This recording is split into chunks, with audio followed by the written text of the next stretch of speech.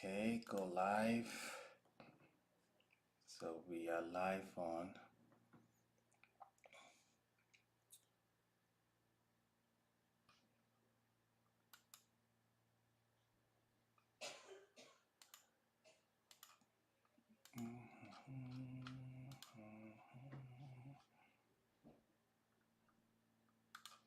Okay, we're recording. We are live on YouTube. Hit the record here. And then let's hit the ground running. Okay, Shabbat Shalom, everybody. What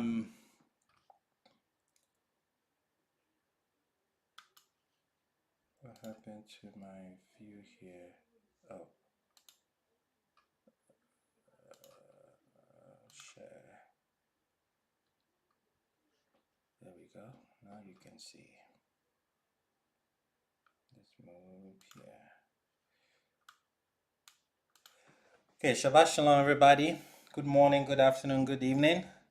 Shabbat Shalom to those joining us on YouTube. Before I start, I want to say this. Those in our classes, the Torah Scholars are already aware of our style of teaching. But just to make things clearer for those who are joining us on YouTube, when we study in our class, we don't look at things. No, let me just say, we are not religious. We study as you would when you are in the colleges and the universities. We look at the text from an academic point of view. We make sure that we challenge the text. We demand that the text makes sense. And then when it makes sense, and then we're able to delve into what the text is saying, now we can draw whatever religious and faith-based beliefs that one wants to draw from it. But first, the text has to make sense. And we do that by challenging the text, asking questions, disagreeing with the text, saying that this doesn't make sense. How can we reconcile it? So that is the kind of studies that we do here. The Torah Scholars know that. I'm just saying this for those on YouTube because we're going to go some places where it may not be comfortable for you. And I was going to say I apologize, but no, I wouldn't apologize. I'm going to stretch you. If you do have questions after the class, or if you listen to this anytime on YouTube, you can shoot me an email with your questions, or you can take the link, send it to your teachers, have them look at it, and maybe they can answer your questions. Maybe they'll disagree with me. That's fine. Totally fine. I'm not bothered about that at all. That's how we all learn. So with that said, I won't take too much of your time. We're going to delve into Passover 2021. And we have titled this The Problem with Passover. We're going to see why I titled it this way. There is a big issue, huge one, but most of us don't know about it. I'm going to point it out today. Before I point it out, though, I am going to build up to Passover. I'm going to give some basics that everybody should know about our Torah, and then from there we would get into the Passover problem. I'm going to start by reading Deuteronomy 16. This is what we are told. Keep the month of spring and make the Passover offering to Yah, your Elohim. For in the month of spring, Yah, your Elohim, brought you out of Egypt at night. You shall slaughter the Passover sacrifice to Yah your Elohim, of the flocks, and of the festival sacrifices of the cattle, in the place which Yah will choose to establish his name therein. Let me pause here. Where is the place which Yah chooses or will choose to establish his name therein? Where is this place?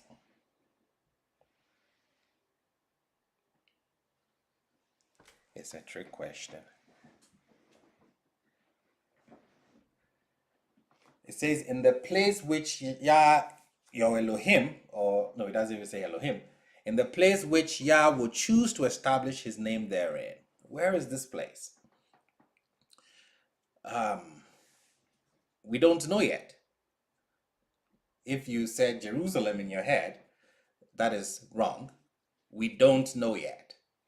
Jerusalem is not mentioned here. It became Jerusalem, but in the text here is not mentioned. Verses 3, you shall not eat leaven with it. For 7 days you shall eat with it matzot, which is unleavened bread, the bread of affliction.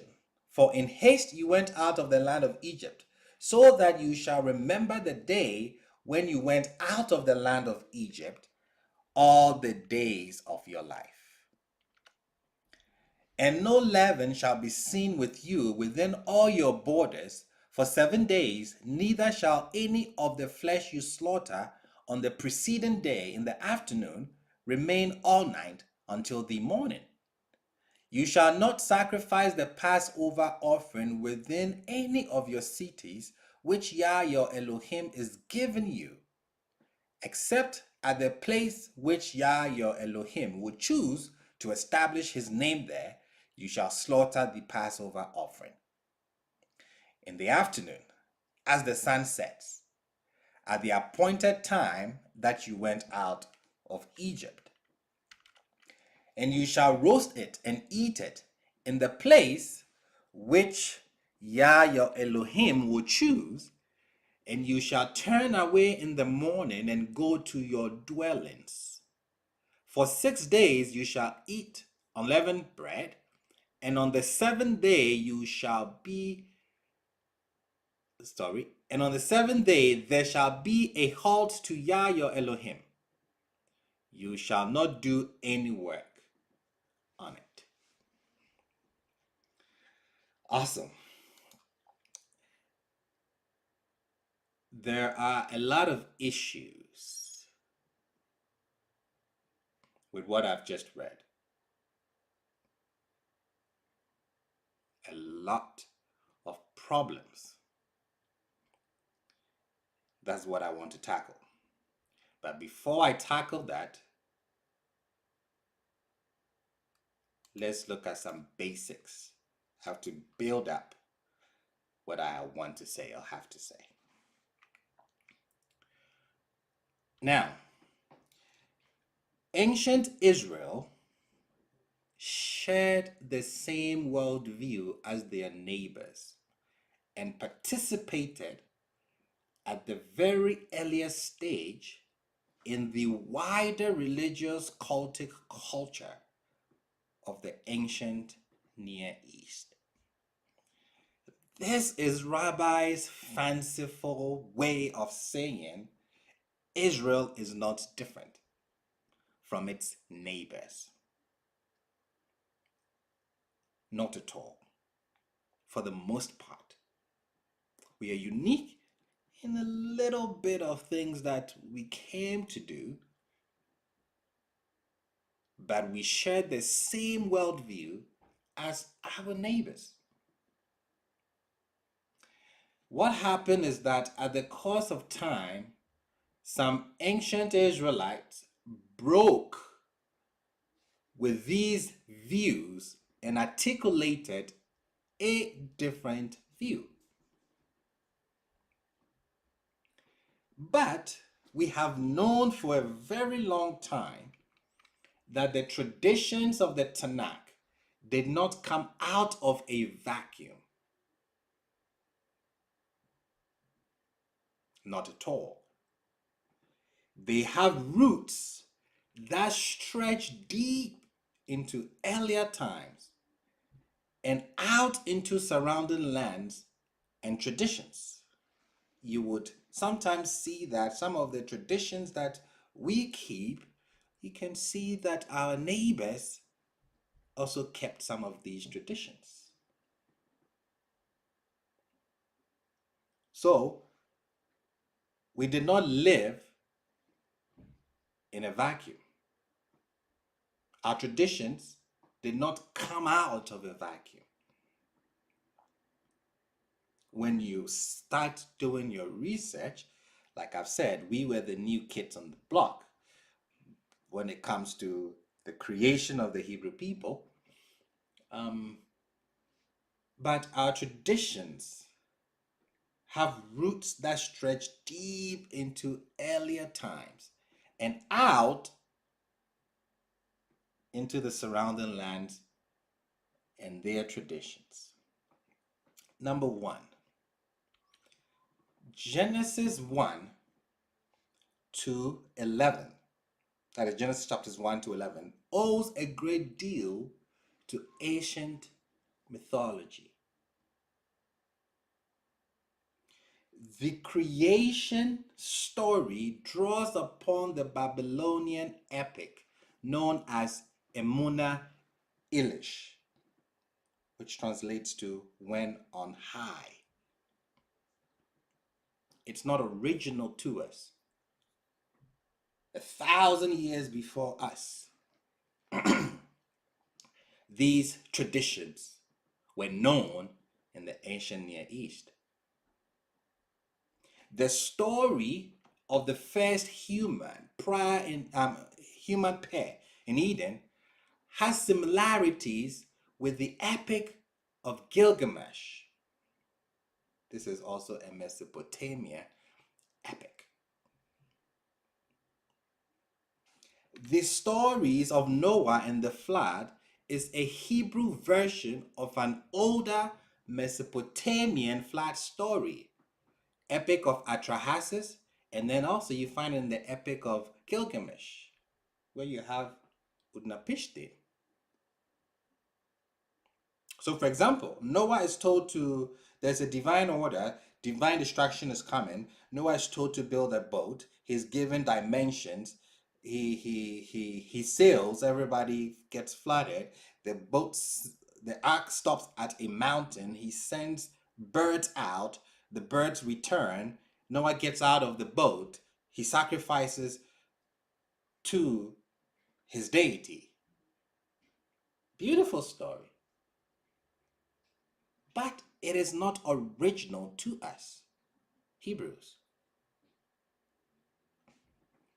When we read the story of Zeus Sutra, a Mesopotamian religion tradition, if you can say that, we see the same. The elements are strikingly the same. So Zeus Sutra in Mesopotamian religion, rough counterpart to the biblical Noah, as survivor of a God-sent flood. When the gods had decided to destroy humanity with a flood, the god Enki, who did not agree with the decree, you understand from last week. Oh no, last week when I showed how the ancient viewed the deities, some of you were not here. Well, if you're in the class, you can see it when you go over the class on Teachable, so I won't go there. So, when the gods had decided to destroy humanity with a flood, the god Enki, who did not agree with the decree, revealed it to Zeus Sutra, a man well known for his humility, just like Noah, and obedience, just like Noah. Zeus Sutra did as Enki commanded him and built a huge boat in which he successfully rode out the flood. Afterwards, he prostrated himself before the god Anu and Bel, or An and Lil, and as a reward for living a godly life like Noah here, but unlike Noah, Zeus was given immortality. So what do you have here in this Mesopotamian tradition? You have a divine decision for a flood. One individual is chosen to be rescued and given very specific instructions in building a boat and who to bring on board. If you read the whole, this is just a snippet of it, a summary of it. Okay. The flood comes and exterminates all living things. The boat comes to rest on the mountaintop. The hero sends out birds. He comes out of the ark and offers a sacrifice to the deity. Same narrative element in the story of Noah that came way after. This is a Sumerian narrative from the 3rd millennium BCE, 3,000 years. We also have another one, Utnapishtim. And we get this from Gilgamesh, the Gilgamesh epic, the Babylonian Gilgamesh epic. So Utnapishtim is a survivor of a mythological flood whom Gilgamesh consults about the secret of immortality. Utnapishtim was the only man to escape death, since, having preserved human and animal life on the great boat he built, he and his wife were deified by the god Enlil. See, we met this one with Zeus Sutra, that Enlil figure. Okay. Utnapishtim directed Gilgamesh to a plant that would renew his youth, that immortality, but the hero failed to return with it to his home city. So you see the element, you see the parallels in the Mesopotamian narratives, their traditions, and you see how when you look at it and then you look at the Noah flood story, you see the element. It is right there. So what was happening? The biblical writers was not only telling a story or stories that were known in the ancient Near East, but they were also transforming the stories to become an expression of their own values and views.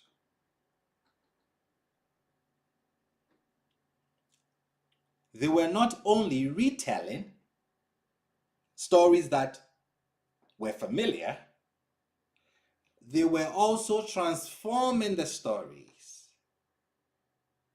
to kind of fit them. They were transforming the stories to become an expression of their own values and then views. When we compare the Bible to the literature of the ancient Near East,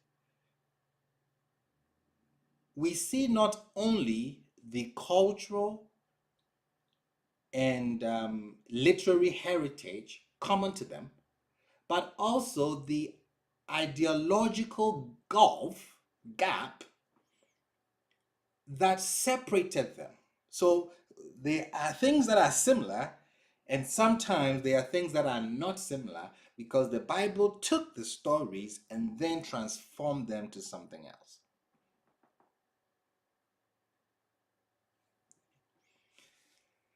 This is why if one tries to, no, let me not go there first. Why was there an ideological gulf that separated them? So same stories. Sometimes you can pick up the stories in the text, but sometimes you see that our stories, our version moves away from the versions of the ancient Near East. Why is this? This is because the biblical writers manipulated these stories and used them as a vehicle for the expression of a radically new idea. these ideas were circulated. But we come on the stage, we have, no, I'm going to change that. We came to have a radically new idea. So what we did was, when we took these traditions, we manipulated them as vehicles to express our radically new ideas and views.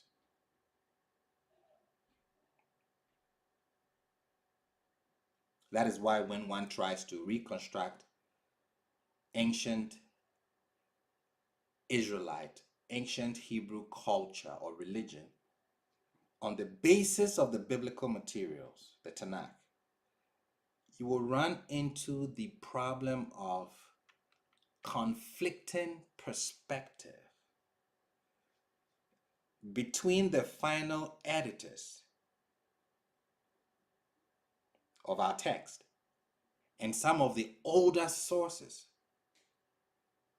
that is still incorporated in the Bible that they were drawing on. The chapter I read in the book of Deuteronomy about Passover fits this criteria. There's a conflict with what we know about Passover. And I'll explain why that is and why we need to go back to basics. Because we took these ideas and then we manipulated them, now when one takes the Tanakh and says that I'm going to reconstruct ancient Hebrew culture or tradition or religion on the basis of the biblical material that is in front of you. We took Deuteronomy and we read Passover. But I told you that I kind of disagree with what Deuteronomy is telling me. I kind of have a problem with what Deuteronomy is telling me because I've read Passover. I know where it's coming from. Why are there elements missing in the Deuteronomy quote of the tradition? Because of the final editors of the text. Their radically new idea sometimes conflicts with the perspectives of the older tradition, which is incorporated in the same text that they are drawing on to put their perspective on it.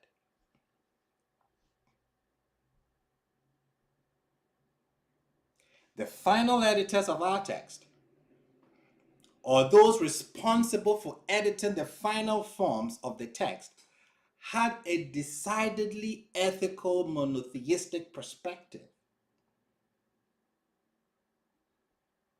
Like we studied last week, Hebrewism was not monotheistic.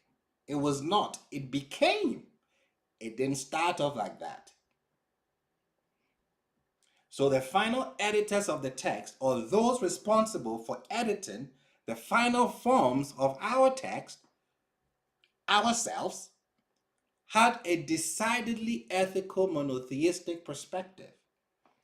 They attempted to impose that perspective on their older sources.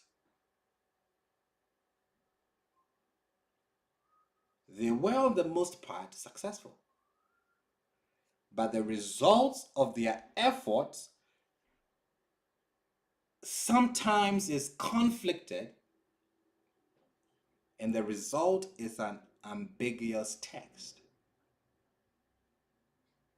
Sometimes there are clear contradictions with what we were told to do. You take two laws, put them together, and they are contradictions.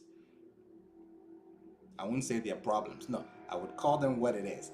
There are contradictions in it. These are the reasons why. Any questions till here before I move on? Rabbi, Mr. Jason. the Deuteronomy text seems to be temple centric. Oh, Like it seems to be. You could tell the narrator is constructing it to make it be like the temple, because it says, correct. it says you could construct this, you not to sacrifice it within your cities except the place that the Lord placed His name. So Correct. that's obviously talking about a temple. But in Exodus, you don't see any of that. True. It's just take the Passover lamb, do this, with clear instructions. It has nothing to do with you being in the land or even tied to a temple or anything like that. But you could see that clearly. Those who believe in the centralization of the temple put that influence into the text. Beautiful. We're going to clear that up today. Beautiful. Thank you, Mr. Jason. Okay, Rabbi, Mr. Drew. also, like you said, what Mr. Jackson was saying is that the first four books of the Bible, well, I'm just speculating that those guys, like I said, were still doing their wanderings everywhere. But like I said, the book of Deuteronomy is before they're supposed to take over the land. So those commandments that are in Deuteronomy have got a little bit, what's the word? A little bit more insight, a little bit more clarity, or a little bit more restrictions, Mm. or whatever instruction in the land, because the people are going to be at different locations in their territories. You know what I'm saying? The 12 tribes are going to be in their location. So, like I said, that's the Deuteronomy, the book of Moses, the last book. That particular one is just for insight. Thank you. You're very welcome. Thank you for your Mr. Drew, contribution. Mr. Drew, remember last week when Rabbi talked about, and we went over inclusive Yahwehism, the book of Right. Deuteronomy, you could kind of see who placed the book of Deuteronomy, like who had the final edit of the book. Right. Because if you notice, it's placed around Jerusalem. Like the text, like they know they can't say Jerusalem. They can't explicitly say that because it doesn't have it in the older Deuteronomical books. But it's like all the wording is pointing towards the temple. But you don't see none of that in Exodus. Like it doesn't exist in Exodus. So that's an interesting point too. Rabbi, I got a question. I have a question about that. When you just said about Jerusalem, Yes. when the temple or Shiloh was in Ephraim, you know what I'm saying? How come it got moved? I mean, what? How can you move it? That's the question. You know what I'm saying? I know you're the king and everything, but who gives you permission to move the temple? Does it come from the Most High, or you just make it up as a king and thinking that you can move the temple? This is the question. Because David, you know how David prepared for Solomon to move the temple? Did God give him permission? Did the Most High give David permission to move the temple from Shiloh or wherever the tabernacle was? Thank you. You're very welcome. Yes. I would answer that question. I won't. If I answer, I'll go away from it. But Shiloh is destroyed. Um, but no, we would come there in the book of Samuel. We'll come there later, Mr. Jew. Rabbi, when you get a chance, I have two questions from YouTube. Please go ahead.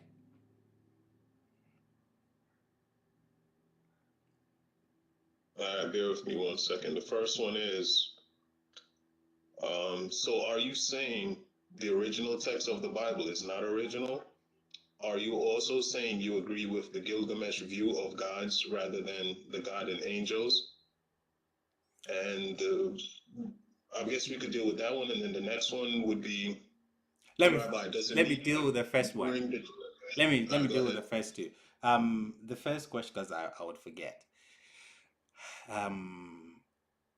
We don't have originals. Our text, we don't have originals. We don't have original copies. What we have is copies of copies of copies.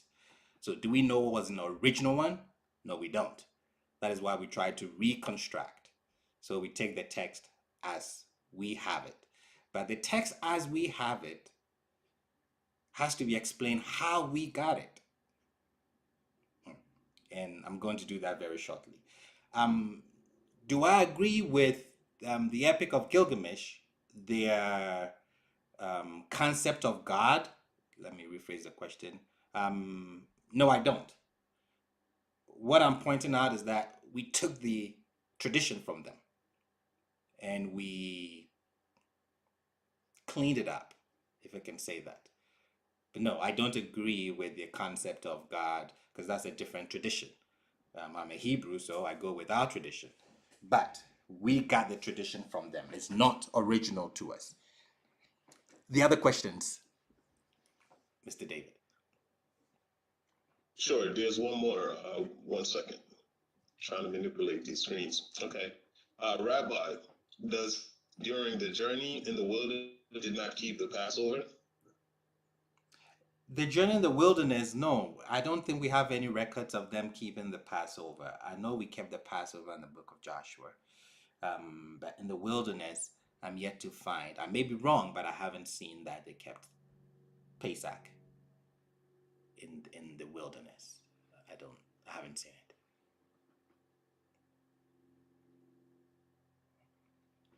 Yeah, that's it so far. Okay. So to further answer some of the questions that came up from YouTube, very good questions. What we should know is that the Bible is not a book.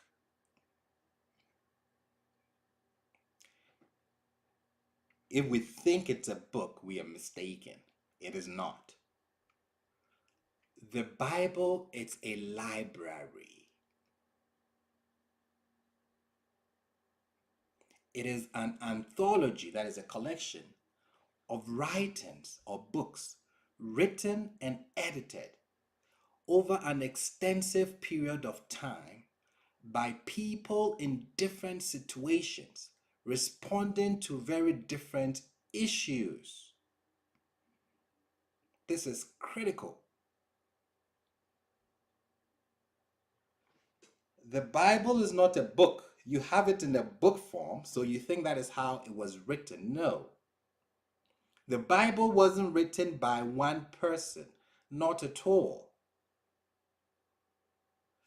It's a collection of writings, a collection of books written and edited over an extensive period of time by people in different situations responding to very different issues.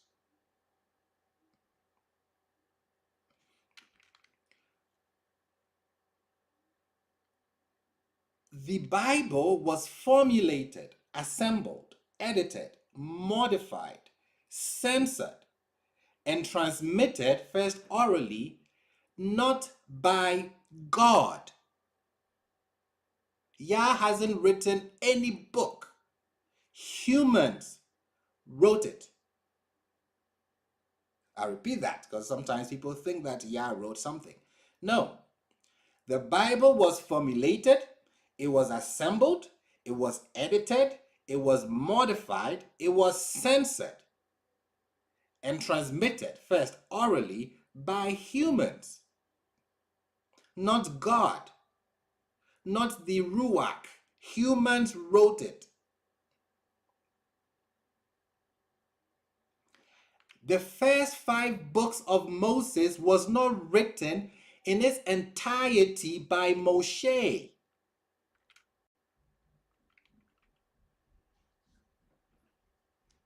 I repeat this 5 times. The Torah, first 5 books of the Bible, was not written in its entirety by Moshe. Anybody who tells you that is quoting tradition. Moshe wrote just little bitty things in the book of Deuteronomy. It tells us that. The book of Genesis doesn't tell us that Moshe wrote it. He did not write it. The book of Numbers doesn't tell us that Moshe wrote it. He did not write it. The book of Leviticus doesn't tell us Moshe wrote it. He did not write it. I repeat this so that we are clear. We're doing scholarship here. We are not religious. What does the evidence say? The first 5 books of Moshe was not written in its entirety by Moshe. There is no claim anywhere in our Tanakh that says that. It was written at different times by different people dealing with different issues. And we see that the issues that they're dealing with comes or makes its way into the text.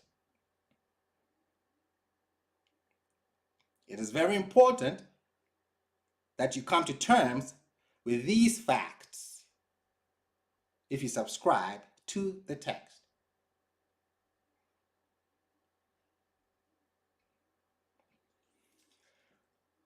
Is the Bible a sacred canon?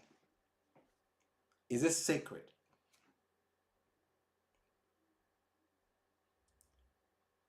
I'll answer that. Maybe you're scared to answer. I'll answer it. Yes, it is. It is sacred.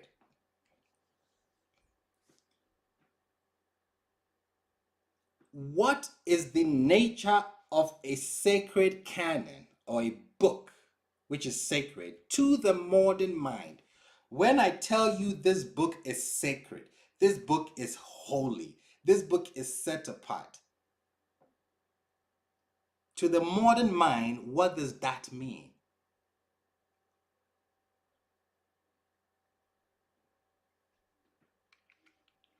It means it is fixed, it is static, it is unchanging.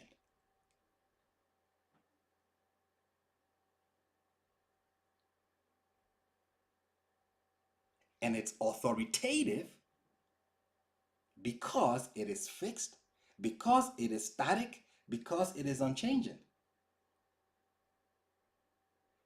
Well, for your information, that is your 21st century point of view. That is what you think. When you talk about sacred canons, that is what you believe in 21st century New York. That is not the biblical or ancient view of sacred canons. Not at all. To you, it is authoritative because it is fixed, static, and unchanging. Well, that is not the case with the ancients. Their cultural rivers, what they believe, what they hold dear to, we don't. So what we do is we take our perspective and we enforce it on the text. You don't do that. You have to put yourself into the shoes of the ancients and see how they saw the text.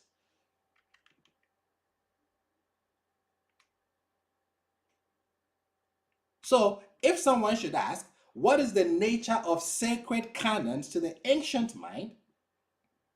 The answer, the correct answer, is not your 21st century answer. To them, a sacred canon is one that allows for continuous unfolding and development of this sacred tradition. They were modified, they were revised, they were rephrased, they were updated, and then interpreted in the process of transmission and preservation. They did this all the time. Why? If a book is not sacred, why waste your time on it? Why preserve it? It was precisely because a canon or tradition was sacred and authoritative that it was important that it adapts and speak to new circumstances. Otherwise, it would appear to be irrelevant. So because it is sacred, you have to make it adapt to the changes, the new circumstances that comes with your history, with your life, with your settlement, with your movement. This is what sacred canons meant to the ancient. You see how different it is from our 21st century mindset. So we impose that on the text and we get in trouble. We come up with all sorts of things that the ancient had no clue about. But because the text is sacred, it has to be made relevant. It has to be preserved. It has to adapt.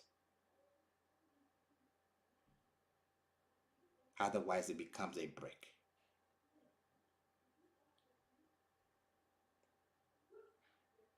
Any questions still here before we move on? Yeah, yeah, Rabbi. We have a few on YouTube. Okay, Mr. David. Let's see. The first one is, wow, I'm confused now. If the Noah story was copied, where does that leave Noah's genealogy in reference to the Table of Nations? Okay, that is a whole class. Like I said, they were using the stories that were present and they were giving it a new twist. So you have a genealogy, but the genealogy doesn't come about till you have Noah on the stage. So doesn't mean that the genealogy is fictional. It depends on the scholar who's looking at it. But these are the facts. These are the facts on the ground. To be honest, I'm being blunt today. From Genesis to the time Abraham comes on the stage, scholars will see this as myth. The historical person starts with Abraham. I'll repeat that. From Genesis 1 to Abraham coming on the stage, academically, that is mythology. It is myth. When we say myth, it doesn't mean that it's false. No. It is myth. Historically, we will start with Abraham. That is when we have a historical figure. That is how it's looked at in academia or in scholarship. Next question, Mr. David. Sure. Let's see. Now, prophets such as Isaiah, Elijah, Samuel, and the sons of the Most High, are they not divine inspired, though you're saying that they have been edited by other people? So I think what they're asking here is, how would we put the books of the prophets in context now if we're saying that the Torah or the Bible has been edited by other people? The messages they brought to nations, Israel, how much weight do they hold now if we're looking at it from the angle of it's been edited? Correct. Everything has been edited. We don't have original copies unless you can show us original copies.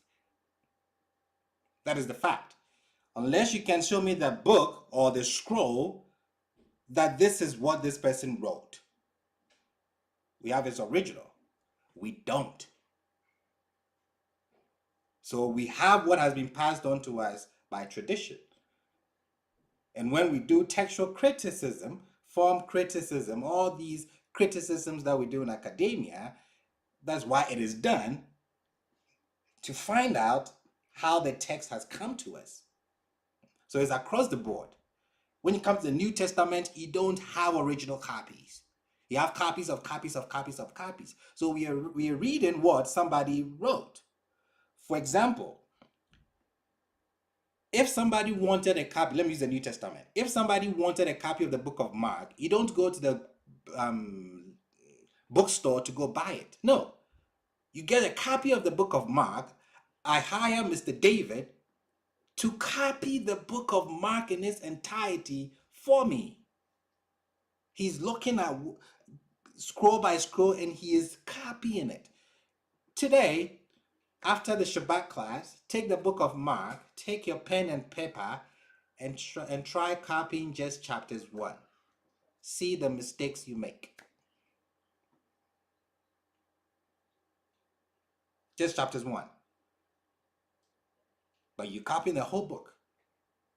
So I'm not saying that these messages are not inspired. No, I'm saying that Yah did not drop the book down from heaven. Whoever wrote it and transmitted it to us, but we don't have the original copy. We have copies of copies of copies. So, do we really have what the person really wrote? Or there are some changes?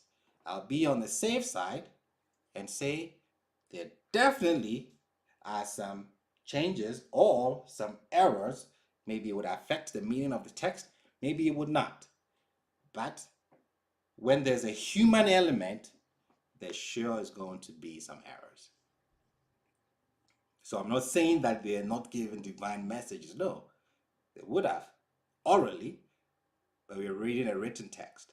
We know the issues that comes with that. Next question, Mr. David. That's what we have so far, but I have a question, a personal question myself. Where you stated that from Genesis 1 to the introduction of Abraham could be considered mythology, and you separated that from academically. So if we're trying to make a distinction between the two, mythology would be something you would define that as something that's culturally specific, and then academic is something that is pretty much across the board. Culturally specific. Correct. Yes. Culturally correct. Yes. Yes. I would say that. Yes. Okay. Yes. So, any other questions from the Torah scholars before we move on? I have a statement for Mr. David, Rabbi, about myth. Go ahead. How it's viewed from the text. So what happens is, like, it's not myth the way we think of myth. So not at myth all.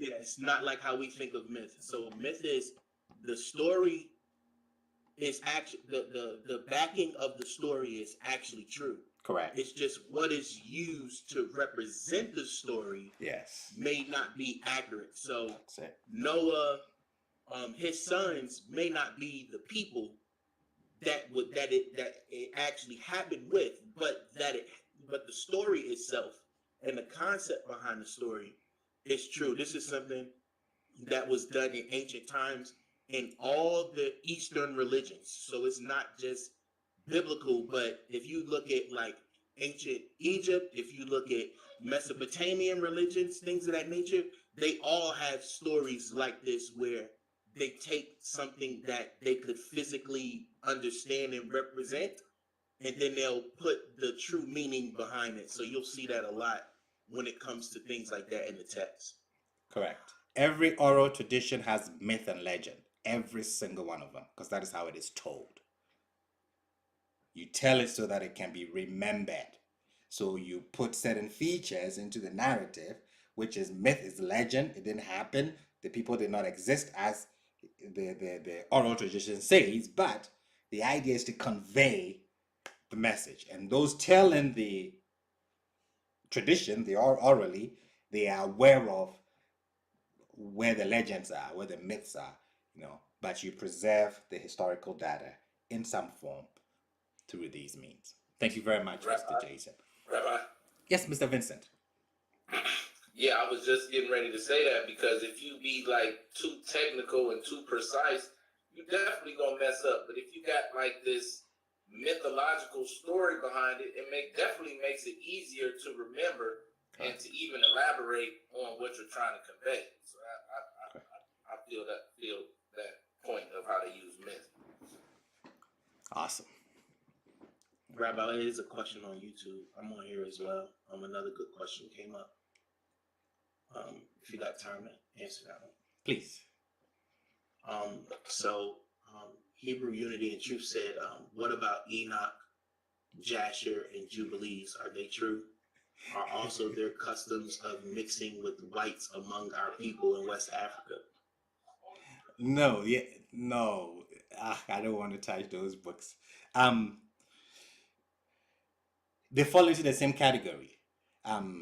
They fall under the genre of apocalypse. And when you come to apocalypse, the people are writing because of situations that they are in. I would have to do a different class on the book of Enoch, the Son of Man claiming there. And with that, we have to talk about the Essenes and then the Dead Sea Scrolls. So I would leave it very short. But these are written very late. They come into the genre of an apocalypse, and they're reacting to circumstances or situations that the person was in. That is how, well, Enoch, first Enoch, second Enoch, or those are the apocalypses, the book of Daniel, etc. So,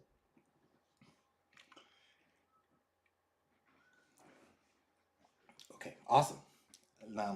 So you see what's going on. When we say sacred text, it means something different to the ancient mind. It means something different to us in the 21st century.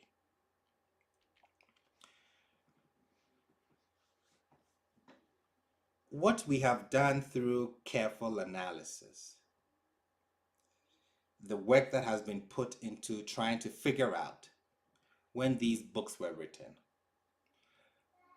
we can draw a conclusion that the original core of the book of Deuteronomy emerged in the 8th century. And it was a scroll of laws known as the scroll or book of the Torah or of Torah. The scroll of Deuteronomy, the core of it,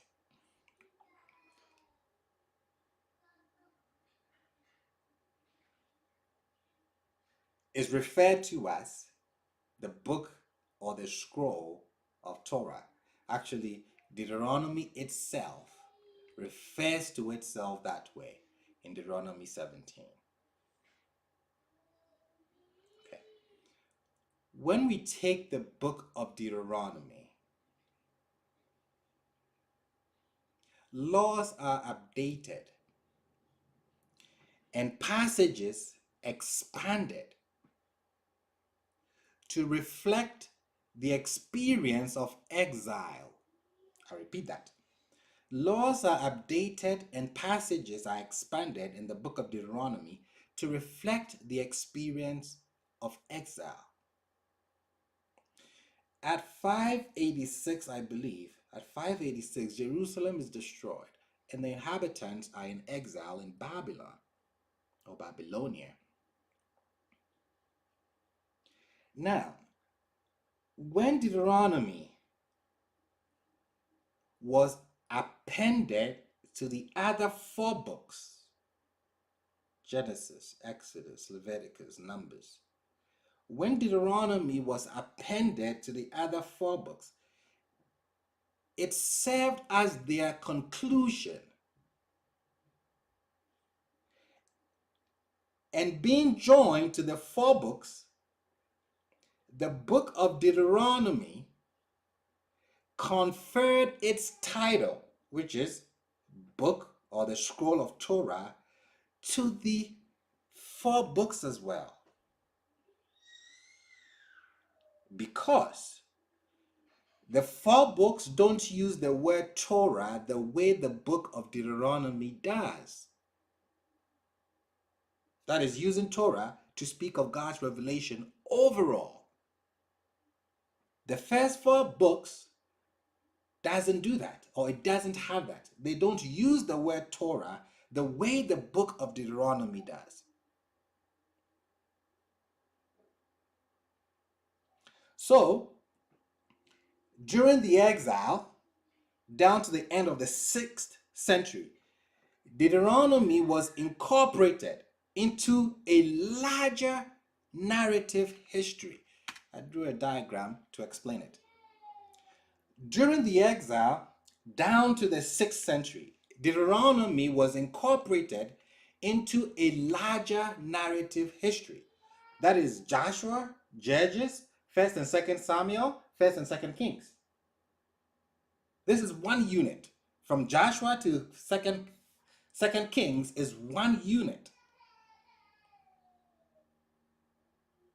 So again, during the exile down to the 6th century, Deuteronomy was incorporated into a larger narrative history.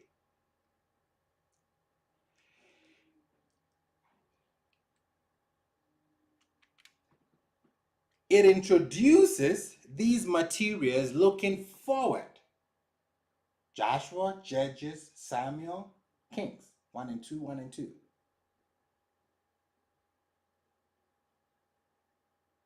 It was in the post-exilic period, at some point, this entire unit was solidified.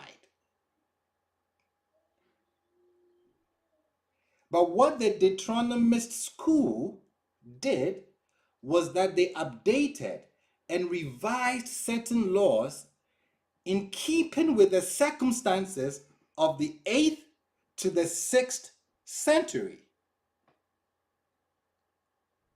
There were modifications and rewriting of earlier laws and traditions in the light of new circumstances and ideas.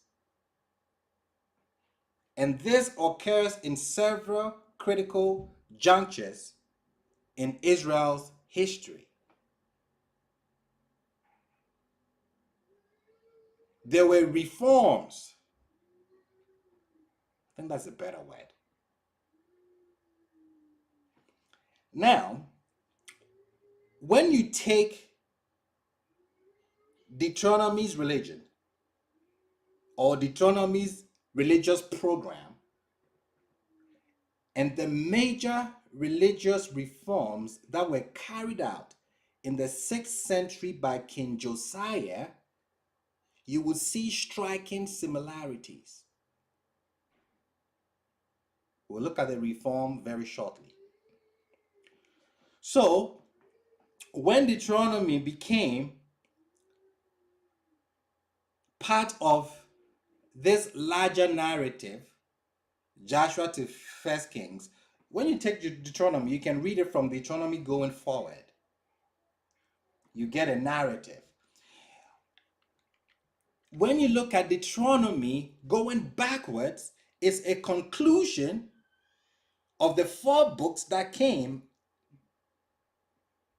before it. So Deuteronomy concludes Genesis, Exodus, Leviticus, Numbers. And then it begins, or it looks forward towards Joshua, Judges, Samuel, Kings.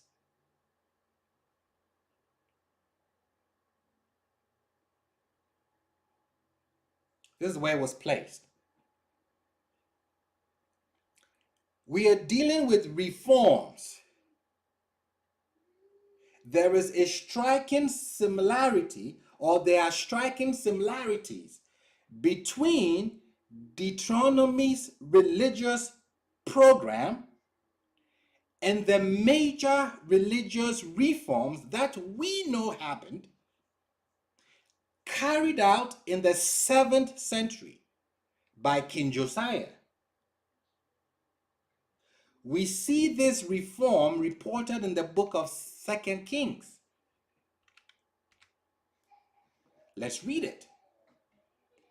Josiah was 8 years old when he became king, and he reigned in Jerusalem 31 years. His mother's name was Jedidah. Verses 2. And he did what was right in the eyes of Yah, and he walked in all the ways of David his father.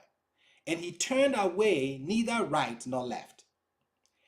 And it was in the 18th year of King Josiah that the king sent Shaphan, the son of Azaliah, the son of Mesullam, the scribe, to the house of Yah, saying, Go up to the high priest and let him gather up all the silver that was brought into the house of Yah, that the keepers of the utensils collected from the people.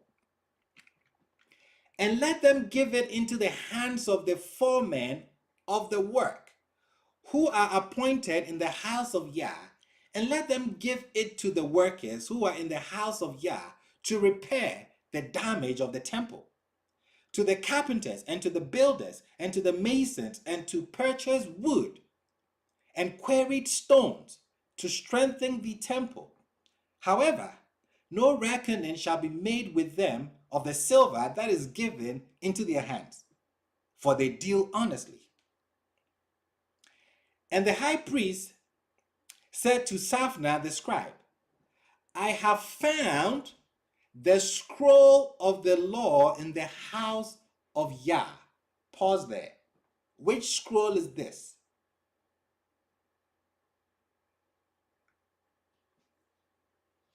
It's the Deuteronomy scroll. Deuteronomy scroll. Don't forget that. It is important. He said, I have found a scroll of the law. I just showed you Deuteronomy refers to itself as such. I have found the scroll of the law in the house of Yah. And Hilkiah gave the scroll to Shaphan, and he read it. And Shaphan the scribe came to the king and brought back word to the king and said, Your servants have melted the silver that was found in the temple, and they have given it to the hands of the foremen of the work who were appointed over the house of Yah.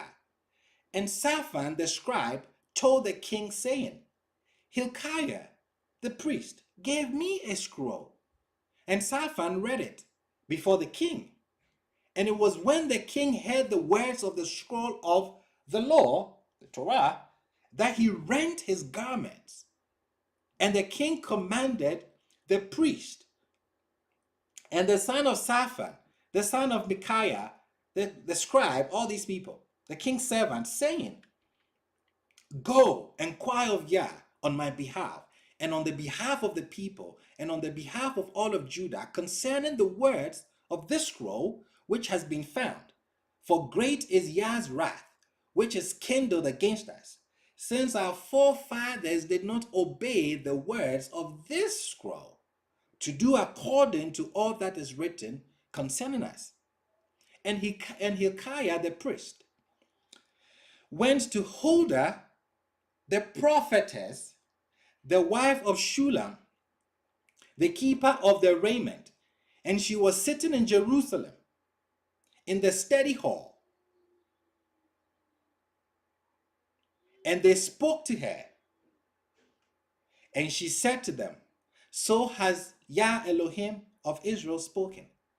Say to the man who sent you to me, So has Yah said, Behold, I bring calamity to this place and upon its inhabitants, all the words of the scroll that the king of Judah read, because they have forsaken me and have burnt incense to pagan deities in order to provoke me with all the deeds of their hands. My wrath is kindled against this place, and it shall not be quenched.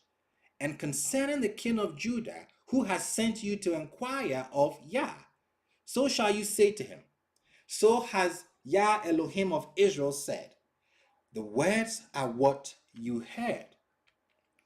Since your heart has become soft, and you have humbled yourself before Yah, when you heard what I spoke about this place and about its inhabitants, to become a desolation and a curse, and you rent your garments and wept before me, I too have heard it, says Yah. Therefore, behold, I gather you into your forefathers, and you shall be gathered into your graves in peace, and your eyes shall not see any of the calamity that I am bringing upon this place. And they brought back word to the king. Beautiful. Okay, now the king is going to make some reforms. 2 Kings 23. And the king summoned, and they assembled before him all the elders of Judah and Jerusalem. And the king went up to the house of Yah, and all the people of Judah and all the inhabitants of Jerusalem were with him, and the priests and the prophets and all the people from small to great. Everybody is in Jerusalem. And he read within their hearing all the words of the scroll of the covenant that was found in the house of Yah. And the king stood on his place and enacted the covenant before Yah to follow Yah and to observe his commandments and his testimonies and his statutes with all their heart and soul, to fulfill the words of this covenant which are written in this scroll. And all the people were steadfast in their acceptance of the covenant. And the king commanded the high priest and the priests of the second rank and the guards of the threshold to take off the temple of Yah, take out of the temple of Yah all the utensils that were made for the Baal and for the Asherah and for the entire host of the heaven. And he burnt them outside Jerusalem in the plains of Kidron. And he carried their ashes to Bethel. And he abolished the pagan priests whom the kings of Judah had appointed and who had burnt incense on the high places in the cities of Judah and the environs of Jerusalem. And those who burnt incense to the Baal, to the sun, to the moon, and to the constellations, and to all the host of heaven. I'm going to jump to verse 21. And the king, let's pay close attention here.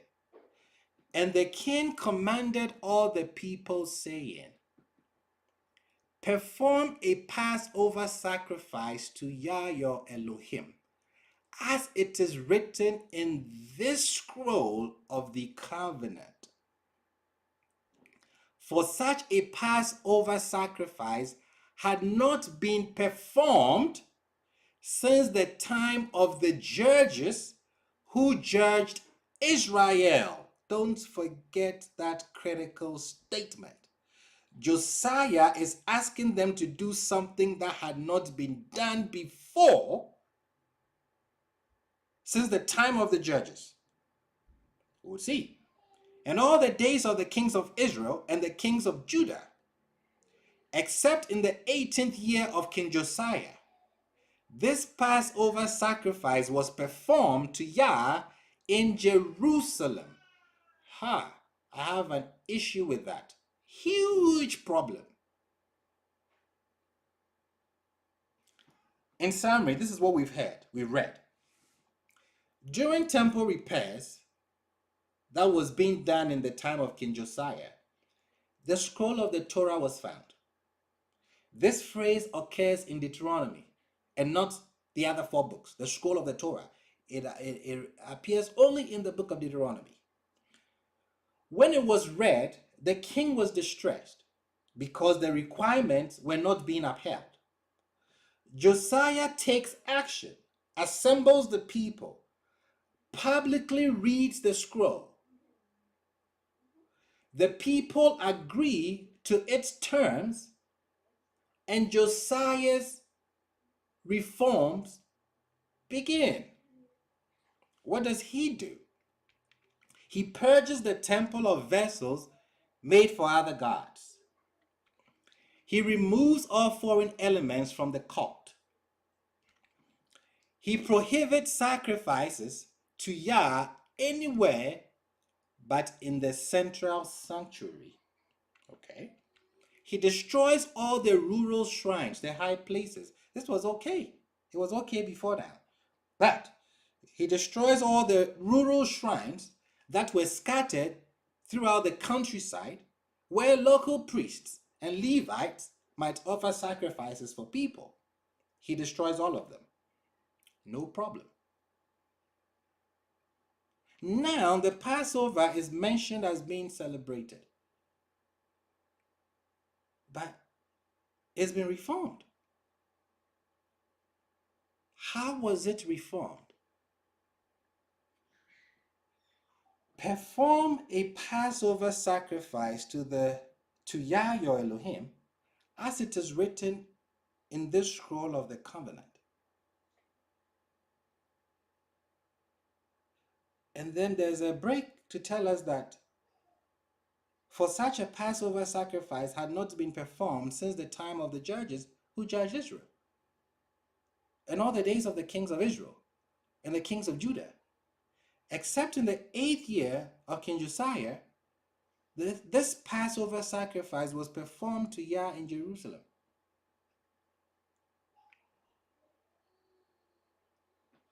What is the difference between this reform with the Passover that we've kept or instructed to us?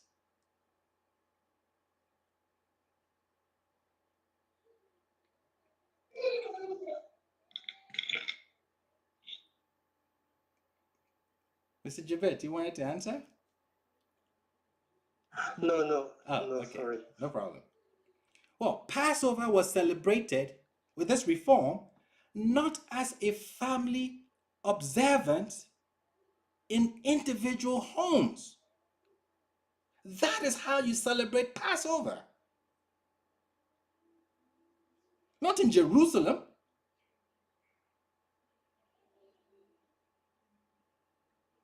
With his reform, it was celebrated as a national pilgrimage festival. Wait a second. I totally disagree. 1000%.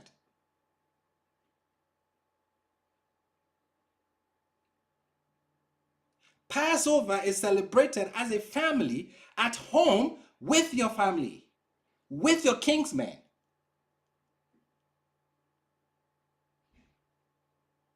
It's done that way for a very specific reason.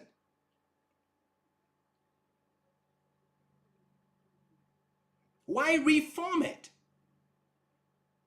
Why take away from the essence of the feast?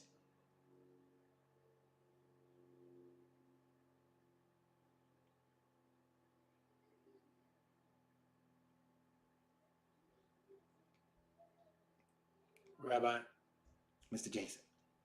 this structure here, right before this, it's talking about removing the deities from out of the temple and things of that nature. And then he commanded all the people to perform a sacrifice. It almost seems as if the text is reading that the sacrifice, the Passover was performed because he was removing the deities from the temple. Is that how it's reading? I mean, it just seems that that's how it's reading. Like, let's get rid of all these deities, let's do this, and then now he's commanding the people to perform a Passover. But the Passover has nothing to do with Israel being free from the Egyptians, Correct. things of that nature. You don't see any of that. You don't like see it. in here. None of that is told.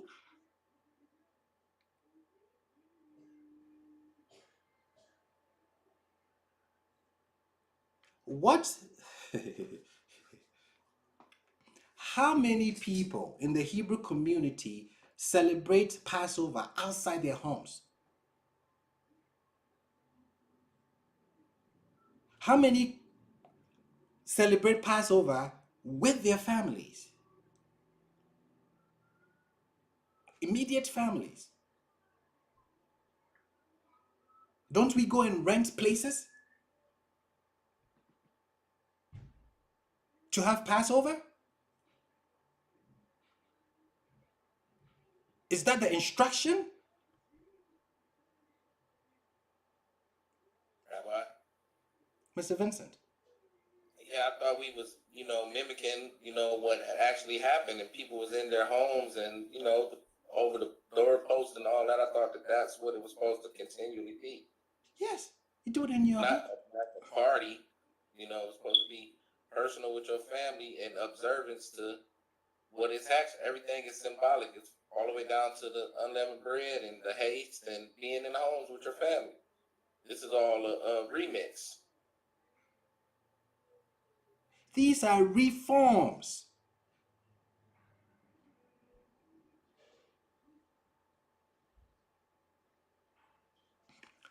Let's go to Deuteronomy 16. This is what I read at the beginning of the class that I said we need to correct. Okay. I'm going to read it and you tell me what is missing. What is missing in what Deuteronomy is telling us. Keep the month of spring and make the Passover offering to Yah your Elohim. For in the month of spring, Yah your Elohim brought you out of Egypt at night. You shall slaughter the Passover sacrifice to Yah your Elohim of the flock and the festival sacrifices of the cattle in the place which Yah will choose to establish his name therein. Wait a second. That is not the instruction. The instruction is to have it at home, not where Yah will choose his name. So whoever is making this reform should sit up.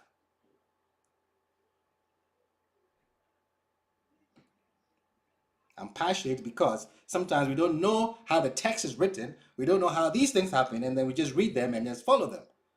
But like I said, in this class, we object because the scholars know that the text is written a certain way. Humans wrote it. Sometimes there are circumstances. Sometimes their theology is seen in the text. We were given specific instructions to do it as a family, not where Yah chose to put his name. So when you're reforming it, I beg of you, put the details where it's supposed to be. Verses 3, you shall not eat leaven with it.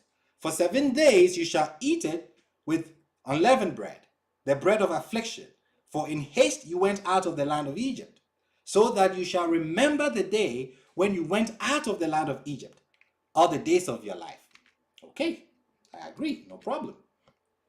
And no leaven shall be seen with you within all your borders for 7 days, neither shall any of the flesh you slaughter on the preceding day in the afternoon remain all night until the morning.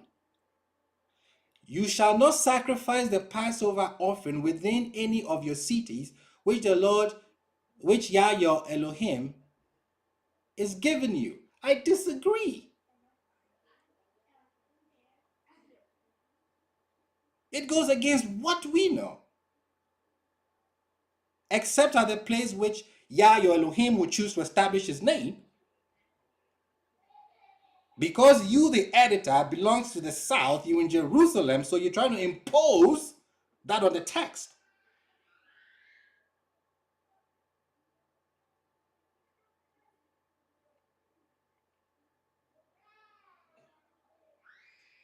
Not cool. Sorry, Rabbi. Mr. Jabet, please go ahead.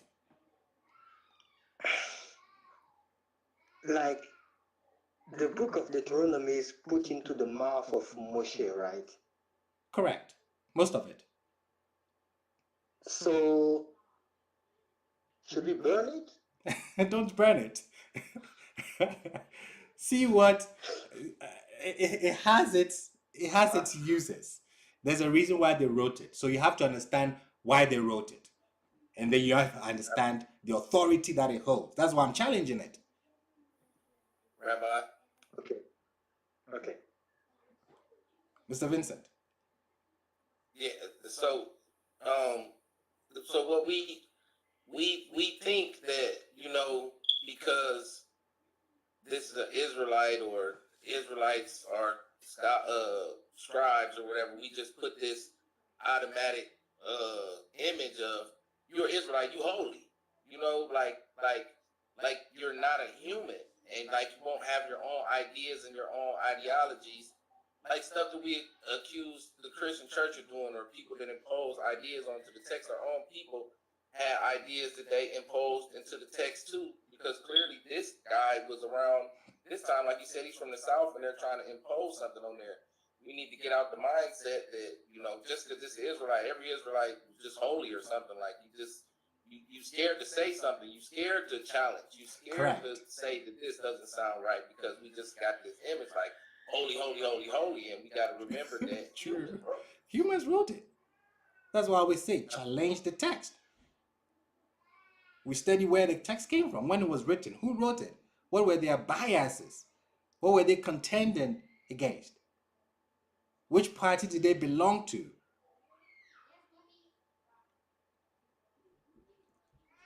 You cannot tell me Rabbi, not to sacrifice, have my Passover where Yah hasn't put his name. Well, when we were given the instructions to have it, it wasn't where Yah has put in his name. But your reforms are telling me something that originally wasn't told to me. Wasn't Mr. Jason who wanted to say something before I move on? yeah, Yes, yeah. go ahead. The thing is, too, right? Like this is so amazing, but it's funny, but not funny, right? When you study ancient Babylon, you begin to see a lot of traditions like crept into the text. So, for example, the centralized worship of bringing offerings to a deity at a specific place, that's a Babylonian tradition. So, like, you see some of these edits coming into the text after we returned from Babylon, because this happened after the Babylonian exile, correct? Yes. Okay, so I can see how it makes sense.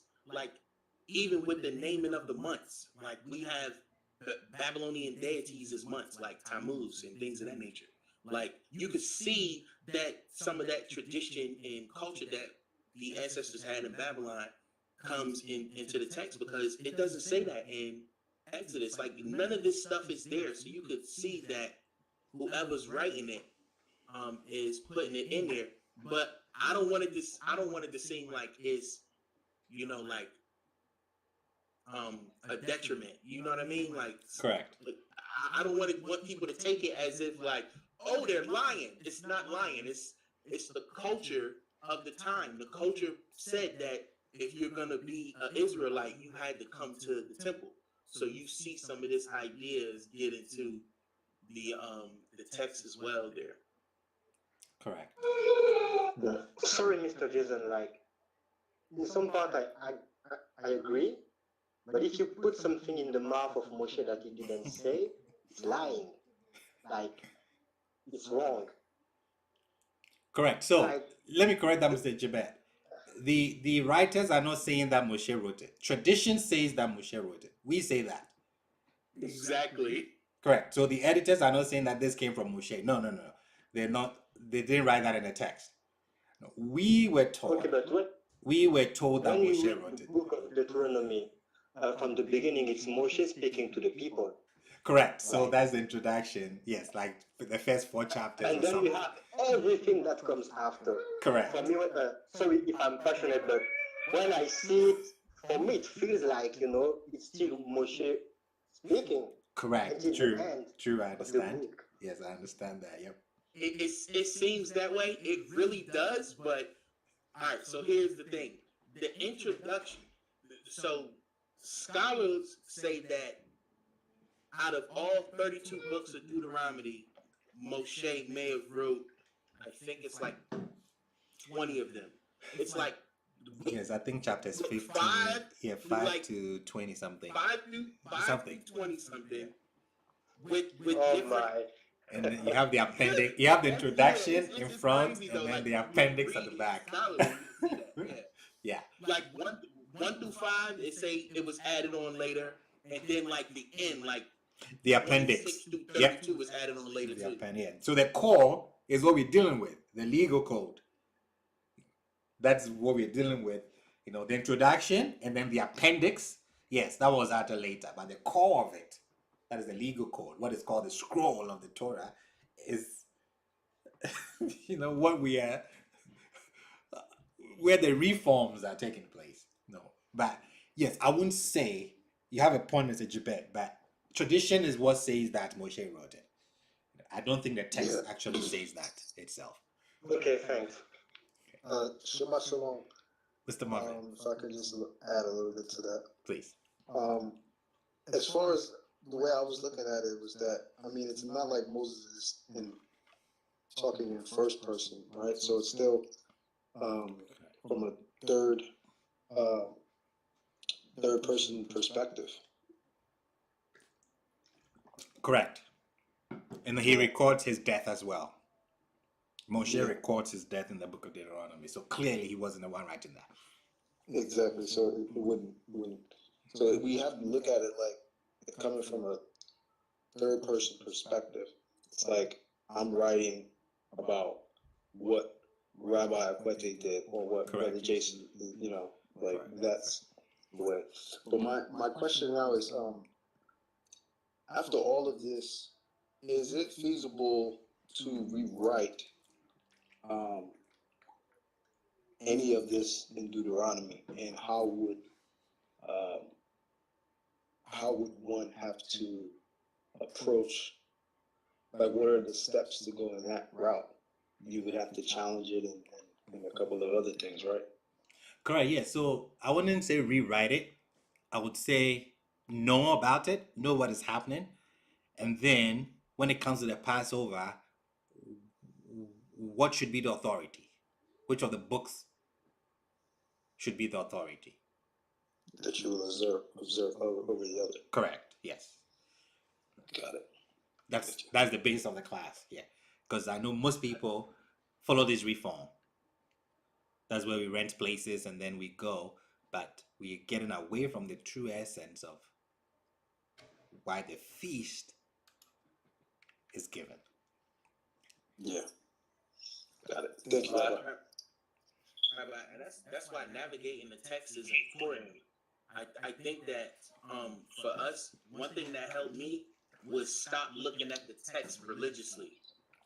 Like to try to remove the religious mindset so you can go back and objectively read through the text, because when you can go back and be able to do that and not take it personal, it's not a personal attack on you. Sometimes we get so attached to the text Correct. personally that we can't objectively look at it. We can't look at the story of Noah and be like, hey, it's possible that's a myth, right? We can't look at the beginning creation stories and say, hey, listen, the Babylonians and the Gilgamesh story and things of that nature is 1,500 years older. So you can't, when you personally tie yourself to the text, you can't go back and be able to look at it objectively. So you want to step outside of what we've been taught, so that you can objectively look at the text and not take it personal. You got to and I know it's hard for me to do sometimes too, because when I read something scholarly, I be wanting to beat the scholars up. I'm like, no, that's not right. That's not what it meant. But the reality is that, like how we view the text, the outside world don't view the text the same way. The way we write about Cyrus is not the way Cyrus write about himself. Mm-hmm. So got to be able to distinguish between those two. Rabbi. Thank you very much, Mr. Vincent. Yeah, now I see why you said so we can repent. I see now. But as far as for me personally, Christianity did that.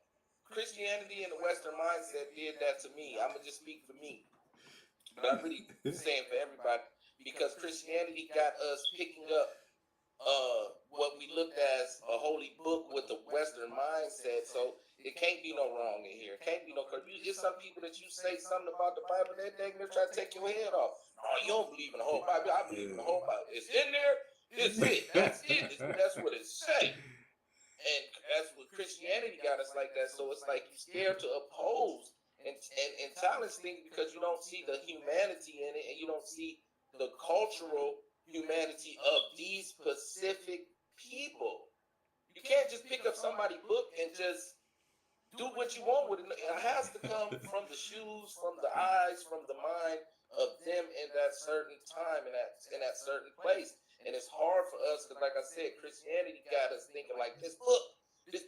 Even though we done woke up to being Hebrews, we still got a little bit of that in us to where it's like, just like I don't know the brother's name earlier. He said, "Should we burn it?" Because he's like, no. Moses said that. You tripping? But you step back, take a deep breath. Like, man, these were people just like us, and we're looking at it from the wrong set of eyes. And just calm down and realize that these were people too. Why wouldn't you, when you want to revise something, why wouldn't you keep Moses at the forefront? Because he was the authority. True. So when you're trying to convey the point, you're going to keep him at the forefront. You're not going to hit. You're definitely not going to say Tom. So true.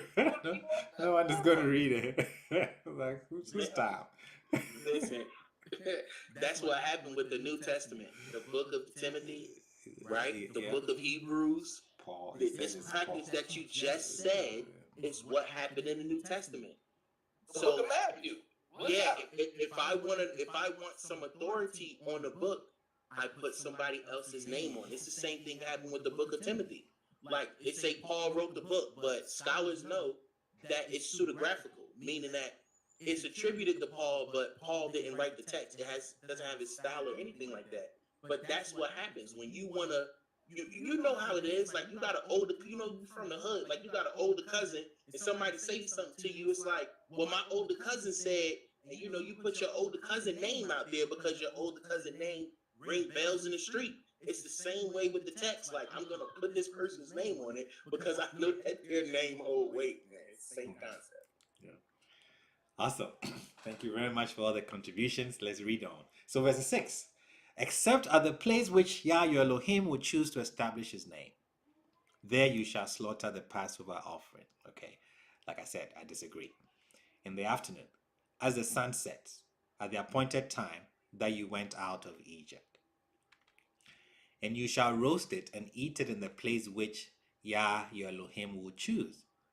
And you shall turn away in the morning and go to your dwelling places. No, you should be eating it in your dwelling places, not turn away and go. You've made it into a pilgrimage. That is not how the instructions is given to us originally. Verses 8, for 6 days you shall eat 11 cakes, and on the 7th day there shall be a halt to Yah your Elohim. You shall not do any work on it. This is how Deuteronomy reforms the Passover instructions. Josiah is reading the scroll of Deuteronomy, and his reforms are based on that. So now it becomes a communal, it becomes a pilgrimage. And you go have it and then return to your dwellings. What are some of the critical elements missing in the Deuteronomy 16 reform of the Passover? What did you not hear?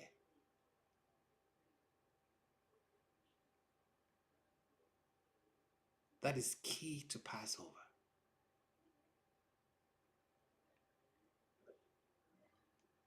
Rabbi, Mr. Drew. we left at night, not in the morning. You know what I'm saying? Because it says you're gonna. You feel what I'm saying? We left in. I'm assuming we got kicked out. Kicked out the house of Egypt and said, "Hey, you gotta go, player." You know what I'm saying? So, yeah, they said leave in the morning. Okay, that's strange. Yeah. NSJ says blood on the doorpost. That is correct. Blood on the lintels. Madam Pamia says that. Okay, so we've read Deuteronomy 16. Let's go to original. I like original stuff. Exodus 12. Yah spoke to Moshe and to Aaron in the land of Egypt, saying, this month shall be to you the head of the month. To you it shall be the first of the months of the year. Speak to the entire community of Israel. Now Yah is speaking. See the difference. Yah is speaking, Mr. Jabet. I think this is for you. We have Yah speaking on record. Not editors making reforms. Not kings taking reforms of editors and implementing it. Yah is on record talking to Moshe. We know who Moshe is. And Aaron, we know who they are. They're speaking to us in Egypt. We've been there. We were all there. Not only the southern tribe, or what became the southern and northern tribe. We are all down here in Egypt, and we're getting clear instructions on how to keep Passover. This month shall be to you the head of the months. To you it shall be the first of the months of the year. Speak to the entire community of Israel, saying, on the 10th of this month, let each one take a lamb for each parental home. Don't forget that next year. A lamb for each household, not for the nation in Jerusalem. Let each one take a lamb for each parental home. It means that you parental, the clan, the tribe, your clan. So with me, everybody who has the last name Amaah, we go to our family house. You see how beautiful the northern tribes have kept this feast intact without Deuteronomy reforms. No messing around. Okay. Speaks to the entire community of Israel, saying, on the 10th of this month, let each one take a lamb for each parental home, a lamb for each household. But if the household is too small for a lamb, then he and his neighbor who is nearest to his house shall take one according to the number of people, each one according to one's ability to eat. Shall you be counted for the lamb? It continues. You shall have a perfect male lamb in its first year. You may take it either from the sheep or from the goats, and you shall keep it for inspection until the 14th day of this month. And the entire congregation of the community of Israel shall slaughter it in the afternoon.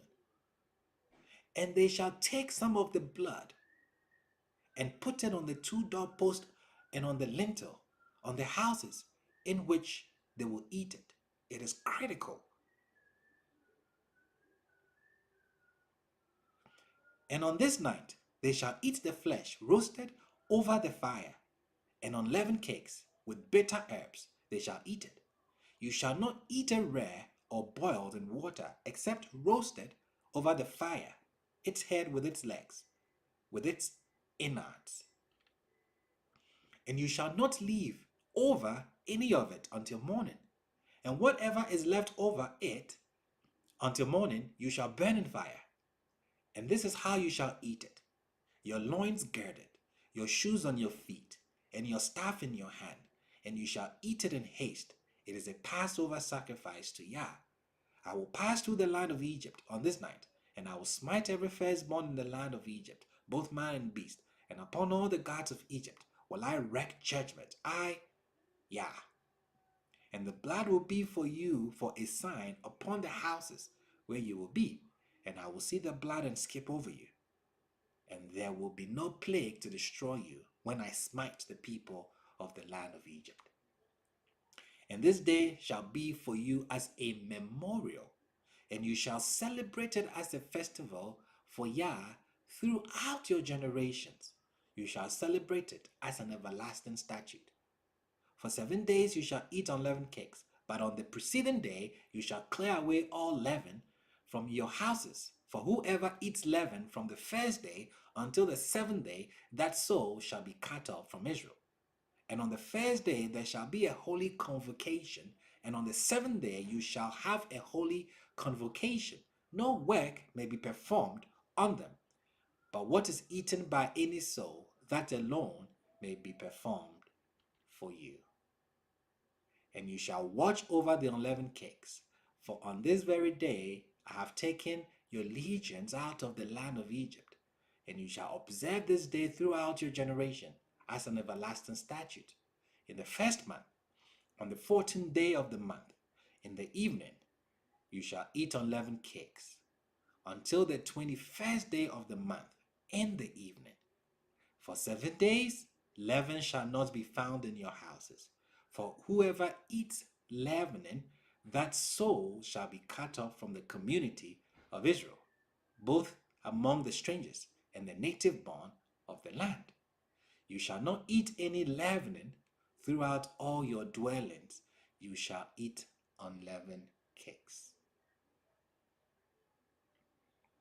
This is the original instructions on how to perform the Passover, where to perform it, the symbols that are required. But these reforms that we've read that Josiah implemented. Passover was celebrated not as a family observance. It was celebrated as a national pilgrimage festival. Josiah is basing his reforms on the legal core of the book of Deuteronomy. This is how most have come to celebrate it. We have moved from the family celebration of the feast to a communal one, which takes away from the essence of the feast. There was a reason why it was family based.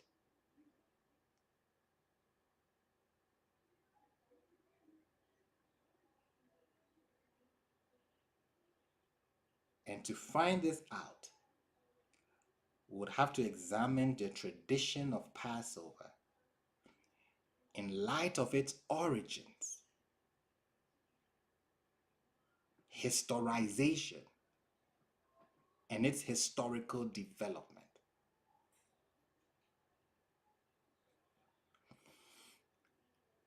Do you think we have time to cover that? I don't want to take too much of your time. Shabbat is all day. Mr. David. I mean, we have time. I don't know if you want to do that for YouTube, though, right? Because you are streaming right now, so. Should we go on? We could be here to 7, like we don't care. But for YouTube, on the other hand, I don't know how that will. But I got a question from YouTube though when you get a chance. Let's go. Let's go with the question on YouTube. You got to come. Yeah. Jay, you could address the ones that you see. Thoughtful Knights asked a couple of good questions. They were asking, my question is, when were the reforms made? Deuteronomy is presented as if the instructions were given before entering the land. That's one of the questions she asked, or that person asked. Yeah, so the 8th century, between the 8th and the 6th century.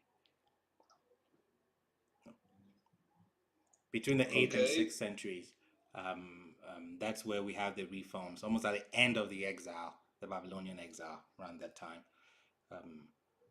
Reforms are made. Yes, it's presented as if they were just entering the land, but no.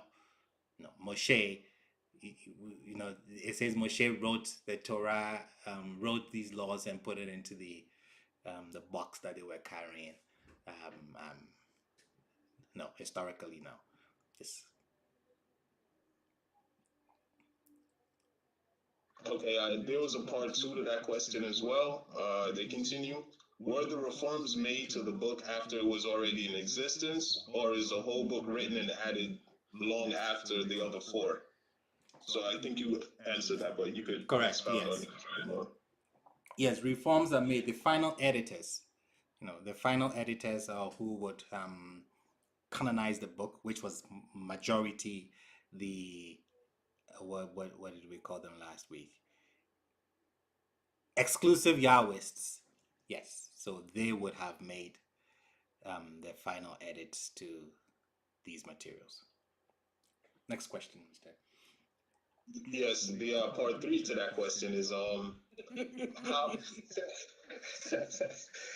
how do we know that Deuteronomy was reformed with the Southern Kingdom agenda in mind? Is there any evidence of this? Thank you. Correct. So when yes, so if I had streamed last week, that question wouldn't be asked. Yes, we know those who were actually the editors of the text. We see their biases. Their theology shows up in there, and historically, we know that those who were dedicated to writing were the elite in Jerusalem, the elites in the south. Because when you look at it, you see how they lambast and how they paint those in the north, because the north were inclusive Yahwists, and the south was exclusive Yahwists. So you see the idea that won the day was the exclusive Yahwist, and you see how that shows up in the texts that they wrote. But yes, you would have to see. That's why you have to join the class, because we went in depth on this last week before this, so those in the class have a better understanding of what we're doing. Next Can question. you post that link, please? Again? Okay. Yes, I'll post that. I want to clear out. No, I was asking David, Rabbi. I think Okay, he had the okay, link he has it, posted okay. so they could be able to join up and everything, so they could get the background to what we To what we're doing, because yeah, it's like years of background for you to explain everything. Correct. So last week was a 4-hour class, so you might need to go ahead and watch that. It's a lot to cover. You do have another question too. Please. Yeah. The brother, I think it's a brother, he asks, so Deuteronomy 16 perverts the true purpose of Passover, which is foreshadowing the Lamb, Yeshua, and his sacrifice to come? It perverts it. Well, perversion. That's a. I won't use pervert. I'll use reform. Yes, he reforms it. And Deuteronomy is not talking about Yeshua. There's no Yeshua there. So, I think the question is, there are some preconceived biases there. Deuteronomy is not talking about Yeshua. There's no Yeshua in here. So, but they were reforming, and we've seen clearly when you compare Deuteronomy, what they said about the Passover, and what Exodus actually tells us, you see that some elements are missing. Some elements have been reformed, updated, I would say, as well. So clearly, yes, clearly we see that it's not the same. But I don't know the Yeshua angle. That would be a theological question. I don't hold to that. I'm looking at it academically. His name is Nechemiah. Exodus 8 tells us that the lamb was a deity to the Egyptians. The lamb was not sacred to us. Exodus 8:22-25. Pharaoh and Moshe have a conversation, and Pharaoh tells Moshe to sacrifice in the land, and Moshe like, that's a no-go, because we'll sacrifice your deity, 100% fact. the people will stone us, they will kill us. So the lamb was sacred in ancient Kemet. It was, I believe it's Kufnum was the god, the deity's name. Okay. And it was like, he's like the Lamb of God in ancient Egypt. So it has the lamb is sacred to the Egyptians. It was not sacred to the Hebrews. It's not a sacrifice for sins. Correct. And also, don't forget, it was not only a lamb. There was a goat. You can use a goat. So those who use goats instead of lambs, they will not read Jesus unless you say Jesus is the goat of God. Okay, that's on you. But it's not only a lamb; it's a goat. You can take either. Well, that's sorry. There's like a what do you call it? There's a slang for that now. When people call themselves goat and stuff. Correct. Yeah, Gio. Yeah, greatest of all time. I like it.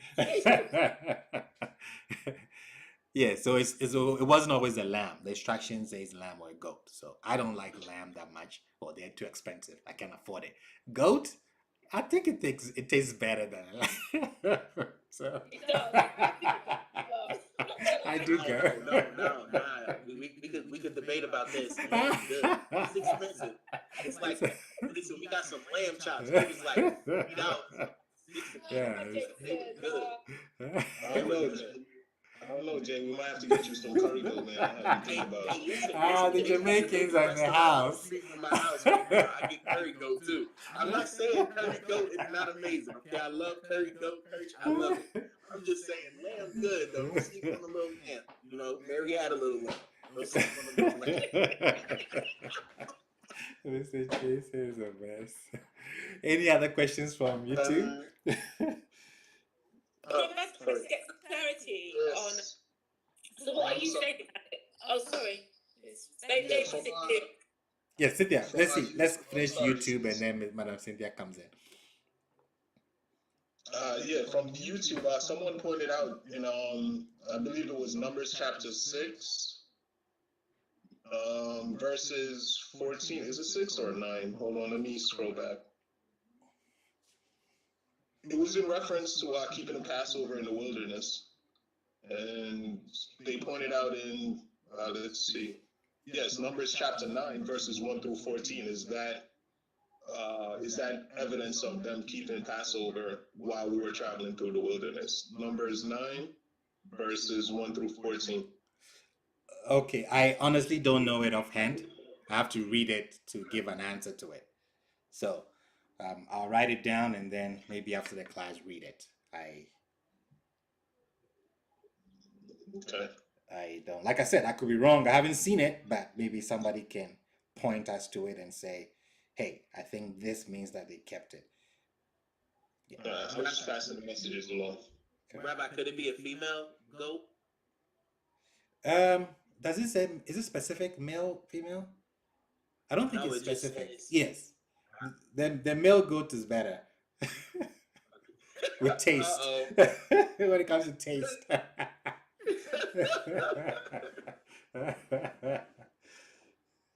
It's tough. The female goat is tender. The other goat is, yeah, you need pliers to hold it and bite it. It's tough. Cook it a long time. Okay, Madam Cynthia, go ahead and then I think they said we should continue. I'll go ahead and cover the origins. Right, so I'm a little bit, just for clarity, Brother Basil, Yes. what are you saying? Are you saying what is the actual purpose of Passover then? Because you're saying that it was covered up. This whole thing is covered up the real purpose of it, so I can get clear in my head. It's in the house with your family, Yes. and what is the meaning that has been lost, essentially? We're going to cover that right now. I haven't touched that yet. Oh, okay. Yes. I thought I'd missed it. Thank No, you. you're welcome. No. Rabbi, one more quick question from YouTube. Okay, We have a couple I think I should vegans. ask yeah. Hold on one second, Javette. Give me 1 second. We have some vegans, and they saying, what happens if you don't eat meat? Is it okay to just remember the Passover? No. That would be a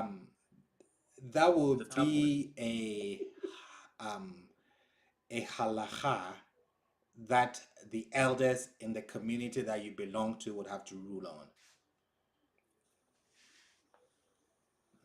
No, you can, Erica. You could do like a little chop. Just do one piece of chopping thing and just do your thing, man. Call it a treat for the year. Nah. You don't. You take the part that It depends. Yes, it depends on the size of your family.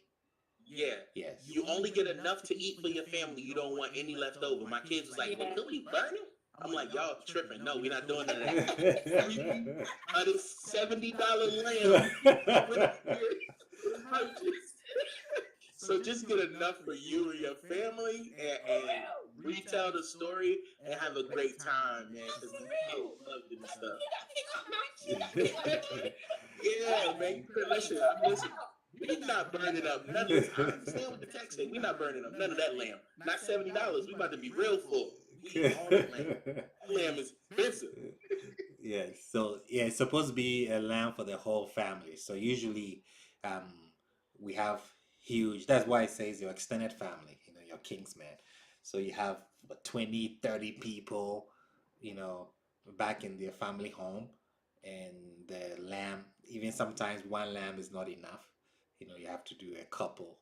But in the case in the West, no, you don't want to do the whole lamb. I took videos of mine. I can show them to you, but I didn't want to post it on YouTube because it involves the killing of the lamb and everything. The goat, not the lamb, the goat and everything. So. Yeah, Rabbi, show that. That would be pretty dope. Okay, I'll think about it. Yes, Madam America. They had to determine if it's okay to eat something else instead of a lamb or a goat? Yeah, so usually when every rule has its exemptions. There are some people who maybe, I won't say they're vegan. I'll say they're allergic to meat. Let me put it that way. They're allergic to meat. How would they keep Passover?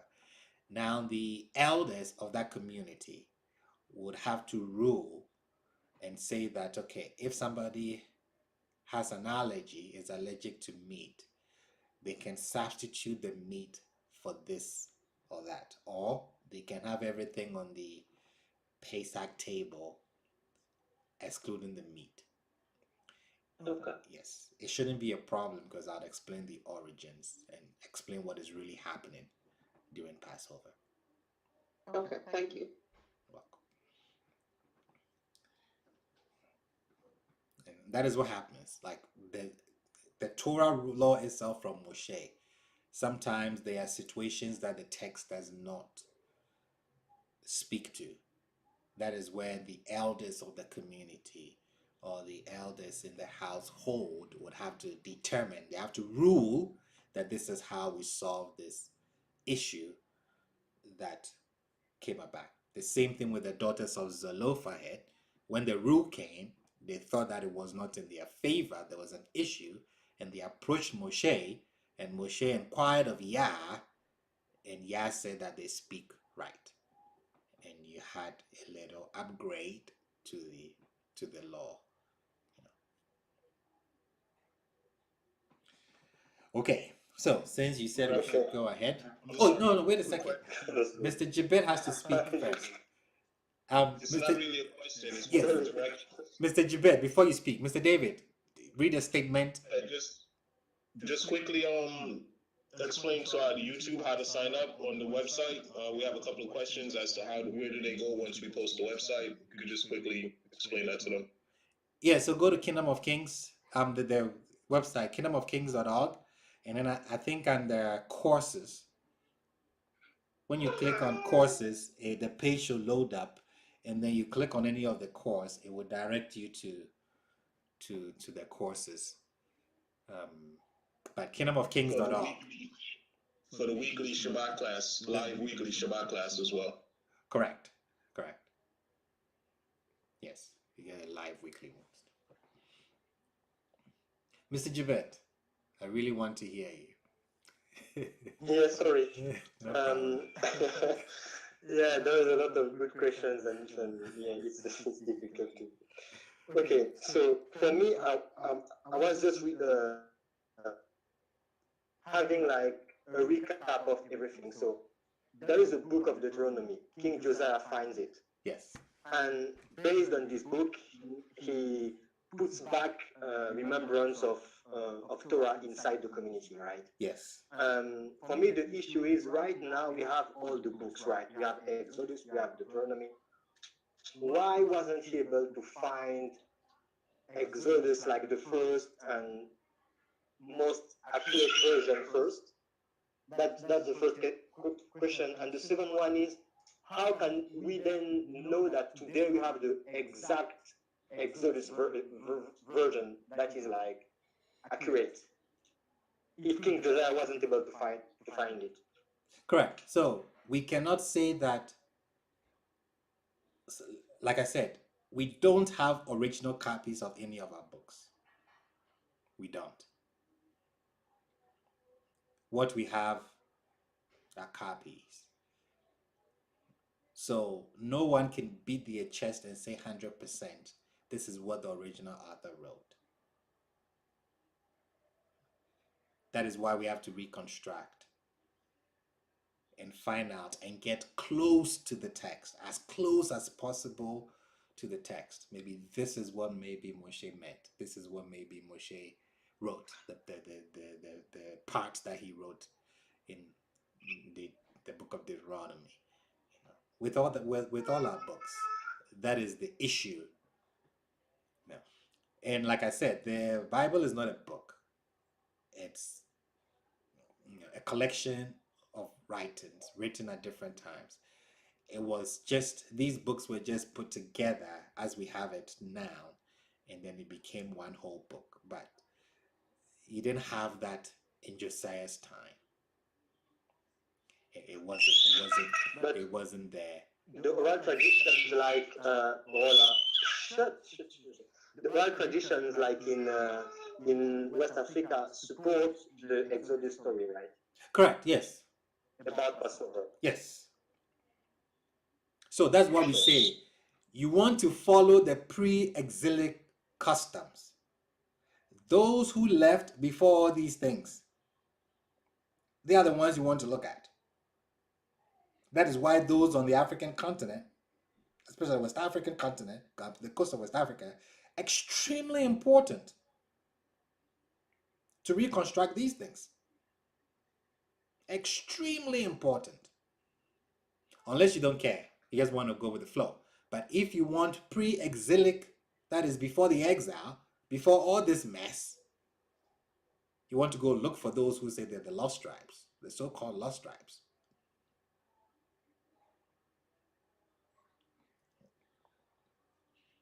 Rabbi. Okay, thanks. You're very welcome. Mr. Jason.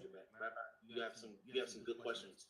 Really good questions. One is, how would this work if you're living in a house where there are believers and non-believers? This is not a sit down, enjoy the family feast. Should one exclude others in the home? No, bring them together. So maybe to you is a Passover, you understand it. To them is a party. Let them understand as a party. Let them sit down. Enjoy your party. Next question is, Rabbi, can one get the meat from the butcher or the supermarket? Yes, you can. In your context, yes, you can. If somebody's in Ghana, we'll go get the whole goat. In Jamaica, yeah, they'll get the whole goat because it's the order of the day. We don't only do that in Passover. We do that all the time. So getting the goat and then or the lamb and then butchering it and then roasting it. You can do it in your backyard. We have those big lands that we build on. So you may not be able to do that currently in the West. So yes, you can get it from the supermarket. You can get it from the butcher. You can get it from wherever you get your meat from. What if there's no elders to advise? Head of household. Okay, head of household. Head of household can make that decision. Last one. I think this is the last one. Does the feast continue through the evening or end at sunset? It's an evening feast. Okay, makes sense. Yes, evening and then tomorrow. Yeah, evening feast. You have to burn it before the morning. Yeah, there's a lot of vegan questions. We got some vegans in the house. Earl P says, "How do I do this if me and my family don't eat meat?" Yes, so the head of household is going to rule. If you don't have an elder, if you come to me, I'll tell you. People come to me all the time with those questions, and then we rule and say, okay, this is in this circumstance. Yes, you can do this. You can do that if you're comfortable with it. But when we see the origin and the essence of it, you understand what is happening and how we've transformed it to what it is today.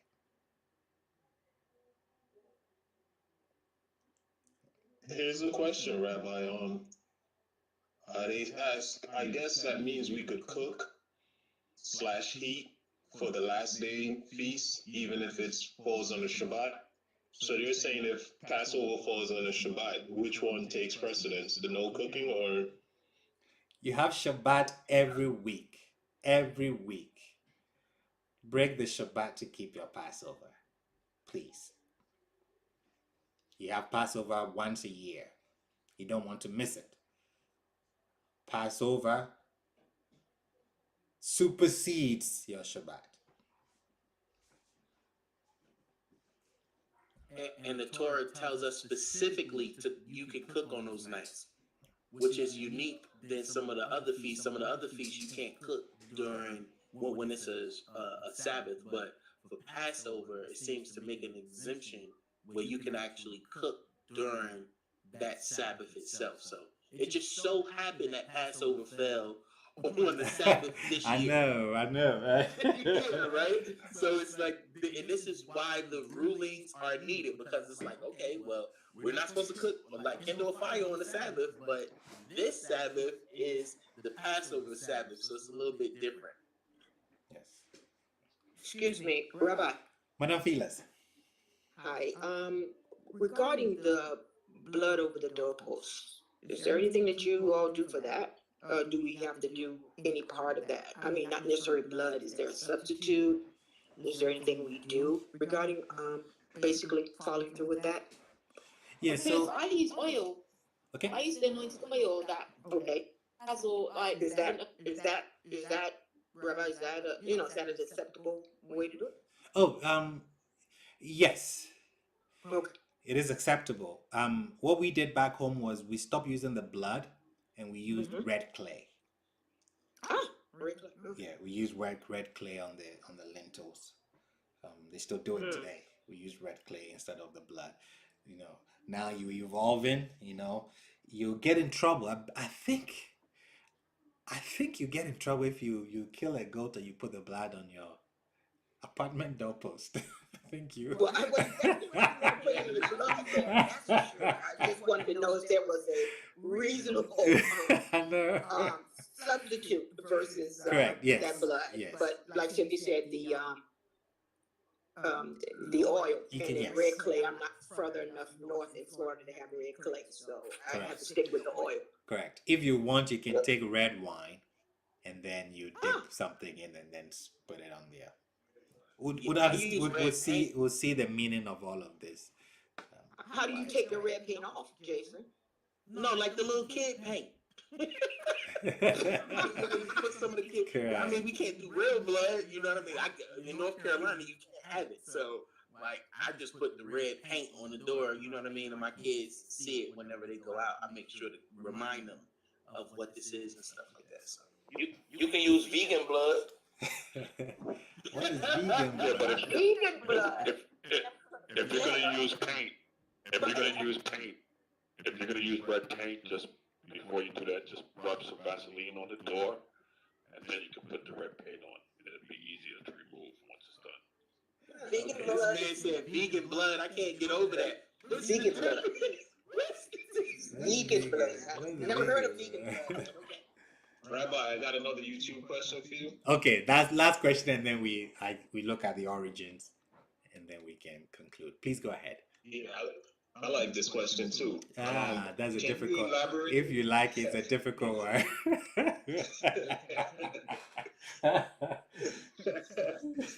Can you elaborate on the whole concept of leaven? What is it? And removing from your house in this day and age. Okay. In my house, we have Go ahead. I'll read. In my house, we have different leavening agents and extra stock of emergency food storage. Yeah, that's it. So they're pretty much okay. What is leaven today? Awesome. Today. Okay, yes, we'll get there. Let's get a clarity of all these things, and then we can answer these questions. Beautiful question. I know why Mr. David likes the question. Okay, so there's a reason why the Passover and the unleavened bread, I'm not putting them together. They're two separate entities.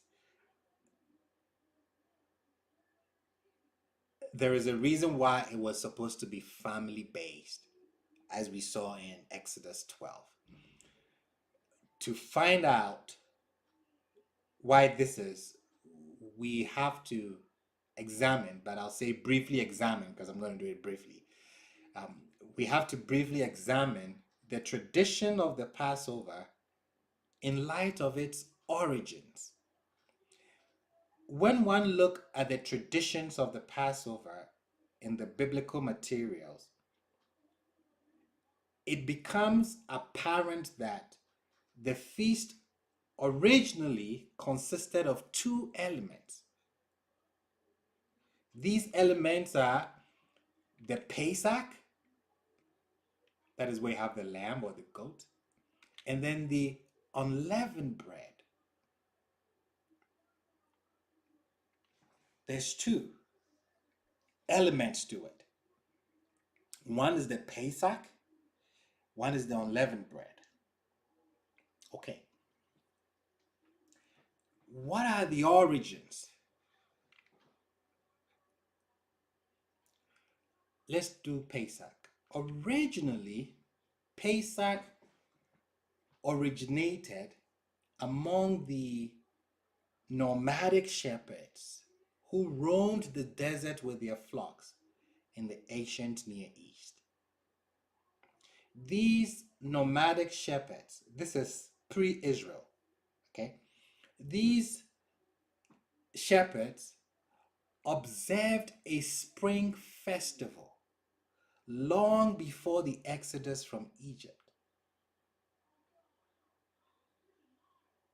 So its origins go all the way back to prehistoric days. One second. I need that. Again, its origins go all the way back to prehistoric days, when the people who were later to become the Hebrew nation, who were not a nation yet.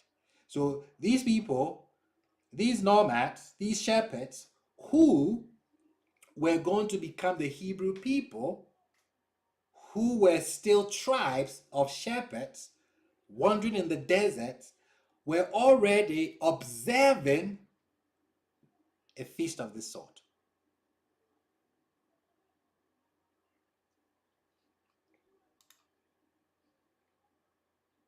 Okay.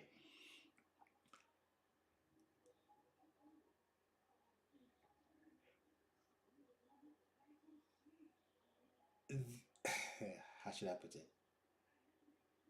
The central feature of the feast consisted, that is, before it was codified, before it was given to Israel, the central feature of the feast consisted of a common meal eaten by all members of the family at full moon in the first month of spring. Why was that? It was a standard way of establishing kingship and alliance. So the concept of coming together and eating a common substance,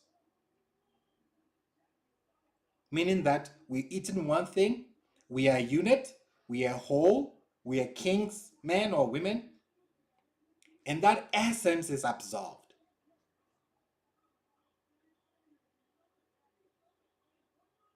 So in the first month of spring, they were doing this. The families would get together, and then it's like a covenant. They reactivate. Should I use activate? Yes. They reestablish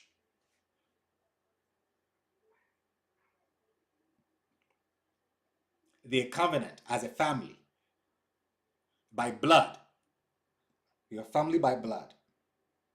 So when the year renews, they all get back together and then reestablish the king, K-I-N, ship. They eat a meal. They break bread. This kind of meal is what is mentioned when Isaac and Abimelech make a treaty. So it's like you are reinforcing, you are reestablishing a treaty in Genesis 26. And they said, we have seen that Yah was with you. So we said, let there now be an oath between us, between ourselves and you, and let us form a covenant with you. If you do not harm us, as we have not touched you, and as we have done with you only good, and we sent you away in peace, so do you now, blessed of Yah. Verse 30. So he made a feast for them, and they ate and drank. That is how they renewed their covenant. This is the same kind of meal that is mentioned when the princes of Israel make an alliance with the Gibeonites. They took their provisions. Joshua 9, because of time, I'm not going to read all of it. Verses 11. And our elders and all the inhabitants of our country spoke to us, saying, take provision in your hand for the journey and go towards them and say to them, we are your servants, and now make a covenant with us.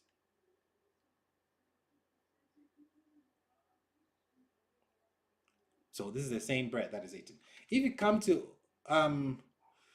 verses 14, and the men took of their provision, that is, they took the bread and then the wine, and did not ask counsel of the mouth of Yah. And Joshua made peace with them. So the exchange of this meal or this bread, this wine, sealed a covenant. So you're renewing or you're making a covenant.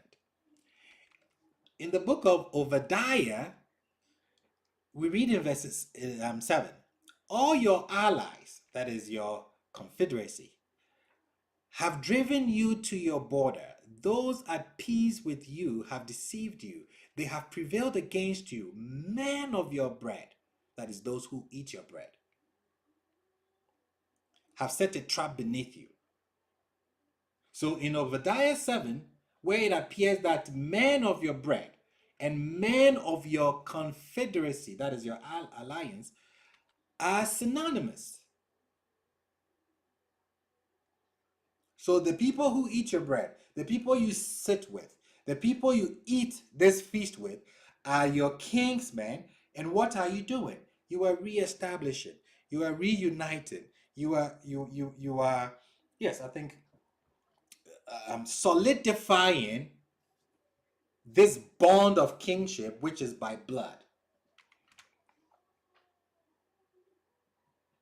So some of the original purposes were to renew ties of kingship, bring new life into the family, and also renew bonds of mutual aid and protection. Originally, before the feast is given to Israel, those who will become the nation of Israel were already observing a spring feast. And this is why they were observing it. And we see elements of this actually preserved in the biblical text, where it says, speak to the entire community of Israel. They were not a community of Israel first when they were doing this. Now they're a community of Israel. And then we're going to see the elements of something that they were doing prior actually make its way into the text. Let each one take a lamb for each parental home. Now your kingsmen, kingswomen. I think kingsmen covers both genders. A lamb for each household is something that they're already familiar with, or the ancestors were already familiar with. They were doing it when they were shepherds roaming the desert.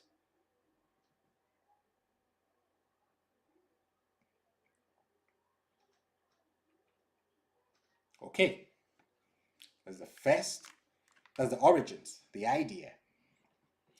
Now, the ancient concept of the family contains not only human members, but also divine. Your deity is part of your family.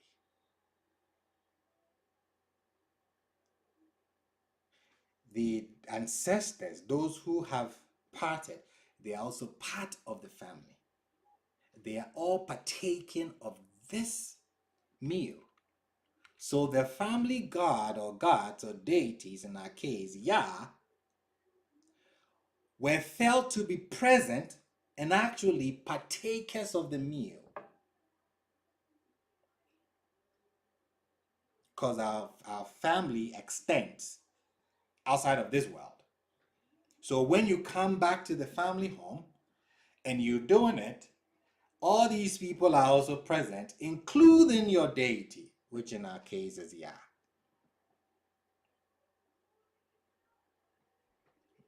They are all partakers of what is going on.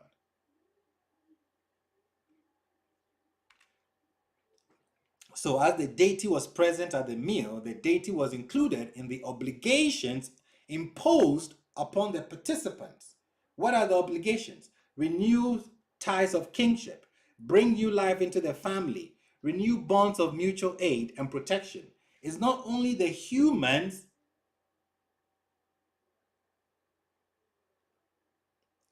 that are getting together to make sure that the ties are renewed, that is to bring new life into the family, that is bonds, renew bonds, conflicts are resolved,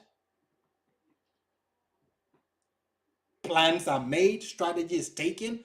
All of this thing is not only the human participants, but the obligation is also imposed upon the deity and then the ancestors that have passed.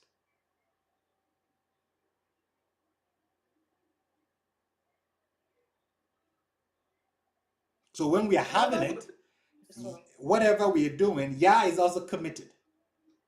Renewing ties, bringing new life into the family, renewing bonds, trashing negativity, disputes, tension, protection. We are renewing our alliances, our obligation to protect each other in the family,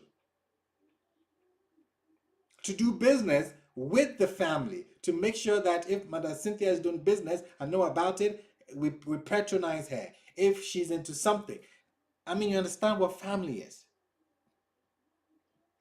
We're renewing these ties. That is why it's critical that it's done on the family level, not outside like a party. No, it's family based. Madam Cynthia. You answered me. I was going to ask you if those that have passed come and sit with us as well, in our family, and Correct. you answered the question. So I was going to ask, and people mentioned it because I was thinking about Coco myself as well. Well, yeah. And are we supposed to, if they come to visit us, like if I was to, do we put pictures of them or do we just leave it as it is, or? No, so they're not visiting us. We take it that they're there. They're not visiting us. They are part of the family. So when we partake, they also partake in it. Are they there? Are they physically there? Are they come? No, the tradition doesn't mention any of that. It's just that when we say family, the living, the dead, and then the deity is part of the family.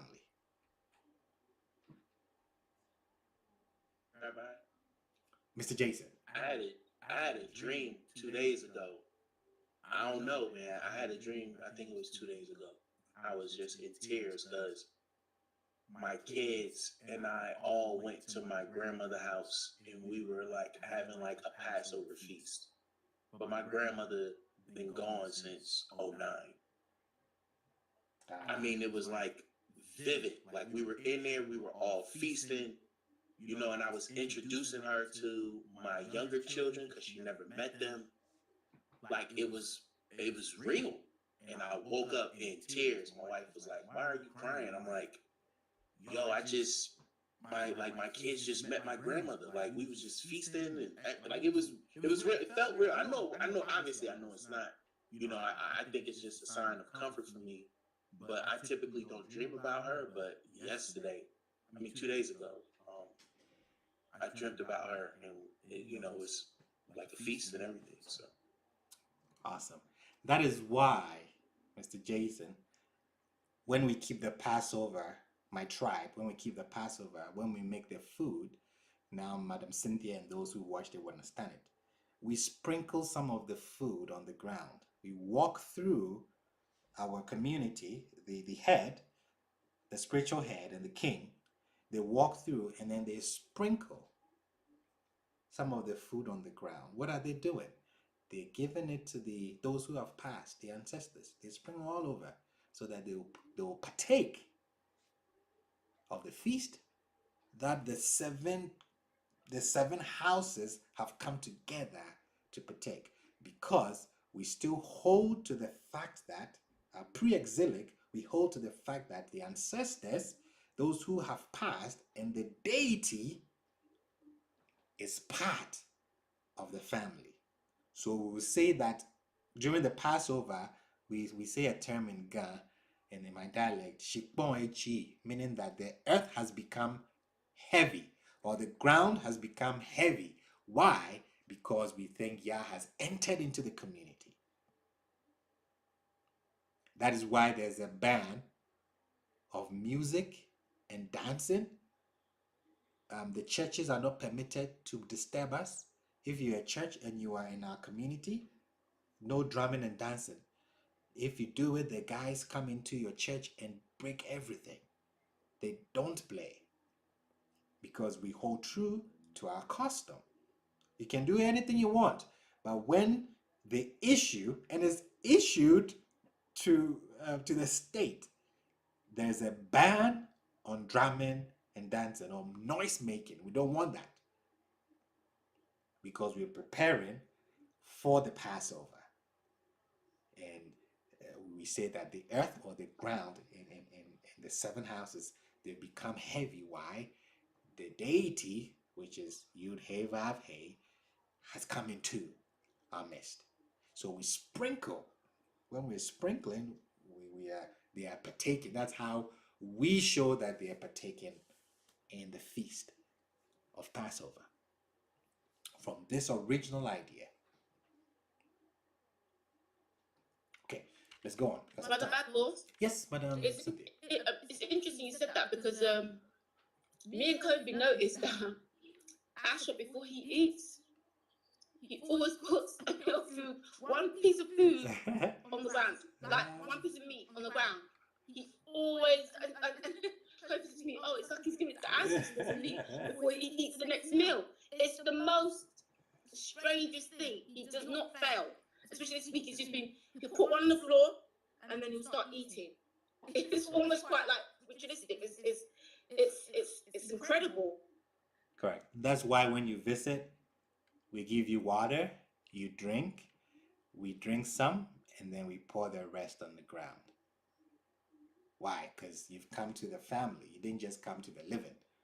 You've also come to those who have transitioned. And you've come to the deity. It's a big family. So when you drink water, now we don't do that because we have tiles. We don't sit outside to receive our guests and stuff. But you would see when you go back and you watch our movies, our customs, when a visitor comes, you offer them water, they drink, you also drink some, and then you pour some on the ground. The whole family is enjoying the water. Okay, so in the month when the lambs and goats were born, a festival was observed at full moon. A sheep or goat from the flock was sacrificed. This sacrifice occurred just before nightfall, and afterwards the animal was roasted whole.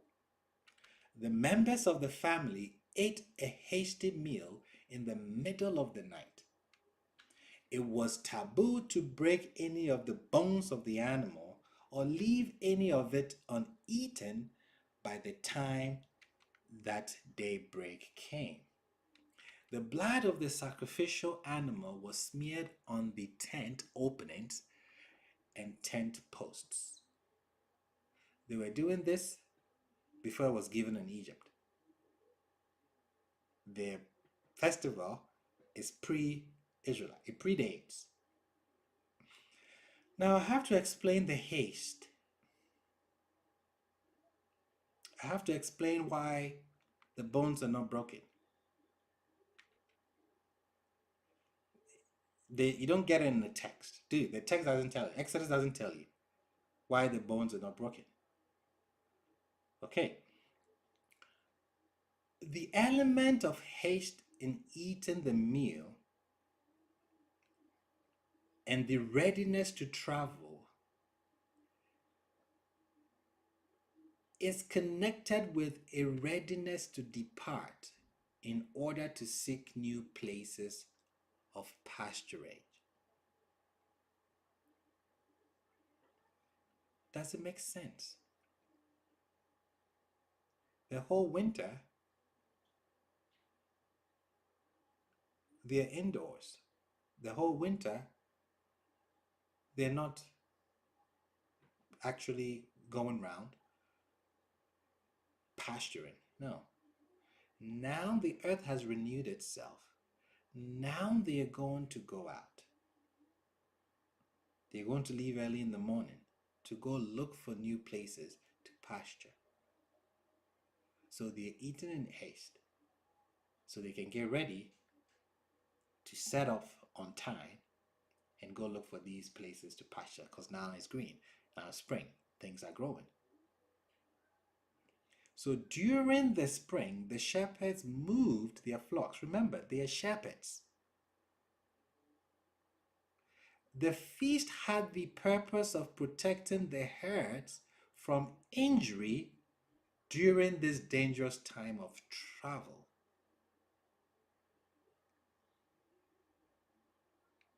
The feast that they are having had the purpose of protecting the herds from injury during this dangerous time of travel. So you take one lamb, a sacrificial lamb, as appeasement to the deity in order to gain their protection for the herd, for your flocks. So the lamb stood for the rest of the flock.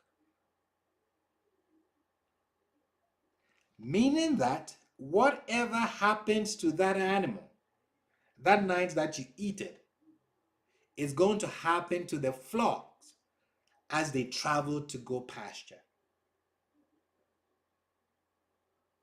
I repeat that. The sacrificial lamb is a substitute for the entire herd and also for the individuals. Whatever happens to that animal whilst they eat it that night in haste, because in the morning you got to go, you have to get up and then you go find land to pasture. Whatever happens to that animal that night is going to happen. This is what they believe is going to happen to the rest of the flock.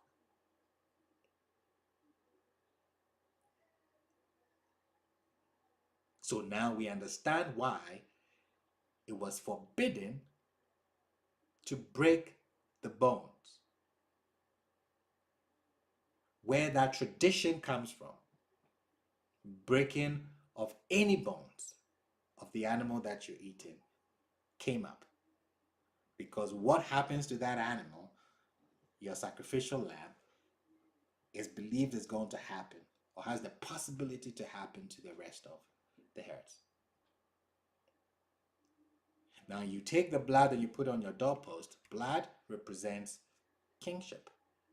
So we're all eating and then we take the blood and put on our doorpost because blood is the essence. It's what unites us. We are going out back into the world.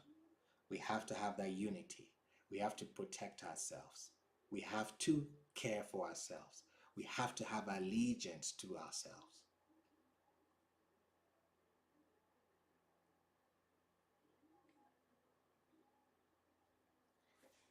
When you remove the feast from the family and then you make it into the reform that we see by Josiah, you're removing all these elements. That is very important. It's not original to the origins, the idea, the concept of why Pesach is kept.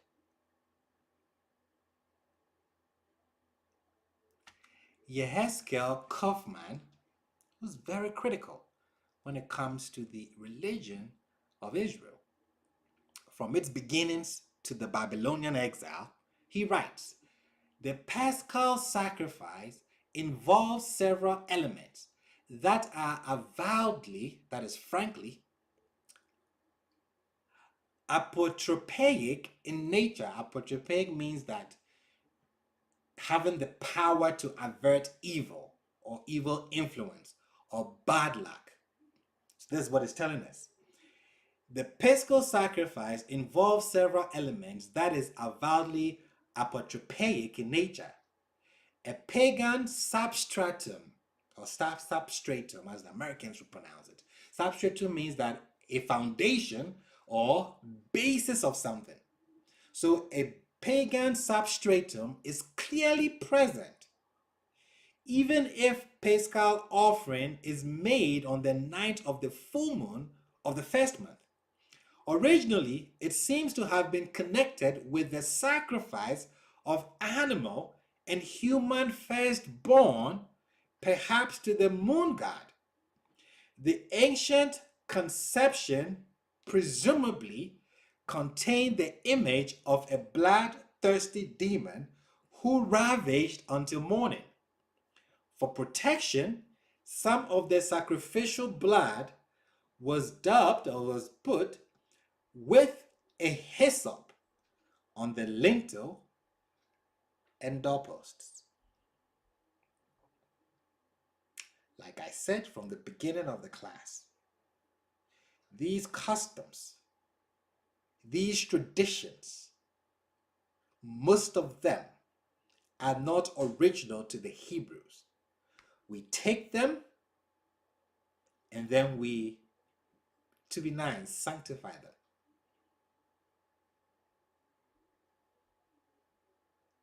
What is Yehezkel Kaufman telling us? He's critical. He writes a lot about the traditions, religious traditions from its beginnings. Sometimes he tries to clean things up. I like him very much, but sometimes he tries to clean things up. When it comes to monotheism, he argues that we were monotheists from the beginning, and then he jumps through a lot of hoops to try to make it make sense. Yeah, but I like him for his honesty when he talks about this religion. So what he's telling us and what we know is that the feast is pre-Israel. It was kept by the shepherds who were Roman, those who would become Israel or the Hebrew nation. But these are the pagan origins.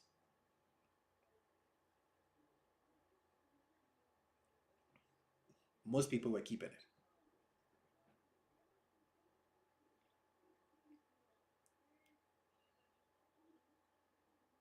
So it was the feast was also to avert evil and misfortune. We see it in the text. Put the blood, I'll pass over. When I see the blood, I will not afflict you, or I will not come, you will not die. In the pagan concept, they speak of a bloodthirsty demon that came at night. So the blood there is to protect them.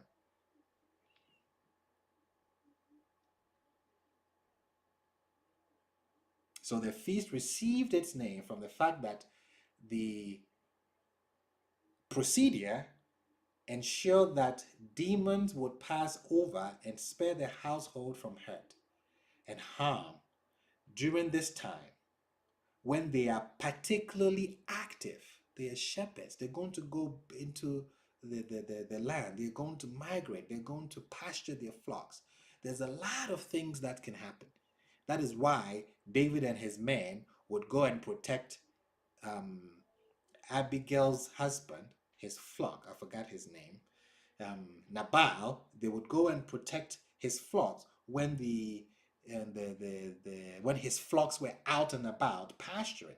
And David was angry that when he went to ask for a little food because they were sharing their sheep, Nabal told him the nonsense that he told him. Why is it that David had to protect the flock or the sheep of Nabal? It's a dangerous time. So they're going out, and what they're doing is they are family, they're renewing bonds, they're solving conflicts. They're making sure that everybody is good because they're going to go back out there, they're going to be particularly active, and they needed the cooperation of everybody. You don't want to have one person pissed off because of a situation, so they're legions, or they're not looking out for you. You don't want all of that.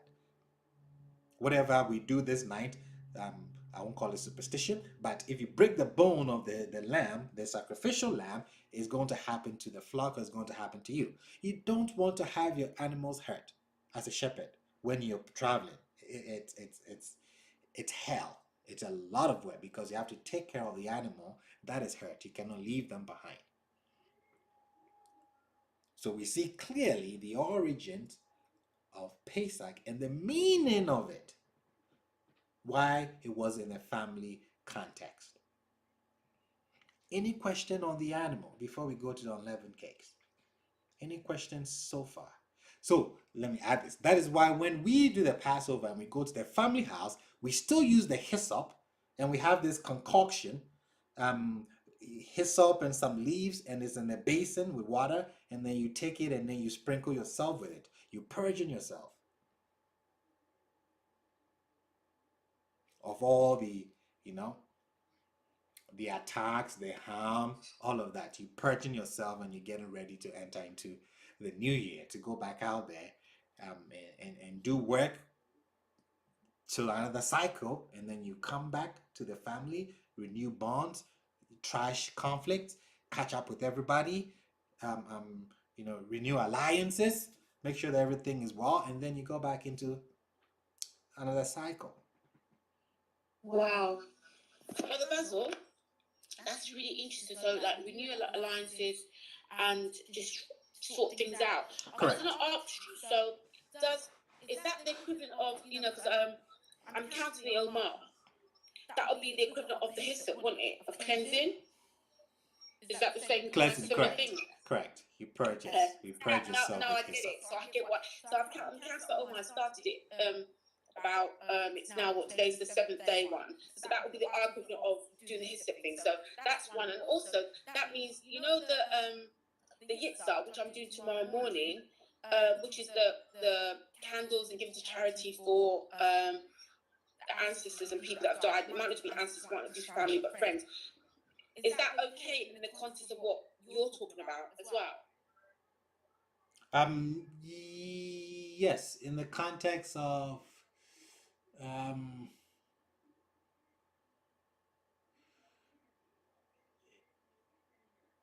like family alliances. No, it's like basically the yitzhak is part of, in the Jewish Orthodox Jew, they do Passover, and then on the 8th day of Passover, the unleavened bread, they do a yitzhak, which is like a memorial, is a remember of those that have passed. Okay. So what you do is you give to charity, and you would light candles for each person that you want to remember, and you'd also petition, like the prayer is to also plead their blood if they have been taken out by some taken out because of some unscrupulous things, basically, and for you to avenge their blood. And there's like a prayer that goes with it, so it's called the yitzhak, and they do that on the 8th day. On the 8th day, okay. No, I don't know anything about that, but because it's a 7. You see, it's funny. It's interesting. Our week is 8, not 7. So, yes, the days of the week. So yes, at the end of the 7th day of feasting, we do the prayer. We pray for everybody. We pour the libation. So I think that is a tradition that they have, how they want to keep it. I don't see anything wrong with that. Every community has, like I said, how they want to.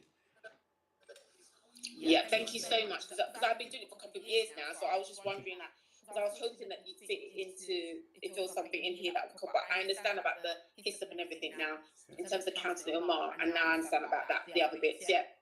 So because it's not just for Passover, it's for, like, you're supposed to do it. Let me just quickly bring it up. So I just literally made a copy for. So it's on the 8th day of Passover, and it's on the 2nd day of Shabbat. It's on the 10th day on Yom Kippur, and the 8th day of so it's on Yom Kippur, and then it's on the 8th day of Sukkot. So those are the days that you do those type of it's called remember, basically. Yes, so remembering. Okay. Yeah, I don't think it's. I don't disagree with it. Awesome. So Uh, you see what is Rabbi, happening? Yes, madam. I'm sorry, Mr. Marvin. Go ahead. I've got like a few questions, but the part that is talking about the bloodthirsty demon, Mhm. that's kind of difficult to understand because I was like, what name would they have used around that time? I didn't think that they would use a name like demon. I thought, that's a name that would come in later on, probably around Greek or Roman or so. Yes. So it would shade them. I'll use shade them. Shade them. Correct. Okay. Yes, I'll use shade them there. Yeah. But all Yehezkel is doing is he's showing you that it's not original to us.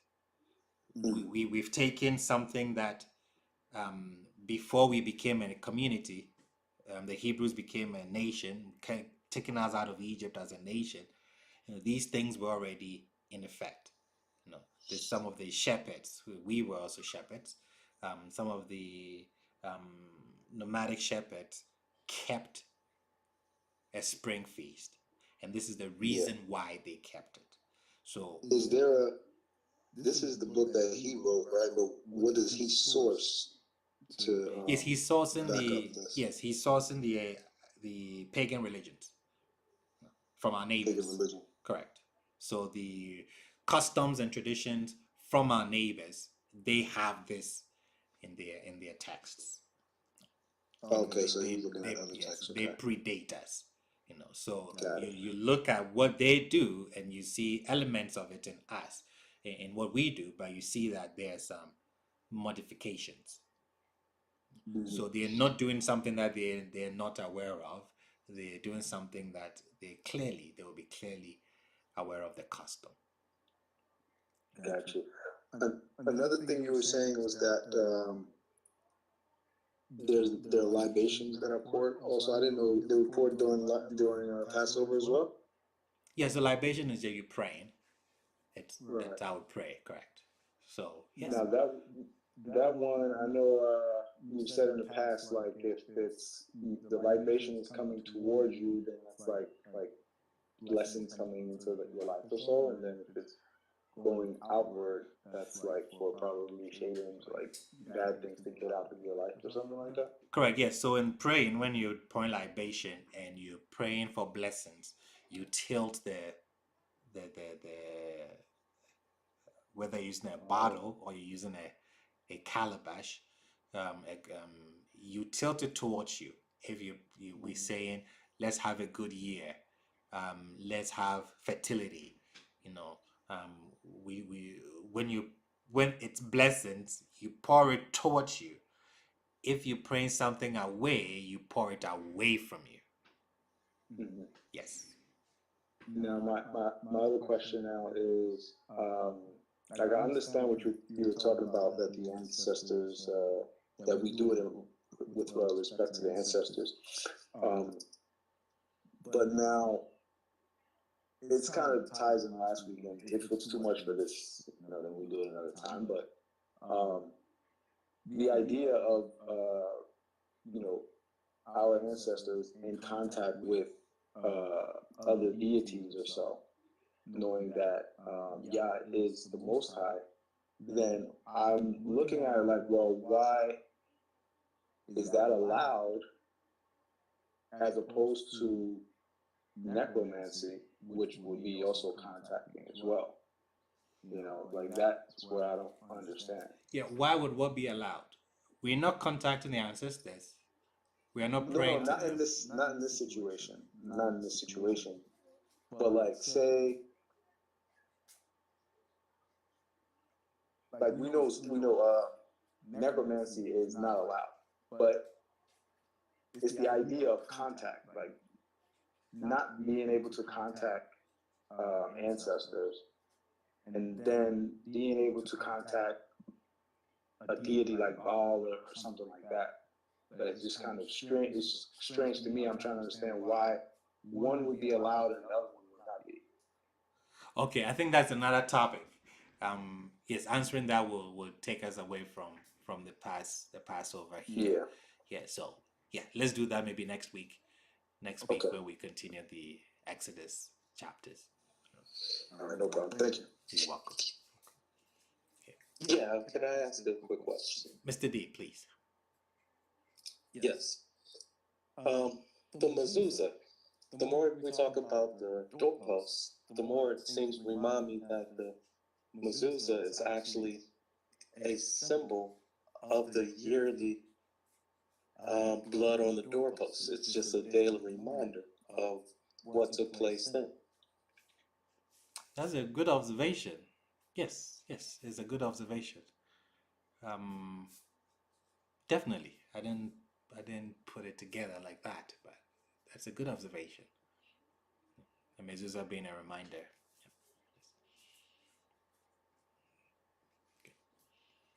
Okay. So I hope you understand what is going on here. The original concept of this spring feast.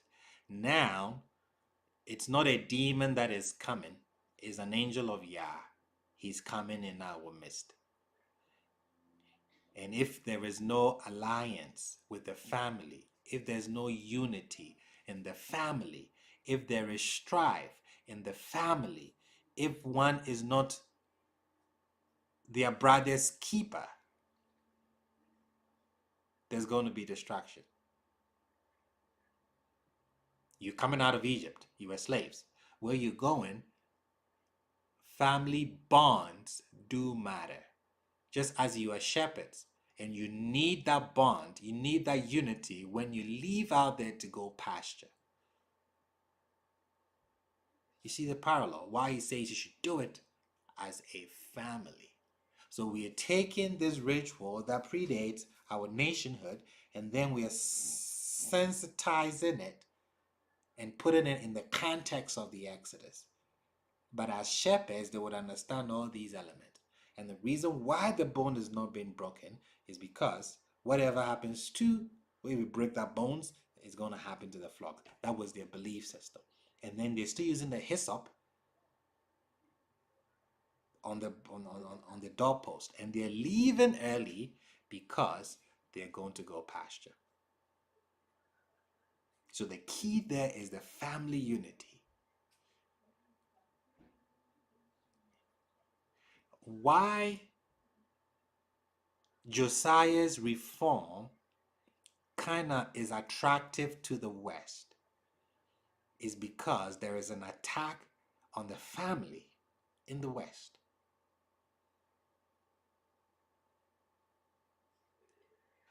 The family is the foundation of the Hebrew nation.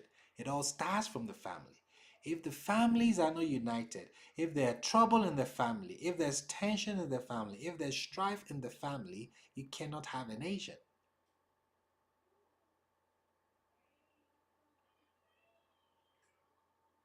And you see how we don't get along. You see how easy it is to rent a place and have Passover than to have Passover at home when all the family is coming. And then you have to look at that auntie that you don't like. The uncle and then the cousins and then the other parents that you're not too cool with.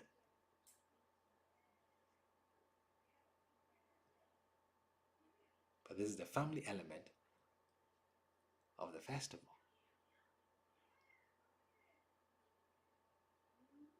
These are the origins of it. Okay.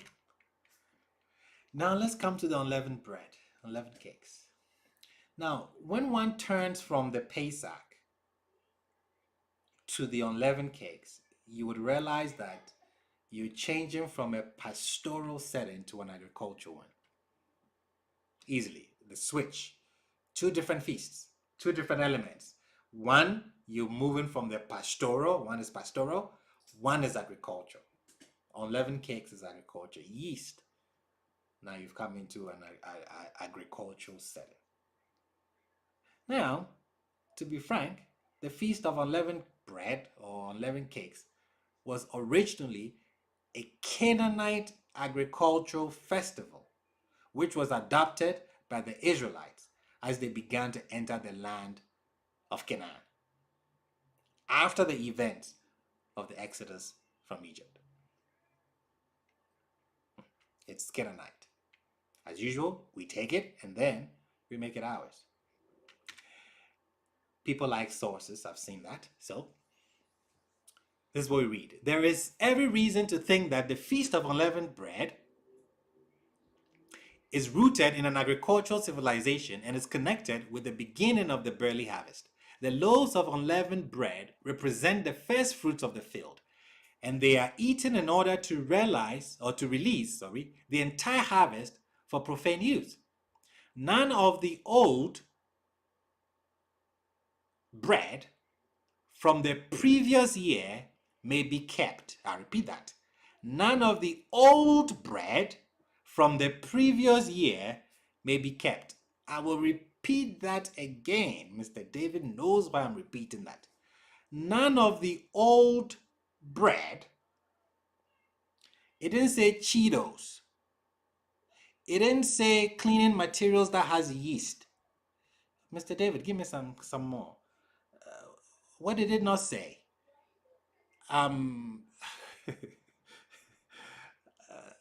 What else has yeast? It didn't say go label hunting. I'm repeating. It didn't say go label hunting looking for yeast in products. Don't put your 21st century mindset in the text. None of the old bread from the previous year may be kept, and the new loaves mean a new beginning.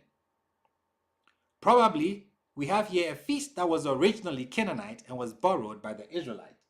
What are we told to remove from our midst? Leaven. Mm-hmm. What is leaven? What was leaven used for? To rise the bread. It's yeast, isn't it? Correct. Do I have to remove cleaning materials that has yeast? Nope. Really? No? Are you sure? Oh, well, that's all. Like, you know, it's been 4 years. You could have told me this earlier, like 4 years ago. I'd have been all right, you know. Yeah. Do I need to remove my baking soda that has yeast? Yeah. Why not, Clovis? I don't understand what you're saying here. No. What? You're Oh, 60 Lord have products. mercy. Because if you look in it, you find little mixture of flour and little different additives. How about those? If my chair wine has yeast in it, why am I removing the chair wine when chair wine wasn't invented when Passover was taking place? It was literally about the bread, the loaves of bread. That is what they use yeast for. Bread Correct. with yeast in it. That's why it was removed. Had nothing to do with anything else that has yeast in there. But it became that because those are traditions that were enacted by the rabbis and other communities and things of that nature. It just had to deal with the bread. Because that's what you use yeast for. Yeast. I have yeast. I like baking. So do you know what I do on Passover? Bread that has yeast. And then the yeast that I use to make my donuts and pie, that's the only two things that I take out of my house. Oh, wow, Brother Basil. Brother Basil, you need to save us a whole heap of money like years ago. Like. They put yeast. You can get real yeast. You put it into the bread. So you're getting it from the wheat. You're getting the yeast from the wheat from last year. You're not supposed to carry that over to the new year because you're going to get new yeast from the new year's harvest. So don't bring the yeast from the last year to the new year. Don't take the yeast from last year to make the cakes for the Passover. No, trash it. Why was it a big deal? These were farmers. You telling me that the yeast that I got from last year, because you know what, you put in those in the barns, correct? Because on Sukkot it's going to start snowing. You're not going to have any harvest, so you put all those your reserves. You put them away so that you can survive to Pesach. So you would have yeast. You have the wheat. He's saying that trash all of that. Because now you have new harvest coming. So whilst you're doing your trashing, trash it, eat your bread without the yeast from last year for 7 days. Wait, And what then about after the that, yeast? after that, you can use yeast. Yes, the yeast you're going to use is supposed to be the yeast from that same year, not from last year. So what you're taking away from your houses is yeast. Please, the yeast that you physically take and put in the bread to make it rise, remove that. They were not labeling their products. They were not using the yeast for what we use it for today. So imagine you trash everything and then you go back to the store and get the same things that had the yeast. But maybe that yeast was put in there 2 years ago. You've broken the command according to how you're interpreting it. Oh dear. Does it make sense? You're not supposed to take the yeast from last year into this year. But the products that you got rid of and went to buy another one after the feast may be yeast, because you are label searching, hunting, is the yeast that was put in the product from 2 years ago. You're still breaking the commandment according to how you are interpreting it.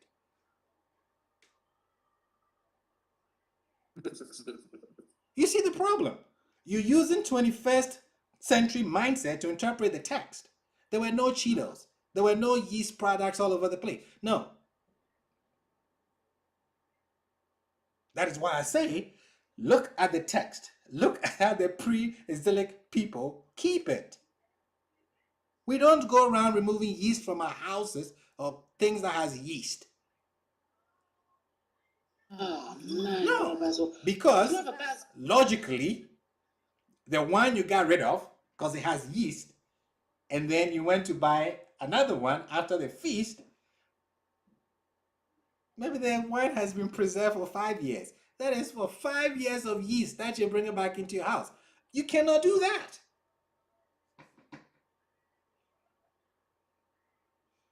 Come on, Israel. What's going on? Rabbi. Mr. Jason. Yeah, because I mean you make a great point, because the baking soda that you have that is a rising agent, you don't know when it was like It was put in there. it just gives you an expiration date, like this expired, but you don't know, it could have been made 4-5 years, like you saying, it could have been made years ago. You have no idea. But that's the thing though, it's like when you get your, I hate to say this, but it needs to be said, when you get your traditions from people who the book was not written to, you have to come up with all these forms of ideas because you don't have any concept of the original partakings. You have no idea of how the original people did it. So you have to put safeguards around the text because you don't know what the original people did.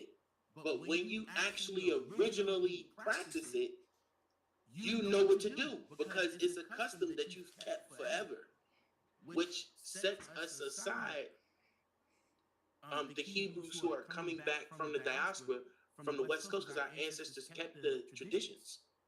So like you know how to actually enact and keep Passover, like with the blood on the doorpost, things of that nature. In the diaspora, they really don't even do that anymore, like in other places that keep the Torah. So like it just really shows that you can be able to stand out. Correct. So let me tell you how we do it. I'll explain it from the beginning. So, on the last feast of the year, Sukkot, we are told to bring our full, our plenty, bring it to, is it Jerusalem? when I mention Jerusalem, I get the shakes. These people in the south, they're killing me. So, on Sukkot, we're supposed to bring our harvests into our barns because the earth is going to go to sleep for 5 months. It's not going to yield anything. The next harvest is in April. Sorry.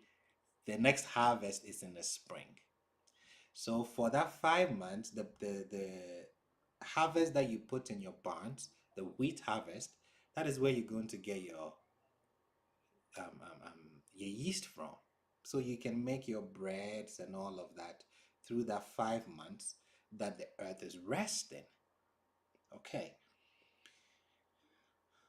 When spring comes and it's not time for the Passover, what do we do? I'm speaking from the people, the Ga people, my tribe people. I'm speaking from their context. What do we do to explain it to you? We plant corn. We plant wheat. Whatever we have to plant, we plant it. That is why there's a ban. There's a ban on music and what we ban everything. We plant it so that we will get a bountiful harvest. And it is from that corn or that wheat that we grew that we celebrate the Passover with. And the Passover meal has no yeast. We are not using the wheat from last year to perform the Passover. It's forbidden. So we keep it true to the original intent. We cannot use the leaven from the year before to perform another Passover. No, we cannot use leaven from 2020 to perform a Passover feast in 2021. No, it's against the rule. We clear all the leaven. If we have 1,000 acres of wheat, yeast from last year, we burn everything. We're removing the leaven from the year before. And then when we plant and we get a harvest, now we can use the yeast going forward for that whole year. But for the 7 days of the feast, we don't use any yeast. You get the picture? I don't know whether I said it right. So when you say remove the yeast, you remove the yeast from last year, from your midst. You've taken it away. And then you eat. Because you've taken it away, you don't have the yeast from this year yet. So use your harvest from this year to make bread that doesn't have yeast. And then going forward, when your yeast comes, use the yeast of that year to make bread going forward.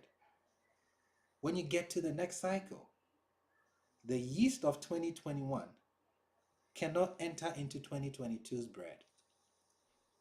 You discard that.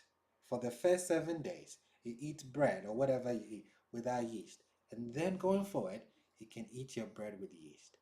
What you're doing is removing the past year's yeast from your midst, because it is against the rules to have the past year's yeast in the new year. So nothing from last year's crop was permitted to be mixed with the crop from this year. That's the forbidden of the leaven.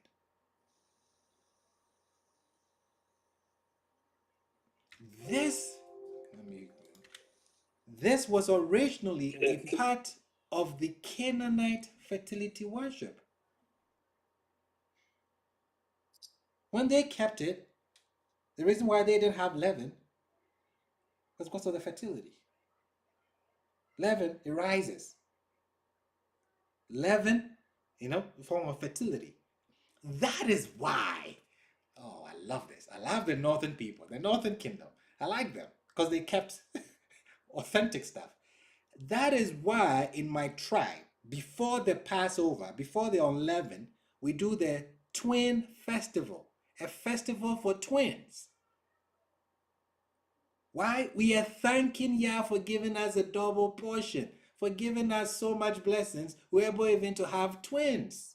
So the twin festival comes first, and then the 11, and then our Passover. Check. I want you to check. Everything I'm telling you, turn to the continent of Africa and see. You see, now you would look and say that is pagan. You've been affected by someone's reforms.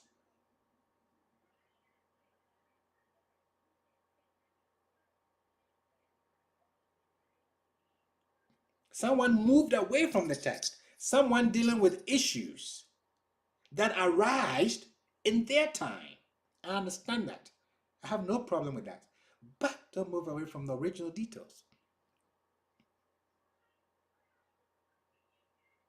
So the Passover festival is the result of the combination of a nomadic shepherd's festival and a Canaanite agricultural feast. What we did was we took it, and then, like we've always done with Noah, with Adam, what else? Like we saw in the beginning, we took it, we retold it to fit our context, or we modified it to fit our context with slightly different meanings.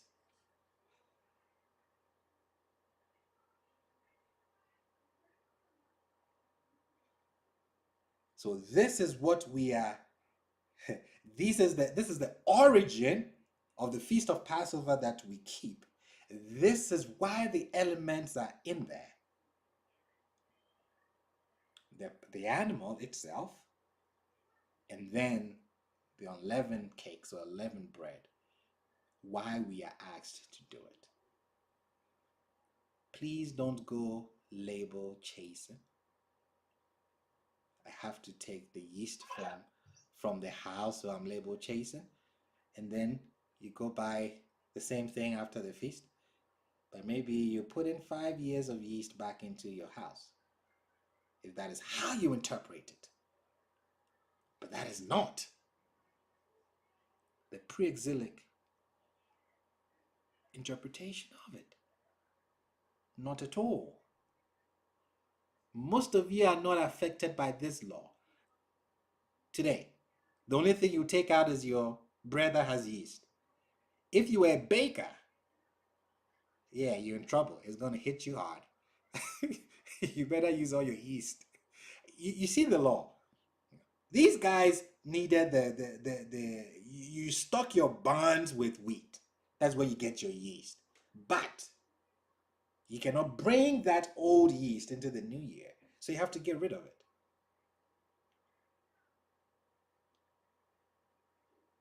So if you're a baker, you have yeast.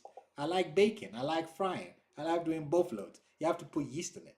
So what do? I go into my kitchen closet, look for all the yeast, not things with yeast in it. No, I'm looking for all the yeast and bringing it out. And then bread that has yeast, I bring it out. Close my cupboard. I'm ready for Passover.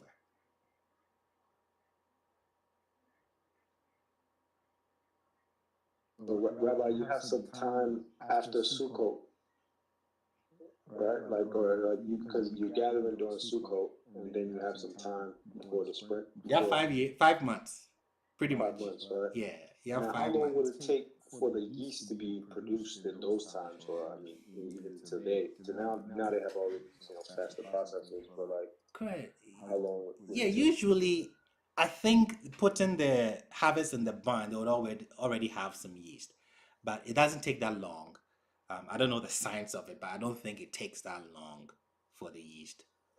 Now, can you produce the yeast during the 7 days, or it has to be after the 7 days to start producing the yeast? After the 7 days. After. No, yes, Okay. correct. So it's not yeast yet. If the if the wheat is still in the field, it's not in your house. Remember, in your house, it's so the yeast can be in the field, no problem. But in your house, you have to remove. Got it. Yes. So, There's also a distinct. in conclusion, and then Is there also a Mr. D. distinction between? Okay, Mr. D, go and then I'll conclude. Yeah, is Go there? ahead. Okay. There's a distinction between the wheat and the yeast, correct? Correct, yes. Wheat is not yeast. But you get yeast from wheat. Okay, so you can keep the wheat, but you can't keep the yeast. No, you cannot keep the wheat from last year. You have to replant. You keep the wheat, which gives you the yeast. So the yeast coming from the wheat has to be the wheat from a new year. Because if you keep the wheat from last year, that wheat is going to produce, you're going to use it to produce wheat. It is last year's wheat. Sorry, it's last year's yeast. Rabbi? Yes, Mr. Vincent, 1 second. Mr. D, do you understand it? Yeah, I'm trying to clarify something. Yes. Could you still use the wheat to plant or to sell? That's why I'm asking. Do you burn the? Because the next question will be. You can have to burn the wheat because that's what you earn for. Yeah, you can sell it. Sure, you can sell it to, but you cannot use its content in the year that you are in. Thank you. Yeah, if you take it and then you use yeast, you're using yeast from last year's crops. Mr. Vincent. Yeah, Rabbi, that's what I was about to ask. Could you sell the yeast that you could use to like your neighbors or something instead of burning it? Yeah, you can sell it to your neighbors. Yeah, people who are not Hebrews. Yes, everybody likes wheat. We're not the only people who you can use it for flour. So yes, you can sell. But most of the time, you've got it into your barns, and you're supposed to survive on it for the 5 months before Pesach or the spring. So yeah, you should consume. And knowing that, you might as well also sell some. Make sure that you're not over hoarding, during Sukkot. Keep what you think would get you to the 5 months, so you're not in trouble trying to get rid of and you lose money.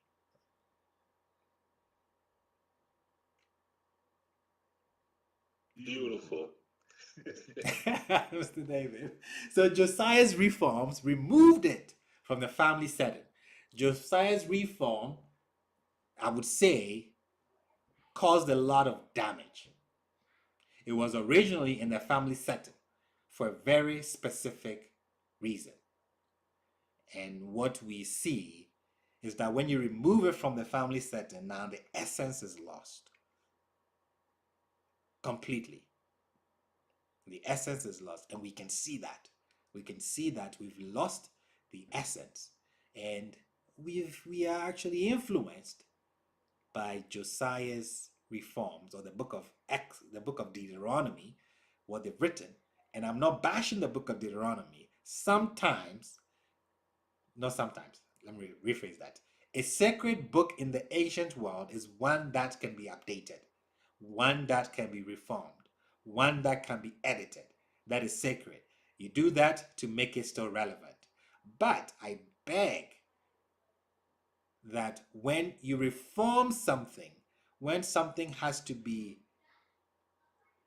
I don't want to use the word edited, but done to fit a certain circumstance, like living in the West, the details should still remain so that the person does not move away from the details, even though they cannot fulfill some of the details, like getting the whole goat or lamb. You can't do that now, but at least you know that that is how it was meant to be done.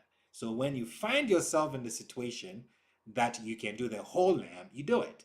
But if you don't put it in there and the person reads it, the person doesn't know that, oh, actually in Exodus, it was supposed to be a whole lamb. Actually in Exodus, it was family oriented. See, you miss out of it. So I'm not bashing Josiah. I'm not bashing the book of Deuteronomy. I'm just saying that they could have done a better job, when the reform was taking place.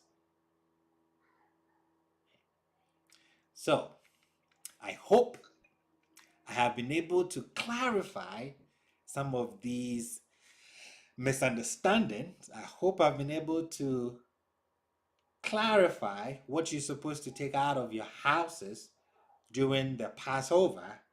I hope you can correct certain things. I hope you have a lot of questions. I hope you disagree with me. And people in this class know that we like when people disagree. Because why? That is how we all study. You may know something I don't know. So if someone disagrees, it's you can ask. It is completely fine. We hear your disagreement, we learn something from it, and we say, well, you could be right. So don't be angry. I won't be offended if you disagree with everything that I've said, but at least I've provided you with some information, some data that you can research. You can research on and then come to your conclusions on what you're going to do next year. Awesome. Questions, contributions, additions before we close? Yeah, I have a couple, I think 1 or 2 questions from YouTube. Yes, sir.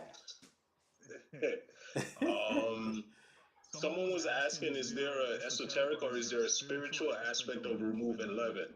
That's the first one. Yes, so let me answer that. Yes, there's always a spiritual aspect of everything. Everything has a spiritual aspect. So, leaven, yes, I believe people in the ancient world, other cultures, would have different takes on why leaven is taken out on the esoteric level. Some can say sin, some can say pride, anything that rises, whatever is synonymous to. So yes, there can be a whole range of esoteric meanings when it comes to leaven. Yes. Okay. The next one is, where did it go? 1 second.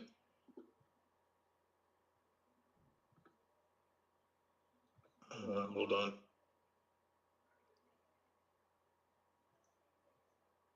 Okay.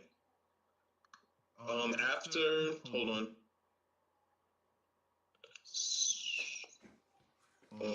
After the Passover, how can one know what they're buying is new wheat and yeast?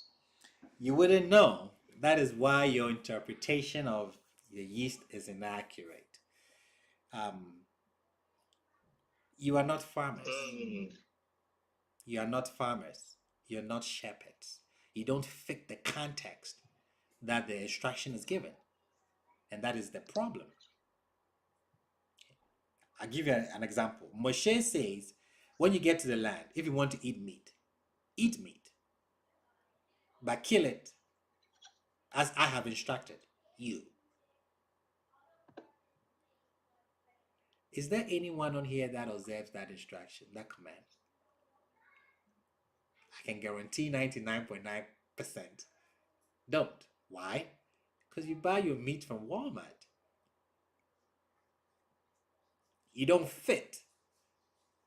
Your situation is so far away from what the text is telling you. But when I go buy a goat at home, I know there's an instruction that says, hey, there's a way to kill it. So it still applies to me whilst it doesn't apply to you. Because of our different locations, our different circumstances. So now I have to kill the goat, as Moshe said. I have to drain the blood, as Moshe said. I have to make sure that the animal does not suffer. I cannot hit the animal in the head. I cannot shoot the animal in the head. I cannot electrocute the animal. No, I have to cut the jugular vein, and it has to be one sharp slice. The animal has to be calm. The animal doesn't have to be kicking and stressed up. No, you can taste it in the meat. You, if you're particular, if you kill meat to eat, you can tell when you eat the meat that the animal was tensed when it was being killed. It transfers into the meat. But when the animal is relaxed, and then one slice, there's no pain. That is why, do you know that in Ghana, if you go to buy goats and you want it killed before you bring it home, we go to our cousins, Ishmael, to do it.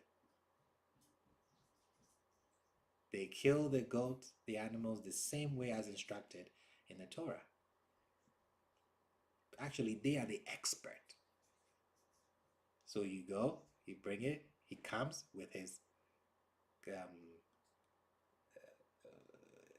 rubber kettle, they call it buta, I don't know his English name, with water, with his sharp knife. Sometimes they say a prayer over the animal is calm, very calm, and then you just slice the animal's head. Let's see if I can show you. Let's see if I can show you how it's done, and you will be amazed. You will be amazed how calm the animal gets.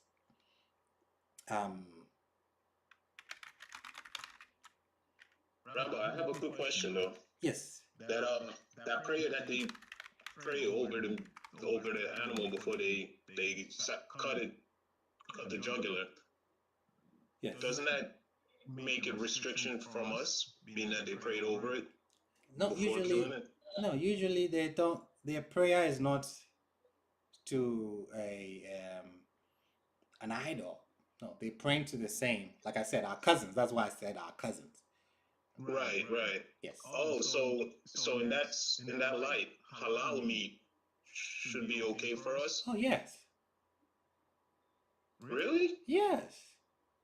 I've been abstaining from that for that same reason, because I thought when they pray over, it's like you got to stay away. No.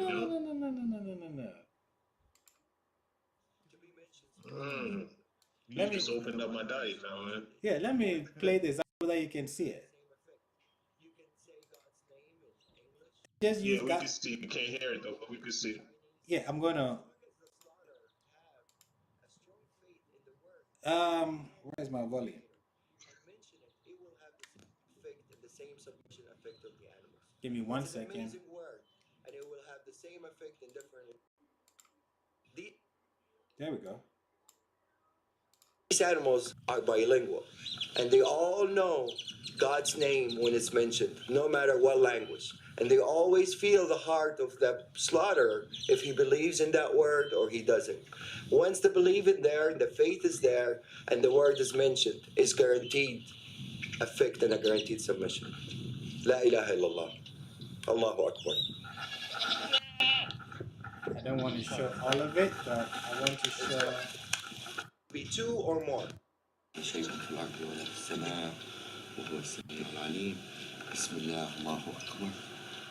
All he's saying is God is great. I'm going to cover the eyes of the animal with one hand. Peaceful. This is total submission. One slice. Boom. Total submission. This guy is ready for anything to be done to him. What was the prayer? Yah is great, or God is great. Total submission. Peaceful. And he's not nervous, he's not resisting. He's in total relaxation. No panic hormones whatsoever. Yep. See, I let him go, he gets up.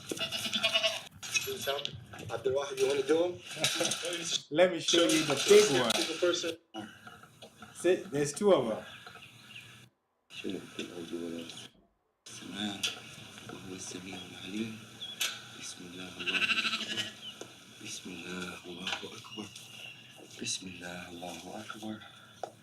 Bismillah, Allahu Akbar.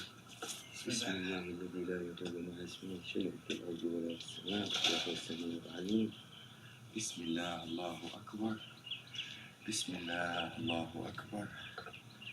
Bismillah, Total submission Bismillah, Allahu Akbar.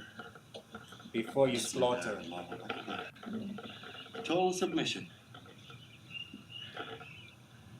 These guys had a little, they coming from bigger ranchers, so they're a little bit wild. They're not used to the words that I use. He's the most knowledgeable. The power of the word itself. It says, in the name of God, who is with his name, no harm will come. Neither in this earth nor in the skies. And he's the one that hears and listens, and he's the most knowledgeable. This is really a wonderful prayer. It really... I want to show you the big one. Yeah, this guy is coming. Look at this big guy. 10 pounds larger than what it was in the ox. I weigh 190 pounds. So any dealing with this guy, he has to help out. Otherwise, there's no chance anybody can really restrain him or force him to do anything that he doesn't want to do. He's going to do exactly what he instantly wants to do. So if this guy submits, the power of the word is clear. This is a 300-pound animal. For me to drop him down on the floor to start submission, it's almost impossible for one person to do it. I'm going to ask Abdul Wahid to help out for the initial submission, and then he's going to withdraw and the animal is going to respond by himself.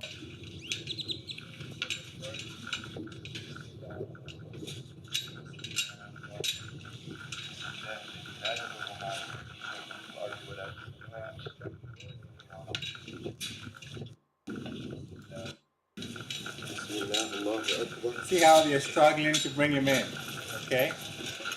Now watch.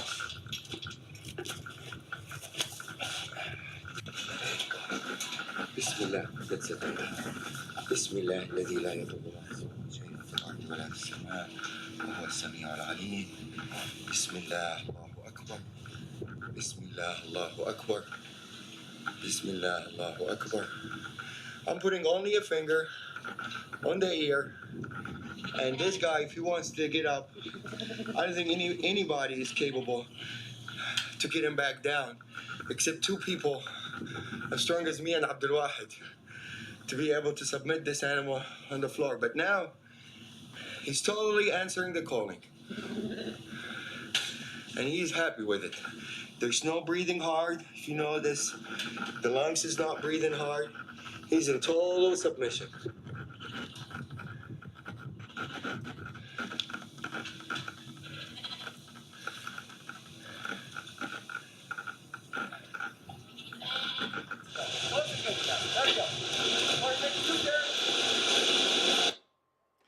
Now you have an idea when Abraham is taking Isaac to go slaughter him, the kind of calmness that he had to be in, that is Isaac, to be tied on the altar. This is how the animal is supposed to be calm when you're killing it. It doesn't have to be a struggle. So Moshe says, you want to eat meat? Eat it it's okay. You can eat in your dwellings, but kill it as I have taught you. You don't see the instructions on how to kill in the text. It's not there. But we've been doing it for so long, he doesn't have to write it in the text. But the animal has to submit, has to be calm. One slice of the throat. And then that's it. I mean, it's amazing how nature reacts to its creator. So, Mr. David, you can eat your halal. It's kosher. It's more someone kosher. in the chat, I guess they missed the explanation on that as well, because their question was, why are we eating foods that sacrifice to other god? You have to show that it was sacrificed to another god.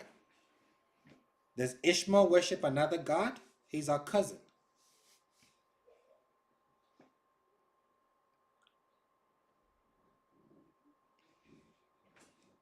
He got his teachings from Abraham. We are the ones. Let's face ourselves. Are we not the idol worshippers?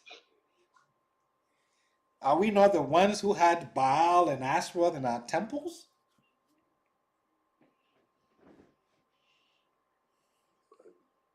Huh? No. But killing an animal is not dedicating it to an idol, no. The food that you buy at Walmart, you know where it's coming from. Maybe it was offered to Baal somewhere, but you eat it.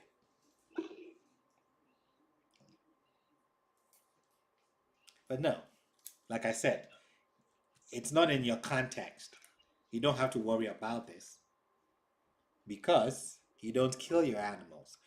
If you kill your animals to eat, like some do, but even here, sometimes I do, I go to the farm to buy a whole goat. If I have money, it's expensive, it's not cheap. Thank God, Passover is not every week, every month. But yes, I make sure that they do it. They kill it like it's supposed to. If you don't, what they do is they stab the animal on the head, in the head or the back of the neck. They stab it. So no, doing that with mine. Let it down, cover the ears, make sure it's calm. One slice. So it's not food offered to idols, not at all.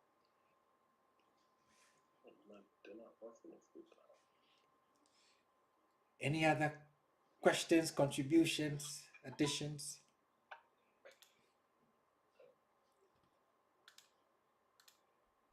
I have one. It has to do with possibly the change or the correction of it. My statement is this: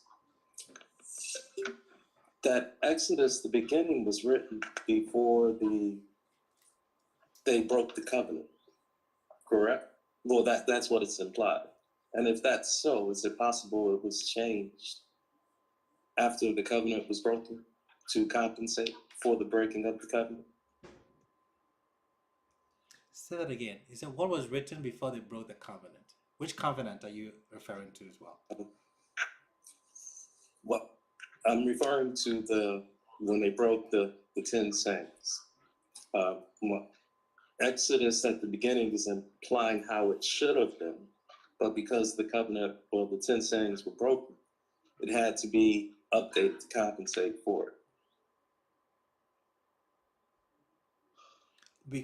What was broken? The tablet or the covenant? I'm trying to figure out which covenant you're saying was both. broken. Well, about the 10 sayings, the covenant. Correct. The 10 tablets, yes.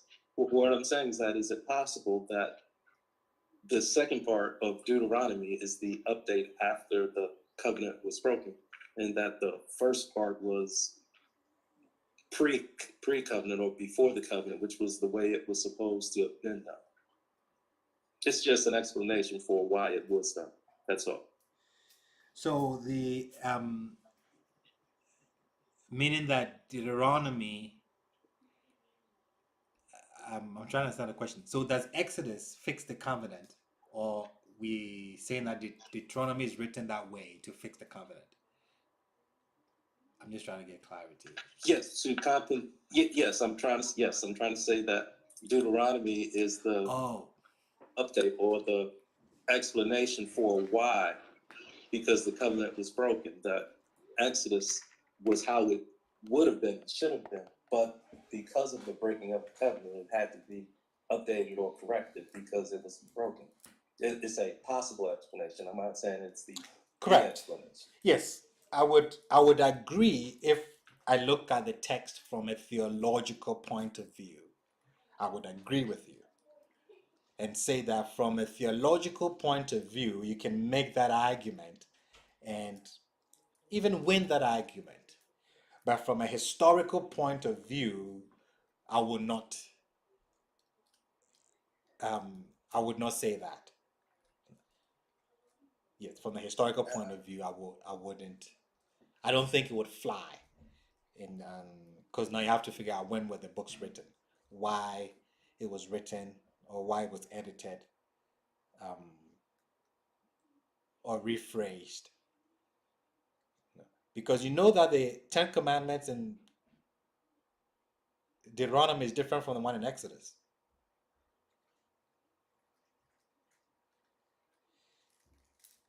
Yeah. We haven't gotten to that yet, right? No, we haven't gotten to that yet. Correct. You want to answer part of it now? Like give a second? No. No, the 10 sayings, yeah, they're different. And like we said, they're not 10. They're not 10. At least they're 13. 10, what we say 10 is tradition. And you would know it's not 10 because even different denominations, Christian denominations, their books number it differently. So there is it's known that there are differences in the 10 sayings. Number one, they're not 10. They're like 13. Also, it was only 3,000 people.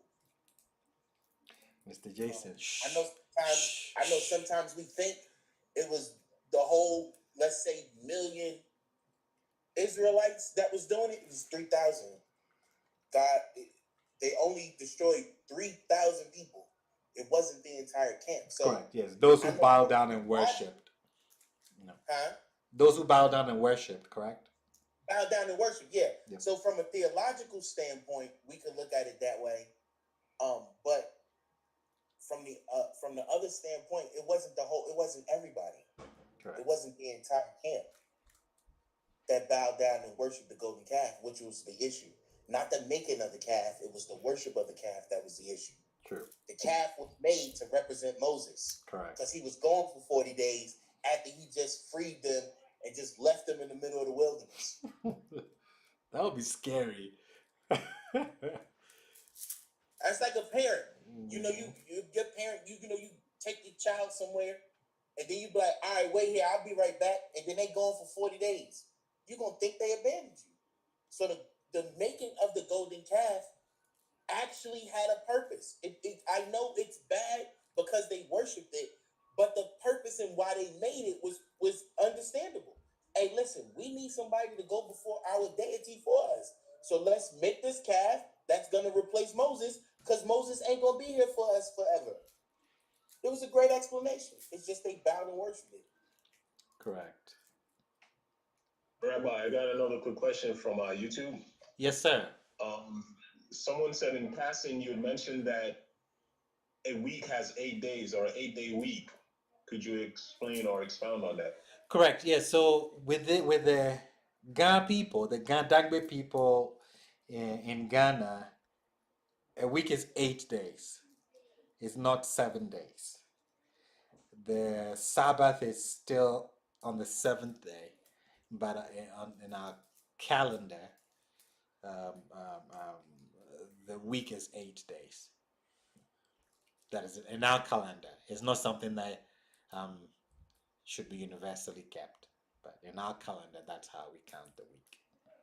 It's 8 days, not 7 days.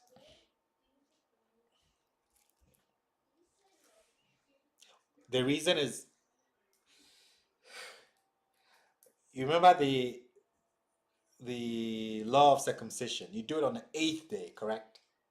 So that's how we account in the week.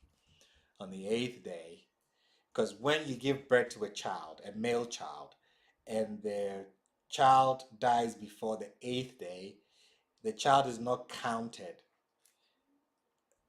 as part of the Abrahamic family, according to our tradition. So the 8th day is the week, is a complete cycle. That's how it came about. But it's not across the board. Nothing you should worry about.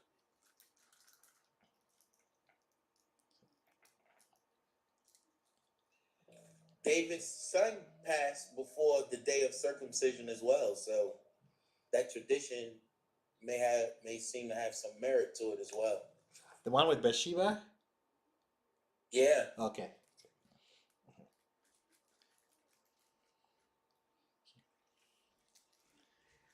Awesome. Any questions? Yes, well, by Contribution. some Mr. people starting Yes, Madam on Edna. Passover tomorrow is, do you know anything about that calendar that they're using? Some people started. Yes, so they're. Yikes. Yes, I don't know anything about the calendar that they're using. Um, I'm aware that there are different calendars, calculated I differently. can give you a hint about that. Okay, please, Mr. D. I can answer that question if you don't mind. Yes, Mr. D, go ahead. The calendar they're using, yes, the calendar they're using is the one that's based on the equinox, which means that when the Earth, there's 12 hours of sun, day, and 12 hours of night. It's March 21st or 22nd. I can't remember the exact date, but 14 days later, because if it's the 21st, the 22nd is the first day of the month. And then on the 14th is when Passover is. So they're using the equinox as the beginning of the first month. And that's where they get it from, because we know about how the Jews created a calendar, which most of the world uses. But from their understanding, the biblical calendar, it actually starts at the equinox, the day after the equinox, because it has to be even. And then the first day of the month actually starts. And then it's just 14 days. Okay. Does it have to do with anything with Enoch? No, the Enoch calendar is slightly different, but that's what I thought it was at first, but it's not. It's not. The equinox is different than the equinox calendar. Okay. Don't it deal with the full moon cycles? Doesn't that calendar deal with the full moon? No. That's separate. That's a different calendar. Yeah, that's also part of the Jewish calendar. They deal with the sun, the equinox. So whenever the sun is equal, so 21st, 22nd, or 23rd, it's a 2 or 3 day period. When it's actually even, they call it the first day of spring. The first day of spring is actually the beginning of the new year. But the first day, it's actually the day after, because it has to be the equinox. When the day is even, then the next day is the first day. And then 14 days later is the Passover. But the moon calendar, because the moon, it varies because it's a 29 and a half day cycle, so it can be different. And that's what he was referring to, the full moon on it, because the full moon, I don't know what it is this year. It could be the 10th day, it could be the 15th day. It varies from year to year. But with the equinox calendar, it's the same every year. Whenever the equinox is, the day after is the beginning of the first day or the first day of the new year. And then you just go 14 days. Now, every once in a while, they actually line up. But this year, they're a week apart. Okay. I hope your question is answered, Madam Edna, Mr. D. Yes. Thank you. Yes, thank you. Thank you, Mr. D. You're quite welcome. Happy I was able to answer it. Yeah, I've been trying to understand the calendar system that is using. I'm not wired to understand it. It confuses me. You see, we don't have to worry about that because we have somebody who does the calculation for the whole community. I agree, but this is the simplest. I agree with you, but this is the simplest one, because all you have to do is know when the equinox is, and then just count one day after. It's real simple. You don't have to worry about the moon or anything else, but it's real simple. And from my understanding, if you actually go back and do a biblical thing upon the calendar, you will find out that is the only one that matches up with Joshua and all the other ones in the Torah. But if you try to use the other calendars, they don't match up. The days are wrong. Okay. Interesting. Interesting. Okay. Any other? So yeah, if your Passover hasn't started, then yeah, you can observe it correctly. You can observe it correctly, but Yes, but if you're using the equinox, it actually starts tomorrow. tomorrow, okay. Any other contributions, questions?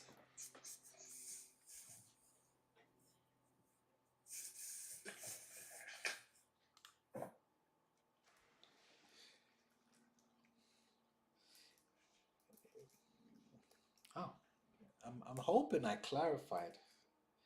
I'm hoping I wasn't too hard on you. But it's always good. This kind of information, knowing, and this is for the guys on YouTube. Those in the class already know how we study together. It's important. It's important.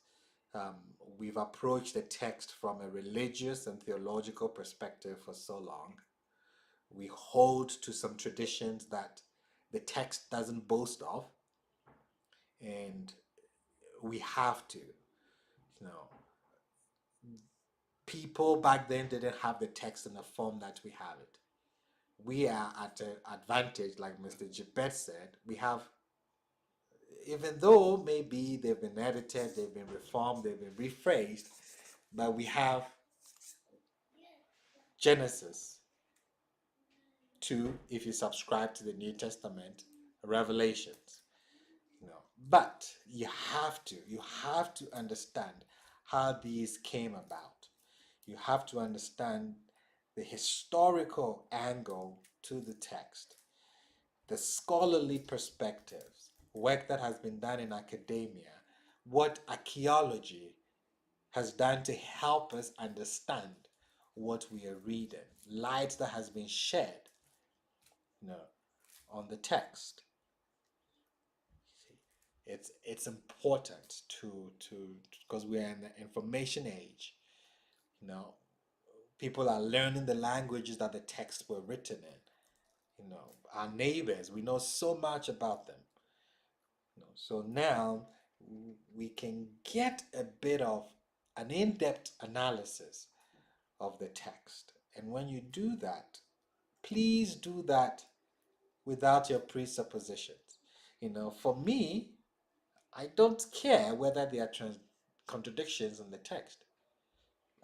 It doesn't affect me at all. I don't care if I find out that a tradition was Canaanite or it was from Mesopotamia, and then we took it and then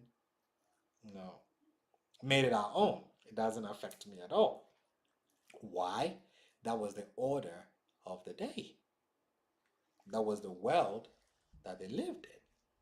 So I am supposed to put myself into their world and understand the text from their perspective. And to do that constructively, I cannot enter the text with my cultural rivers that they did not have. No, I have to understand what is meant to them when they say a book is sacred, a book is holy. What did it mean to them? And then I can understand the communication in the text. It is important that you do that. And then when you're trying to reconstruct, for example, the Passover that we've just done, now you understand why leaven is supposed to be taken out. You understand why the bones were not broken. You see the origins of it, and you see how we cleaned it up. We took the element, but now instead of a demon that was, ravaging the place, Yah sends an angel to come. Same narrative. Elements are the same. But we've sensitized it or sanitized it to fit our views, our context, our narrative. Nothing wrong with that at all. They're having problems now. Wait till they get to the New Testament. When they start realizing that everything Paul was saying, he saw in a vision or a dream. It's kind of interesting. Correct. But we have to talk about prophecy in their context. It's not what we think at all. But we will get there. We will get there. And then the New Testament, we like I said, we have to talk about the Essenes. We have to talk about the Dead Sea Scrolls. I think when we do that, I'll broadcast that on YouTube as well. We have to talk about the book of Enoch. When Yeshua says Son of Man, where did that idea come from? Was John the Baptist an Essene? We're going to answer all those questions. When John was baptizing, what was he doing? John was baptizing for what? Do you remember? In the book of Mark, John was baptizing for the New Testament scholars.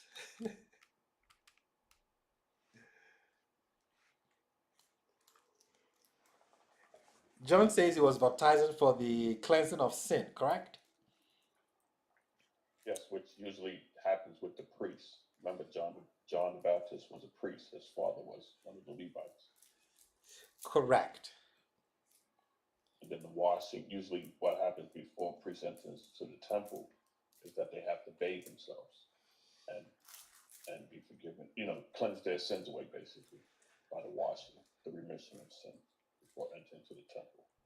So he was basically doing the same thing. If there was not he was basically kind of doing the same thing with the baptism. The baptism. Forgiveness of sin. Now, with what you said, and before I go into this, let me say this. I'm not bashing the New Testament. So please, don't make a video bashing me. I don't want to experience that the second time. By the way. That's by the way. But I'm not bashing the New Testament. It's someone's sacred text. I want to respect it. Okay. I subscribe to the New Testament from an academic perspective. Okay. I look at it from academic perspective. I take what I can take from it. As a teacher, I don't hold to the beliefs of those who are writing it. I don't hold to that. But I don't throw away the book. Okay, with that said, if John the Baptist is baptizing for the cleansing of sin, why would Yeshua go to him to be baptized?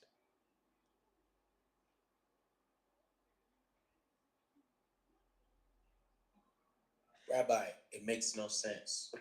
The man clearly tells us. He was sinless. Why would you need to bring go him be to bring him into the order of Melchizedek, because he was supposed to be the son of David, right, which is the king. But the priesthood part was the baptism, right, because this was the cleansing. So you needed John, who was a priest, to baptize him in order to bring him into that priesthood. Pause a second. That's nice. Pause. Was John the Baptist a priest or a Levite? He was a Levite. Okay, pause.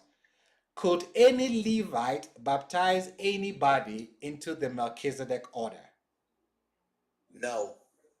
No. Who has to do it? It would have to be the high priest, right? Okay, so why is John the Baptist baptizing him into the Melchizedek order? Because some say that it has been said that John the Baptist was the last high priest until Yeshua came and he became the high priest. Well, he couldn't be a high priest because his father lit the incense in the temple. Correct.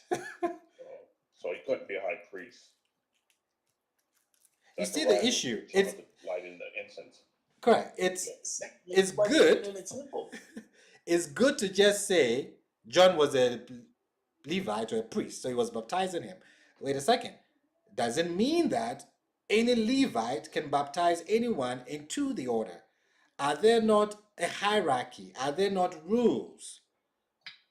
Why is John doing the baptism of Yeshua into this Melchizedek order, which we'll talk about very soon, and not John's father, who is the elder of John? Okay, John himself But then you have tells to us. take a, Sorry, go ahead, NSJ. Sorry. no, that's fine. Okay. I was going to say because of the beliefs of the incense at the time. So, Correct. Okay, awesome. Yes. Now, John himself tells us why he's baptizing. He never said he's baptizing people into the Melchizedek order. We have it on record. He's the one speaking. You see, that's why I like the New Testament. Mark doesn't see any issue with John baptizing Yeshua for the cleansing of sin. Mark doesn't have any issue with it. So Mark doesn't address it. Matthew sees the problem that Mark doesn't address. What is the problem? In Matthew, Yeshua comes to be baptized.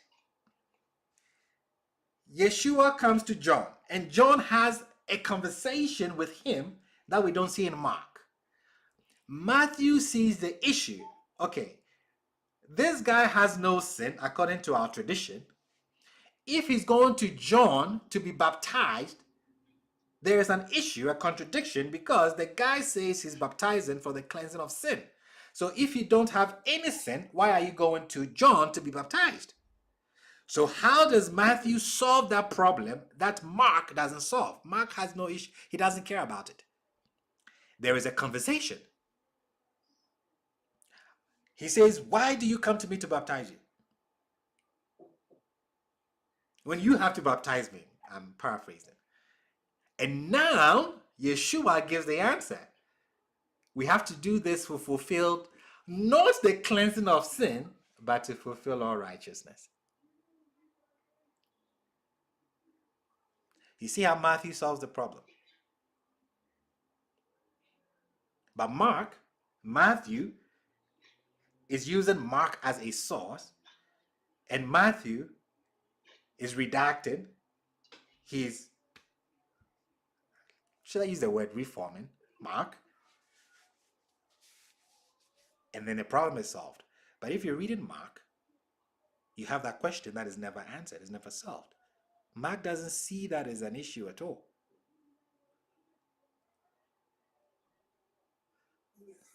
Rabbi, Mr. Jackson. Rabbi, what about the Essenian sect? Because that was a part of their order. In order to become part of the Essenian order, you had to go through water baptism. Correct. So it is argued. A lot of behavior seemed Essenian nature. Correct. So it is argued that John was part of the Essenes, and then maybe he departed from them. No, because the Essenes, they kept this strict. The Essenes saw that everybody was a priest. They were all priests. So they removed themselves from the populace because you could easily become defiled. You know. So they were very strict. They were very strict with coming in contact with people who are not ritually clean. So you see a lot of baptism, cleansing, all of that. Yeshua cannot be an Essene because he was hanging out with people that the Essenes would say that would defile them. He has some of the ideas of the Essenes. Yes, he does. When we talk about the Essenes, the Dead Sea Scrolls, yes, talk about the Melchizedek order, we'll talk about the Son of Man, was it Enoch? We'll talk about Megatron. All of these things that the Essenes did. Remember, the Essenes, predominantly, they are the Zodakite priests they've lost their position in the temple. Now, if you lose your position in the temple, if you're not doing animal sacrifices, You know, the temple is not there. How do you survive? So put yourself in their shoes. You are a priest, and your job was to officiate in the temple. Animal sacrifices. People were coming to the temple all the time.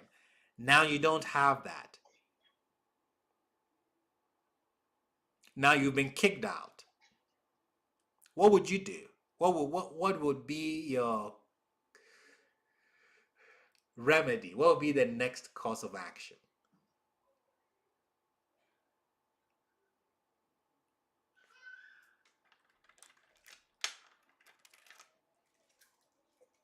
Turn everything spiritual. Turn everything spiritual. Bingo. Now the temple is spiritual. Now those who are serving the temple are angels. The priests are also serving alongside them. That is why they always have to be purified. That's why they're seen worried about cleansing. So now the temple is not on earth. The temple is in heaven. Ooh, sounds very familiar. You've heard it somewhere before. Well, this is the genesis of it. This is how. And they have the book of Enoch coming into play here. We'll get there. We'll answer, we'll iron all these things. How it's supposed to. You see, like I said, I don't have any stake in it. I don't care the conclusions at the end of the day. I'm a Hebrew, but I'm not a biased one. I will let you know the fact as it is. And the same way I look at the New Testament, I look at what we call the Old Testament. What doesn't make sense, I let you know it doesn't make sense. What was added, I tell you this was added. What was not original, I tell you it's not original. So you deal with it. I'd rather tell you than some critic who will tell you and then let you lose your your beliefs. But this is where everything is coming from. Now your temple is not there. The Pharisees say that, don't worry, we have Torah that goes all the way to Moshe. So you follow us. Now you have the new Judeans or Hebrews or Jews on the stage who say no, it is the Messiah. So now you have the Judaism of the Pharisees and then the Hebrewism of the new kids on the block. That is the Hebrews who say they have a Messiah. Now there's a conflict between these two. The Sadducees are no longer there because the temple, the temple is where they are. Their scenes is the land. They've been kicked out of the land. They don't own the land. Now the people ruling the land is not them. The Pharisees, the reason why they survived is because their symbol was the Torah. And then they came up with that tradition that they have an oral tradition from Moshe. That is tradition. I don't agree to it. Not at all. Not at all. And then we have another group that have a Messiah. So now you have the conflict. The group with the Messiah and then the group with the Pharisees and their oral tradition. Who wins the day? Where was the northern kingdom when all this was happening?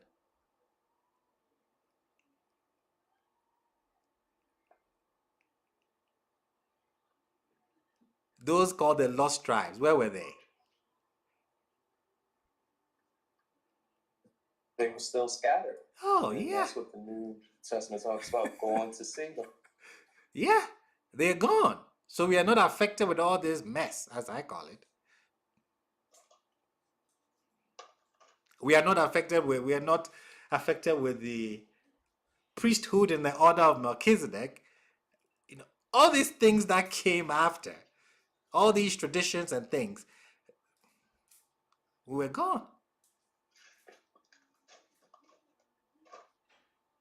You see the difference. You see the difference. Assyrians, because my tradition, we migrated. Some migrated during the Exodus, and then some when the Assyrians come. Because in our songs that our grandparents, great grandparents sang, they say that we lost our land when the Assyrians came. We say Awusa bi Eshewo, meaning the Assyrians. We call them Awusa. The Assyrians. We say we come from a very distant place. We lost it when the Assyrians or the Awusa people, the Assyrians came and took us out. So everything that happens afterwards. Could you say that? Sorry, could I say? Oh, I'm sorry. Could you spell that name so I can look it up and do some tracing on it? What did they call the Assyrians? Oh, we call them. Well, it's not only the Assyrians, but I call them Awusa. Awusa is like Islam, Muslims, but we call the Assyrians that as well. The Awusa people. I have to ask my elder why we call them Awusa. Is that a modern term or is that a olden term? I think it's an olden term. I think it's an olden term. I don't know why we call them such. I'll call my elder tomorrow and find out why we call them Awusa. Please do, because that could be very, very valuable. Yeah. Thank you. Yeah, that's why we say Awusa. Yeah. But so you see what's all that is happening when we've left, we are not affected by it. So some of these debates and we're not we didn't really concern us that much. But it's good to know. We've done it in a class, we've seen the history, we've seen what was happening. After Alexander the Great, we've seen all that. So this is what is happening. And in the people who were responsible, the people with the pen were the people in the South. The people with the pen were the people in the South. So we're reading what they wrote.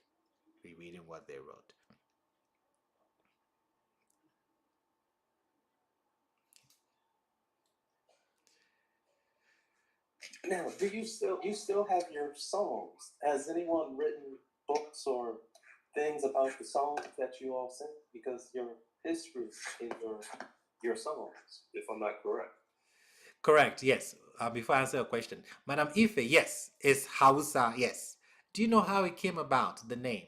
Mr. D, Madam Ife has written it. Has written the name, how we pronounce it. We call them Hausa. But I don't know whether Madam Ife remembers or recollects why we call them that, where the name originated from. Yes, you have a lot of them up north in Nigeria. Yeah, I think. Yes. Are the Fulanis Hausa, Madam Ife? Are those in the north the Fulani? Oh, you doubt? Okay. Yes, so yes, we do have songs. The Hausa definitely in Nigeria. Correct. I didn't know that's the thing that you were referring to. That's interesting. Yes, that was in our song. We say Awusa bi Eshewo, but we are referring to the Assyrians when we say that. So it's like you live, like if you're in Nigeria, I know you're from Ghana, but like if you're in Nigeria, you're around Hausa people, then that's basically like you're around the Syrian. Not really, no. Or the term. We use the term, sometimes they've inherited the term. It could be something they inherited. Or when we find out why we call them such, the name, it may give clarity. So, for example, let me give you an example. The Ghana people, when we want to say that we've been doing something for a long time or from back then, way back, we say blema. I'll write it in the chat. Blema. When we say blema, keje blema, it means that we've been doing it from olden days. I don't know whether Madam, let's see, Um, Koko Techitela Takite Tawaki. Oh, I'm butchering the name. Are you Ga? Or do you speak Ga? Anyone on here speaks Ga? Madam Majua, do you speak Ga? No. So when we say from Blema, it means that from very old, way back then. Every Ga person who says that just says that. We grew up saying it's as if that is what it means when we say from olden days. But what most don't know is that Blema is actually a place that we settled when we were migrating and we got to Ethiopia. It's a place there in Ethiopia. So when we're saying that, when someone asks you, hey, when did you start learning Torah? And they say, oh, Kajablema, meaning that from olden days. The person doesn't know that this place is a name of a city or a place that we actually settled in Ethiopia. And so we're saying that from the time of the migration, that is when I started doing this. So that blamer has a meaning, but most people don't know it because we just use it, meaning it's from a long place. But the origin of that word is a place that we settled when we were in Ethiopia. Okay. So with the Hausa, I would have to find out where that name comes from and why we use it to refer to the Assyrians. I'm not saying that all Hausa people are Assyrians. No, not at all. Gotcha.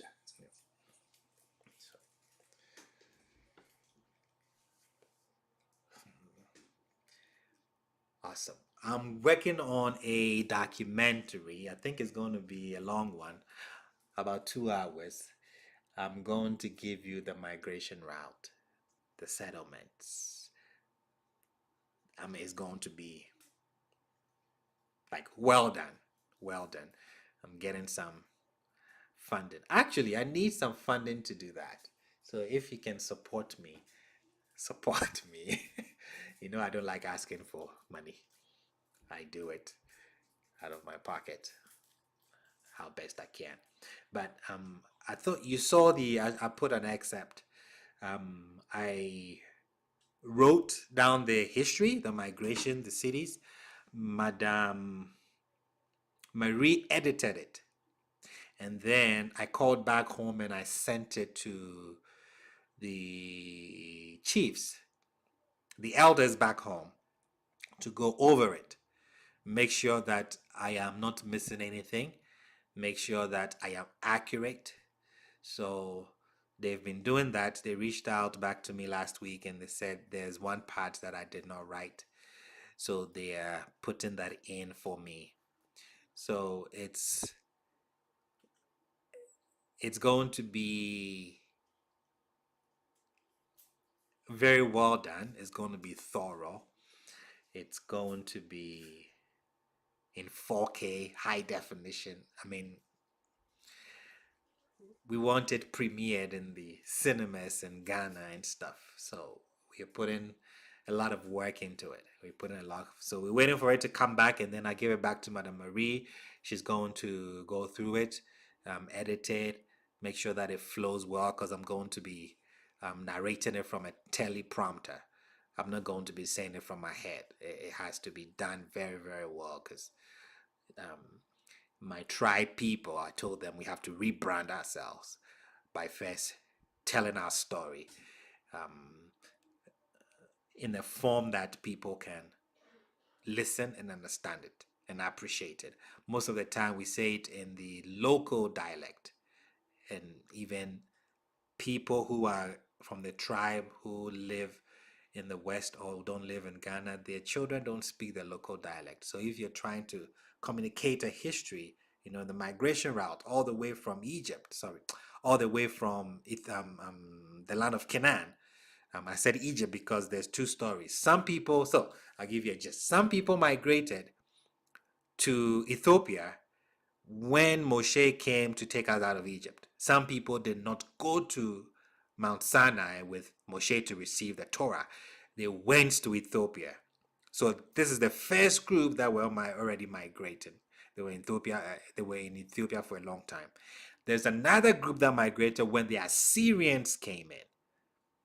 Okay. So these are the two groups. So we want it done in English. We want it done with visuals. We want it done well so that people can understand it, appreciate the history, and then other Hebrew tribes can connect the dots.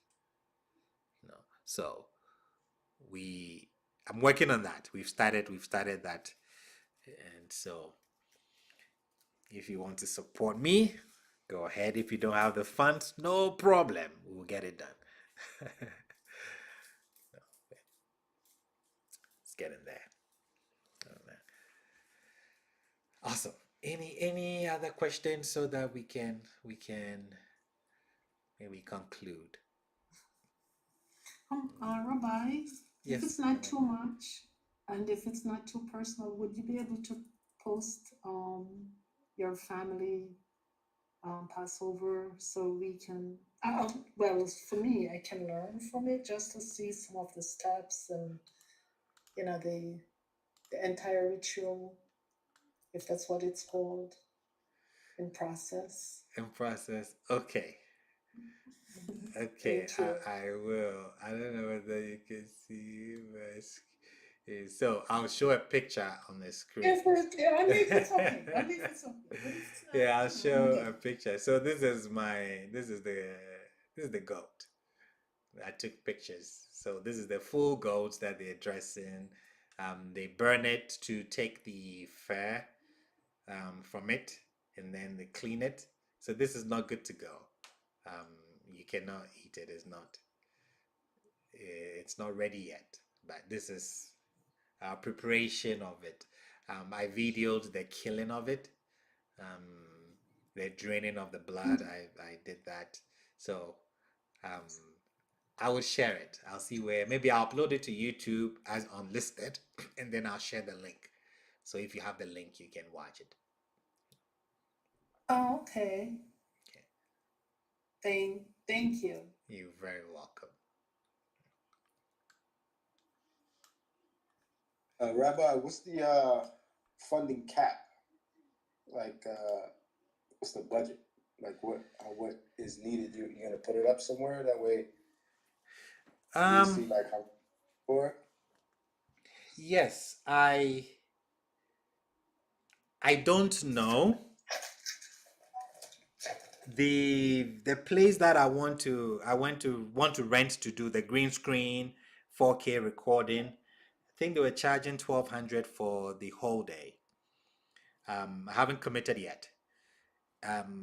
The photographers and then the video people on the ground who would go to the chiefs, who would go to these places, the drone shots, all of that, I haven't really put figures together. I would get that. I'll get that soon. I would get that soon. When I get it, and it's too much, I would only ask if it's too much. Well, if it's not too much, I'll take care of it as usual. If it's too much and I think I need some help, I would put it out there. But we'll do some of the shots. We have to be in Ghana to do some of the shots. So yeah. Okay. I'll keep everyone posted if there's a need, if a need arises. Hey, Rabbi, question. Yes, sir. It's $1,200 here in the States for studio time, but it should be, if you like, I think it's 4 or 5 Ghana dollars to $1 American dollar, correct? Correct. So if we can, I guess if we get the studio time, we got the studio time here, but then if we give extra, then it'll help hopefully supplement the other people's incomes on the back end, right? Correct. Yes. Okay. So Gotcha. the Okay. green screen, I'll be shooting the green screen here. But the idea is to have certain scenes, certain like videos in the background that has to be shot on the ground. Gotcha. Yeah, so So that you is. have to get that first, right? Say it again, sorry? You have to get that first. You have to get the back screen from. You have to get the things from Ghana first, then implement them into the green screen and do your teleprompting. Correct. No, so I'll do the teleprompting first so that the videographer knows what to get based on what I'm saying. Gotcha. Correct, yes. Okay, so it's possibly a 2 to 3 stage process. Yep. We take in the green screen first, and then we work on the ground shoot. Correct. Okay, that's no problem. We got it. So I was trying to do it this green screen and just me talking, but when I presented it to the elders, they're like, "No, if you're doing this, then let's make it full blown. Let's really do it." Because I'm like, that's what's up. We got it. We got you. Okay, sure, no problem. So we'll see some boxing in there because most of the boxers, the world champions, come from a tribe. We're going to incorporate that, and I'll tie it with what the Torah says about the tribe of God. Like we want to make it so that somebody would actually pay money to go watch it, And then we rebrand it. We have to rebrand. Rebrand ourselves to the world. So yeah, we're gonna do that. And I want to put all the elders in it. It's like the elders passing the torch. Giving us the wisdom. So they are not the ones narrating it, but they're like in the background, making sure that the next generation has the accurate information, and then they're presenting it in the form that they're used to. Not books any longer, but YouTube videos. That is what we like these days. So why not make it in that form so that your audience can be a lot of people. So, but we're not trying to break the bank, though. We're not trying to break the banks. We're trying to make it as affordable as possible.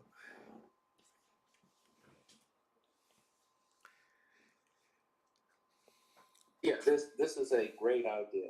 I highly encourage you. I want to support you. Thank you. You're very welcome. You want to incorporate the Passover feast too, like everything. So it's gotten into a huge project, but because I understand them, they want to do it. They want to do it right, especially the crowned king, the recently crowned king of the Gas state. He's well traveled, he's well studied, so he's very interested in putting us out there, making sure that history is codified and presented. So the books are great, but a lot of people don't have the time to read books these days. Having the books and then having maybe the video, you can understand better when you read. So you watch the videos like, oh, okay, I understand. Now you read the book, maybe give you more details. So yeah, that's what we're doing in the background. So we have to travel to Ghana and go shoot all these places. The priests, the high priests who officiate like the Aaron and his children. There'll be a prayer, libation being poured. We'll go to the chiefs, the 7 houses of God as you have in the text. We'll do all that. We'll do all that. Rabbi? Mr. David. Just a quick question from someone on YouTube. They wanted to know what days you kept the Passover. I kept it with what just happened. Yeah. Okay. Yes. I kept it with the ones who just kept it. But back home, we haven't done it yet. So I get to keep 2 Passovers a year. The main one that we keep back home, which we've moved a little bit. When we keep it, we've moved it a little bit to accommodate everybody that is outside of the country to be able to make it back home to paternal homes, paternal family homes. So I think we usually do it around August. Wait, it depends. It depends.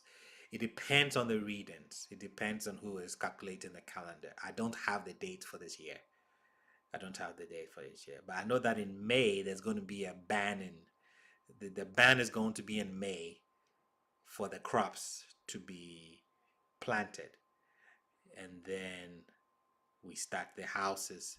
So we have 7 houses. Some of the houses have their Passover different days, which is ideal. So, we can all go to this particular house for this one, the next house for the days that they've set for their Passover. So, yeah. But I kept the Passover with the group that kept it from last week, which ends sundown tomorrow. So whatever dates that you're using, whatever calendar that you're using, my thing is understand the essence of it. Don't worry about the calendar. Whatever you think is right, the calendar, which one you want to go with, sure. Just understand the essence, the meaning of what you're doing. That's all that matters. Yes, Madam Phyllis, you can send funds to Zelle, but let me know what it's for. If you text me and say this is for this, so I can use it towards that. If you don't tell me, I'll use it towards donations. But if you say it's for this, I'll put it towards the documentary. So, documentary would be a good title for it? Yes, yes.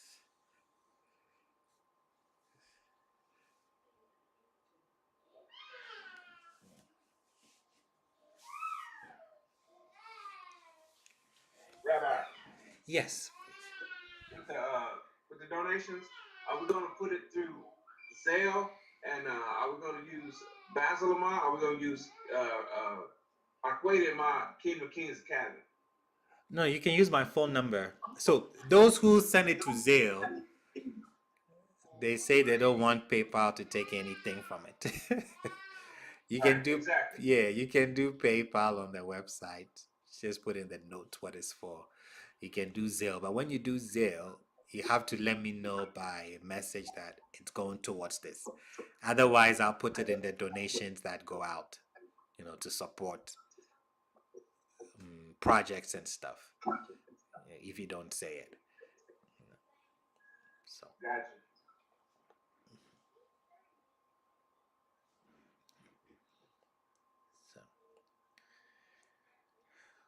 So.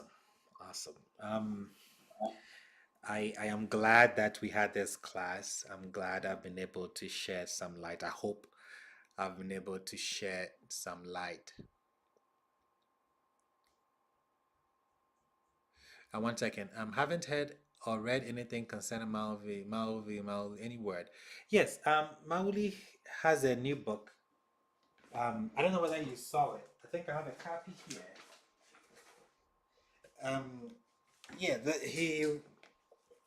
About the Passover, actually, no, the Exodus out of Egypt.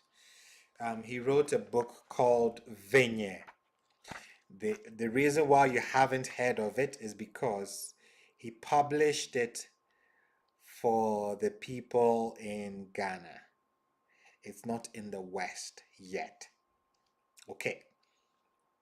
If you do want a copy of it, I would reach out to him, see whether he can send me a bunch of books so that you can actually have it. I can put it on my website and then you can get it from there. But what he does in that book is he shows his mastery with the oral tradition of the Anglon people, the Levites, and then the Adja people, those who subscribe to be Judah. He took the oral tradition, he took the names in the oral tradition and explained them And it shows you how the oral tradition uses, like Mr. Jason said, myth and legend to hide details. And I mean, I've read it, and he explained things that I know in the oral tradition but hadn't paid attention to.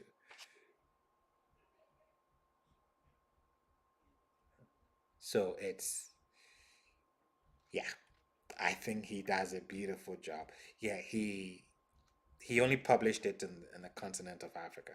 That is why you haven't seen it. He says he's moved his focus to the continent to awaken the people. So, but yeah, it's called Venya. I have a copy right here in front of me. It's called Venya. Very, very, very enlightening.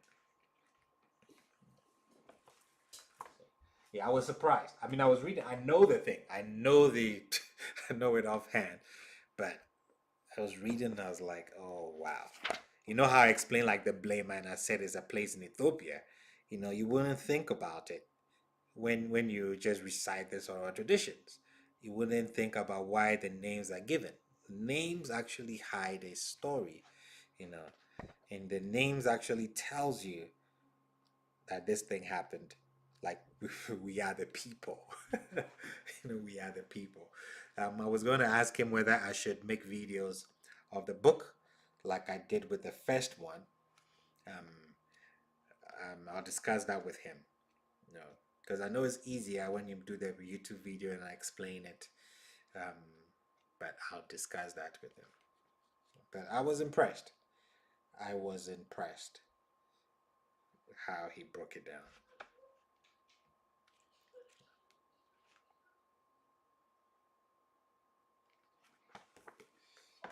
You had a fellow God member in the YouTube chat, and he was asking what group you were from. I responded that you're from the God tribe. I don't know if that's all the information he needed or I was broken down. Yeah, if he's listening, if he or she's listening, tell him from Gamashi. Gamashi, the biggest group. Let me type it here. What is the person's name? If you tell me the name, I can tell you where they're from. Sorry. Ameli. I'm pretty. Ameli. Ameley. Oh, Ameli. No, she's from our place.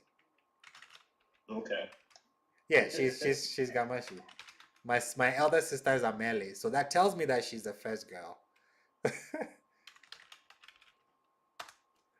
You see, just her name tells me a lot.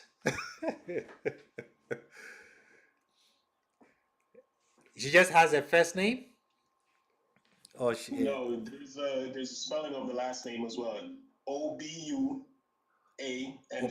Obuana. Obuama.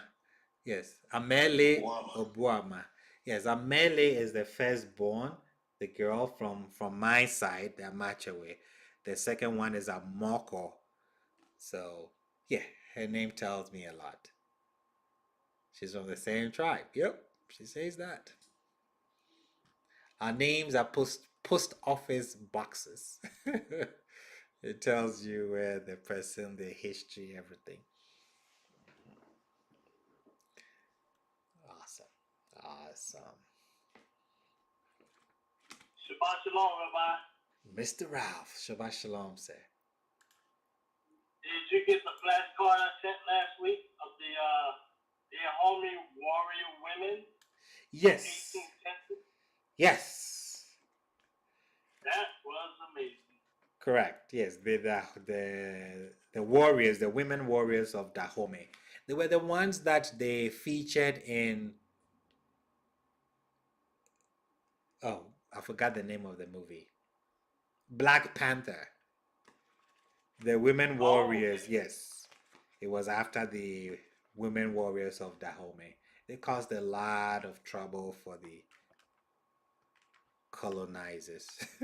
They were no joke. I also found out about the Kush women too, the warriors of the Kush women, when they fought against Rome. Yep. Twice. Yep. And Rome caused a peace treaty because of their tactics fighting. They they didn't know how to defeat him. Correct. That was lost. That was lost.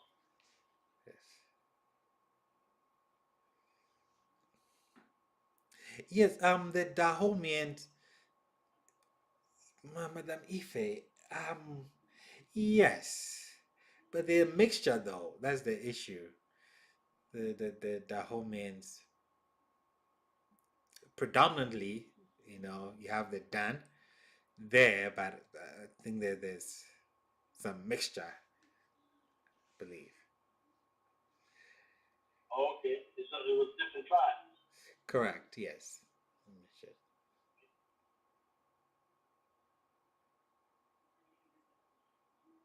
Yeah, so the tribe of Gad with the D, yes, is the Ga people. The D was either added or it was removed, but the people went by the Ga tribe. Brother Basil, I'm so sorry. I just got to ask you this question. Please do. So what I want to know is just for a refresher, just for some clarity here. You know the yeast thing. Yes. So are you basically saying that it was always about the bread, nothing else in the house? Correct. It was always about the bread and then the yeast itself, the yeast substance, the yeast powder itself. Correct. Right. So where did this whole idea of everything in the house come from then? Oh, that's all. Yes, I don't know the genesis of that, because I believe it's the 21st century mind imposing its understanding on the ancient text. So what happens if you have cake? So you can have cake. All this time you can have cake at Passover. Yeah, it's called unleavened cakes. So no, you cannot have cake. You cannot eat cake with leaven in it on Passover. You cannot. Can you have cake with leaven in it in your fridge? Yes. But you cannot have when you say paste, you're talking about pastries, correct? Yeah, correct. The sponge cake. Sponge cake, correct? Yes. You don't have to throw that out. You have to throw, but you don't eat it. You don't eat it, correct? You don't eat it. But the raw yeast that you would put in the flour to make the cake, you don't have to have that in your house. If you have bread that has leaven in it, you have to remove that from your house as well. Right. So I just had to so you can't eat it if it's got leaven in it, but you shouldn't get rid of it. That's what you're saying. Great, yes, you shouldn't get rid of it. You should get rid of your yeast and then the bread with yeast, because what you're supposed to eat is bread without yeast. That's the restriction, bread without yeast. So any bread that has yeast in it, you take it out, you discard it. Yeast itself, you have to remove it. But if your wine has yeast, you don't discard the wine. If your Doritos has yeast, but you don't drink that wine that has the yeast. No. So for 7 days, you're not eating yeast or drinking yeast. You can drink wine, but it should be wine that doesn't have yeast. Right. Yes. And baking soda is not yeast. Correct. It's not. And sodium carbonate is not yeast. It's not yeast. The ancients cannot spell that themselves. I'm pretty sure I didn't pronounce it right either.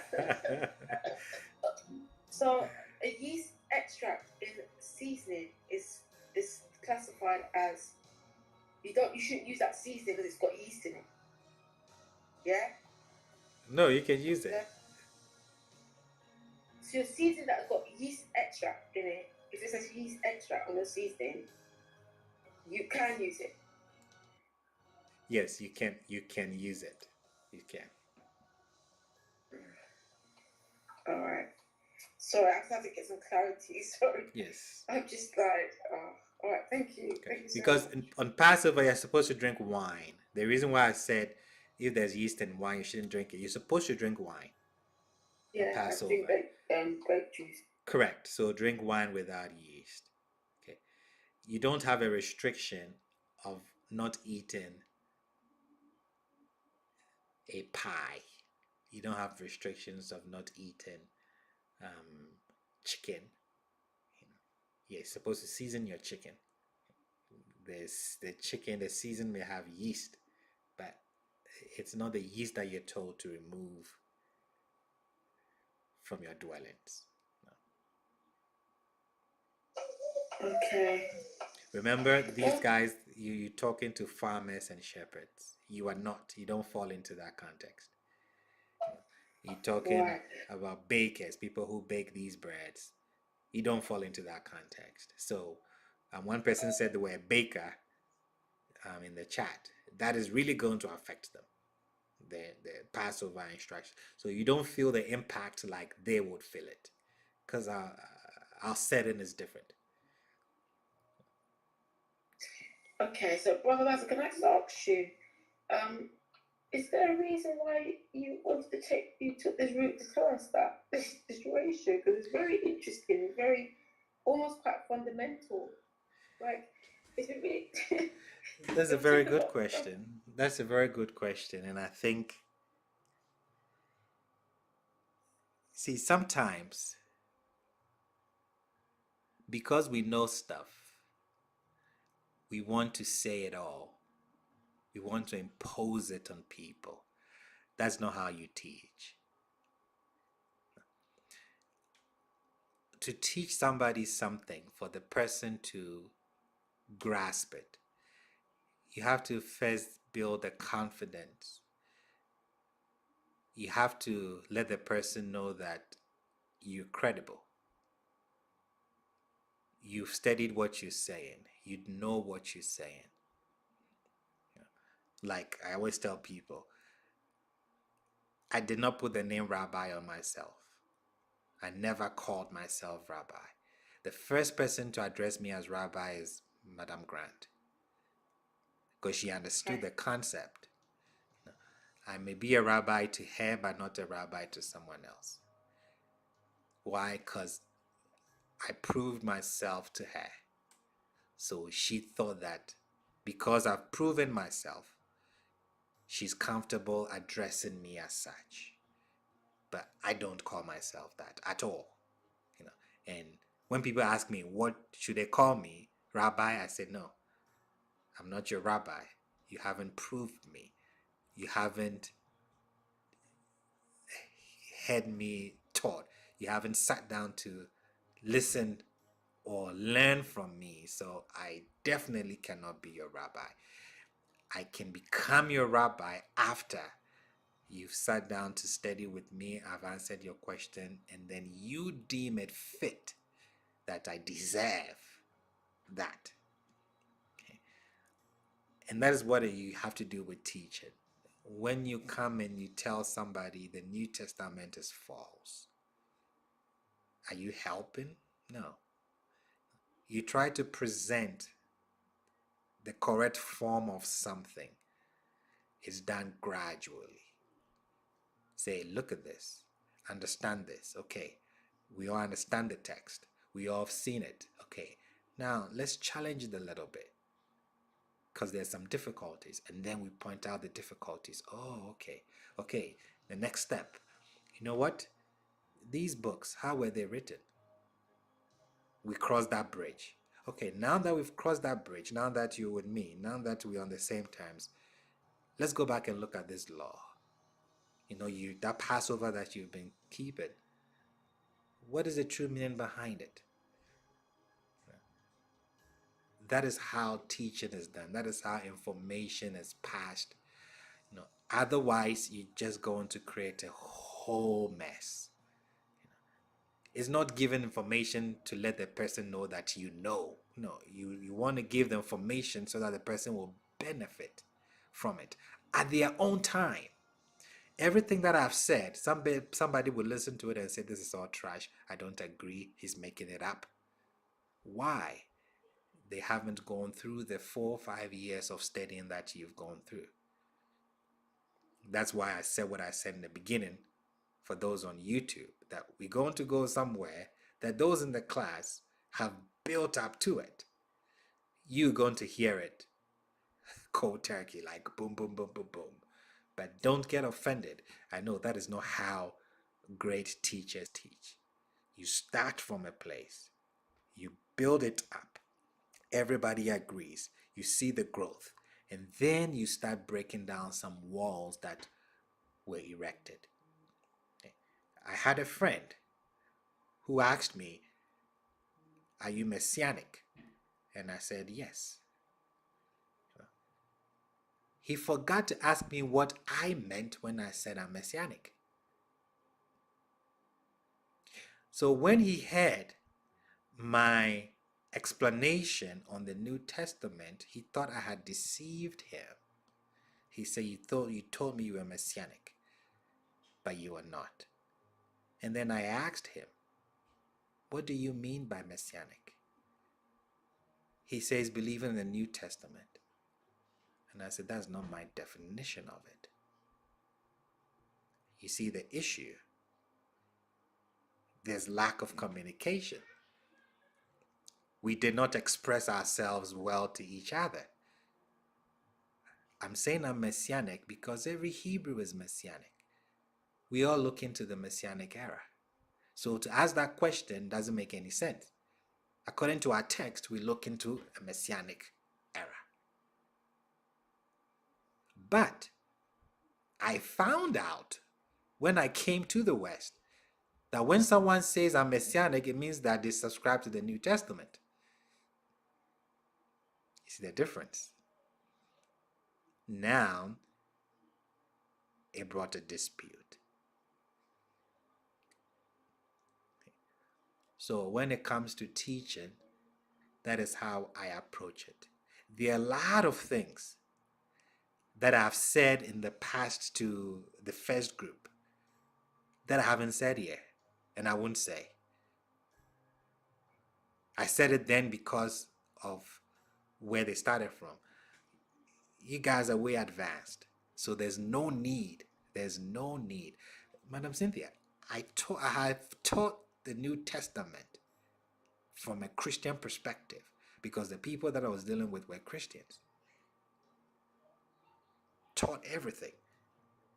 And then came back and said, now I want you to look at something. And we had to rebuild. It's like, oh, wow, I didn't see this. Oh, okay. I had to demonstrate to them that I understand where you're coming from. Everything you hold true, I understand it. I've studied it. But now that I have gotten your attention, now that you trust that I have done my homework before coming to teach, let's push a little further. Have you really looked at this from an academic perspective? Why is it that the Jews, some of them don't accept Yeshua as the Messiah? Have you sat down to listen to them? No, you have not. How do you know that they were wrong? So now let's find out why they don't subscribe to what you subscribe to. And as we started doing that, they said, well, it makes sense. Well, it makes sense. I don't believe this any longer. No, this doesn't add up. Why somebody took them there the right way. Otherwise, it's going to be debates and all the mess. So usually, I'll be honest with you. If it wasn't Mr. David, I wouldn't be talking about Passover today. We'll continue Exodus. You should say thank you to him. If it wasn't him, we're having a conversation. If it wasn't him, what you heard today, I wouldn't say it. I wouldn't say it. Because sometimes too much information is not good. I got the WhatsApp text messages. You know what, Michael? I just want, I have to answer that question because you know me already, Brother Basil. I have to understand, and I accept your explanation. I suppose it makes sense because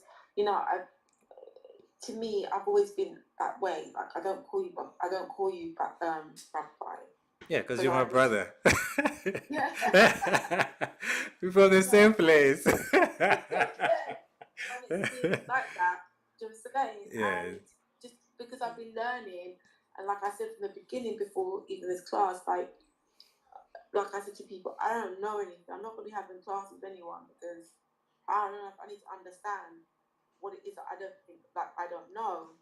And like when I look at all the stuff, I can have conversations with people about stuff, but it's like I'm peeling an onion. Correct. And it's like last year I definitely said to you that you need to clean up your own house, clean up the whole house and take all the leaven out. Do you know what I'm saying? Yes. This year now I'm gonna have to go back to the text and have another look.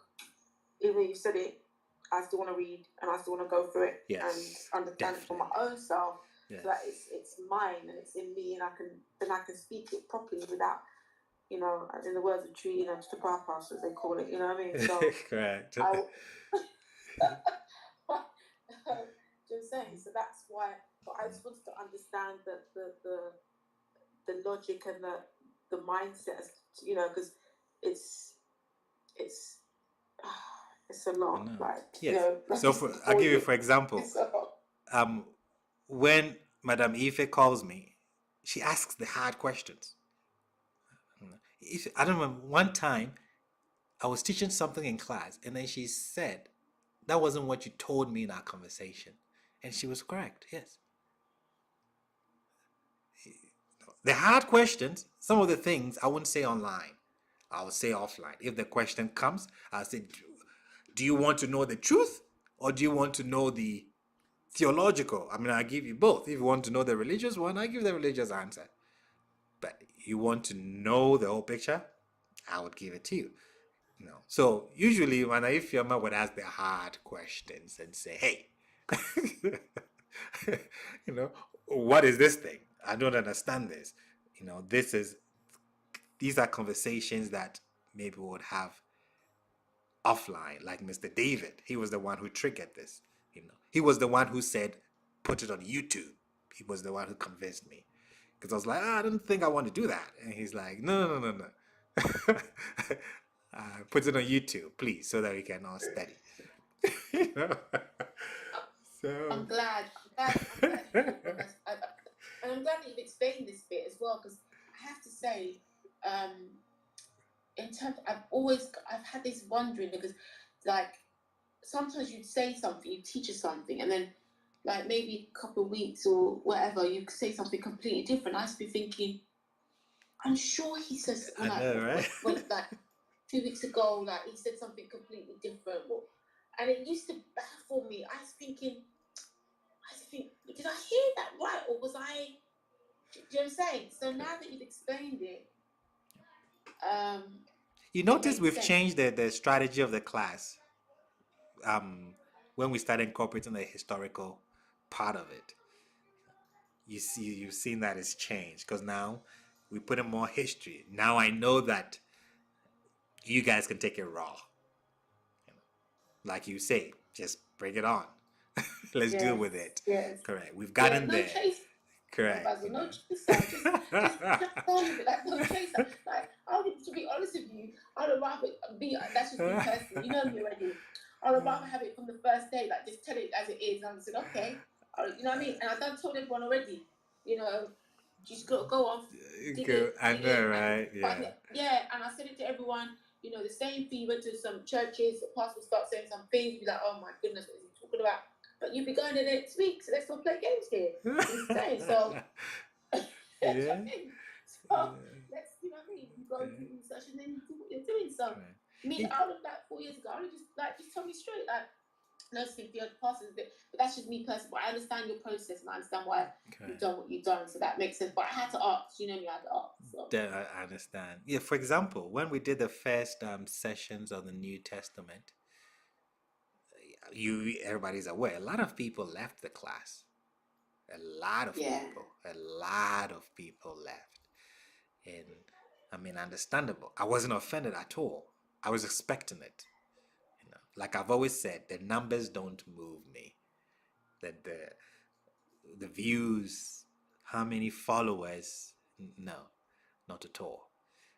I mean, those who would critical think, those who would challenge me, those who will come prepared and say, okay, this doesn't add up. I disagree with this. Like Mr. David would say, it's like, I follow you till here, but this one, you know, that is what I want. I don't want to be preaching a good sermon. I don't want the response, wow, this is deep. No, I want growth. Let us all grow. Let us challenge each other. Let us go past, the emotions and the feelings. Where did this text come from? Because it did not drop from heaven. It did not. Humans wrote it. And when humans write something, there are always issues. Before the Hebrews came, there were people on the stage. Did we take something from them? Abraham came from Mesopotamia. Definitely, he knew their traditions. He knew their customs. They were circumcising in Egypt before we are told to circumcise. These flat stories, where did they come from? Honest studying and being honest with the text. Being able to be comfortable and say that this does not make sense. That is where learning begins. You see, the reason is, you're going to pass this on to your children, to the next generation. You have to make sure that what you're sending to them is correct. Like my famous thing, you tell me that Daniel was in the lion's den and the lions did not chew him. You got to do some explanation. Because when I go to the zoo and I see those lions, they're no joke. Are you telling me that if I have the faith like Daniel, I can go in there and Yah will seal their lips? Or you telling me stories? What is it? If it's stories, let me know, so I don't tell my son to get into that thing, saying that Papa says he read somewhere that angels came and sealed the lion's lips. You better read that thing well. Otherwise you're going to be in trouble. What did that mean to the ancients who were writing it? Why can't we perform these miracles that we see in the New Testament? Why can't we raise the dead? Why can't we do all these mysteries? We're supposed to do greater miracles than Yeshua did.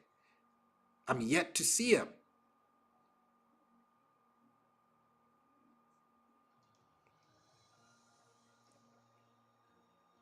People are speaking tongues. Last time I checked, somebody has to interpret it. Why is no one interpreting it? Why did Paul say, if it was me, don't get married? Because Paul thought that Yeshua was coming in his day. It's been over 2,000 years, the last time that I checked. What is going on? See, you have to ask these hard questions. And somebody has to answer them. Not religious answers, not theological answers, common sense answers.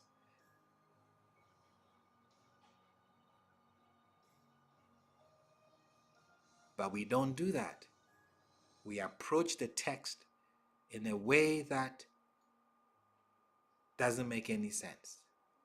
We like good sermons. We like deep things. But it has to make sense. And that is where I think I come in. I want it to make sense. If it doesn't make sense, I tell it doesn't make sense.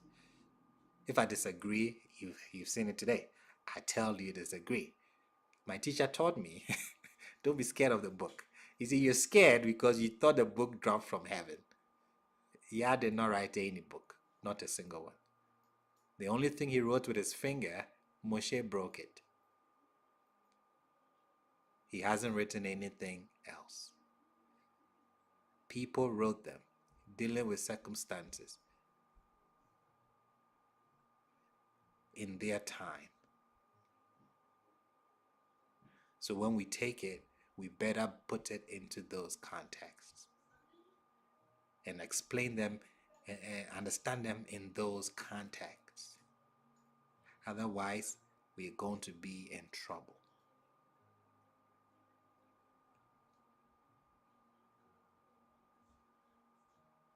We should be very careful.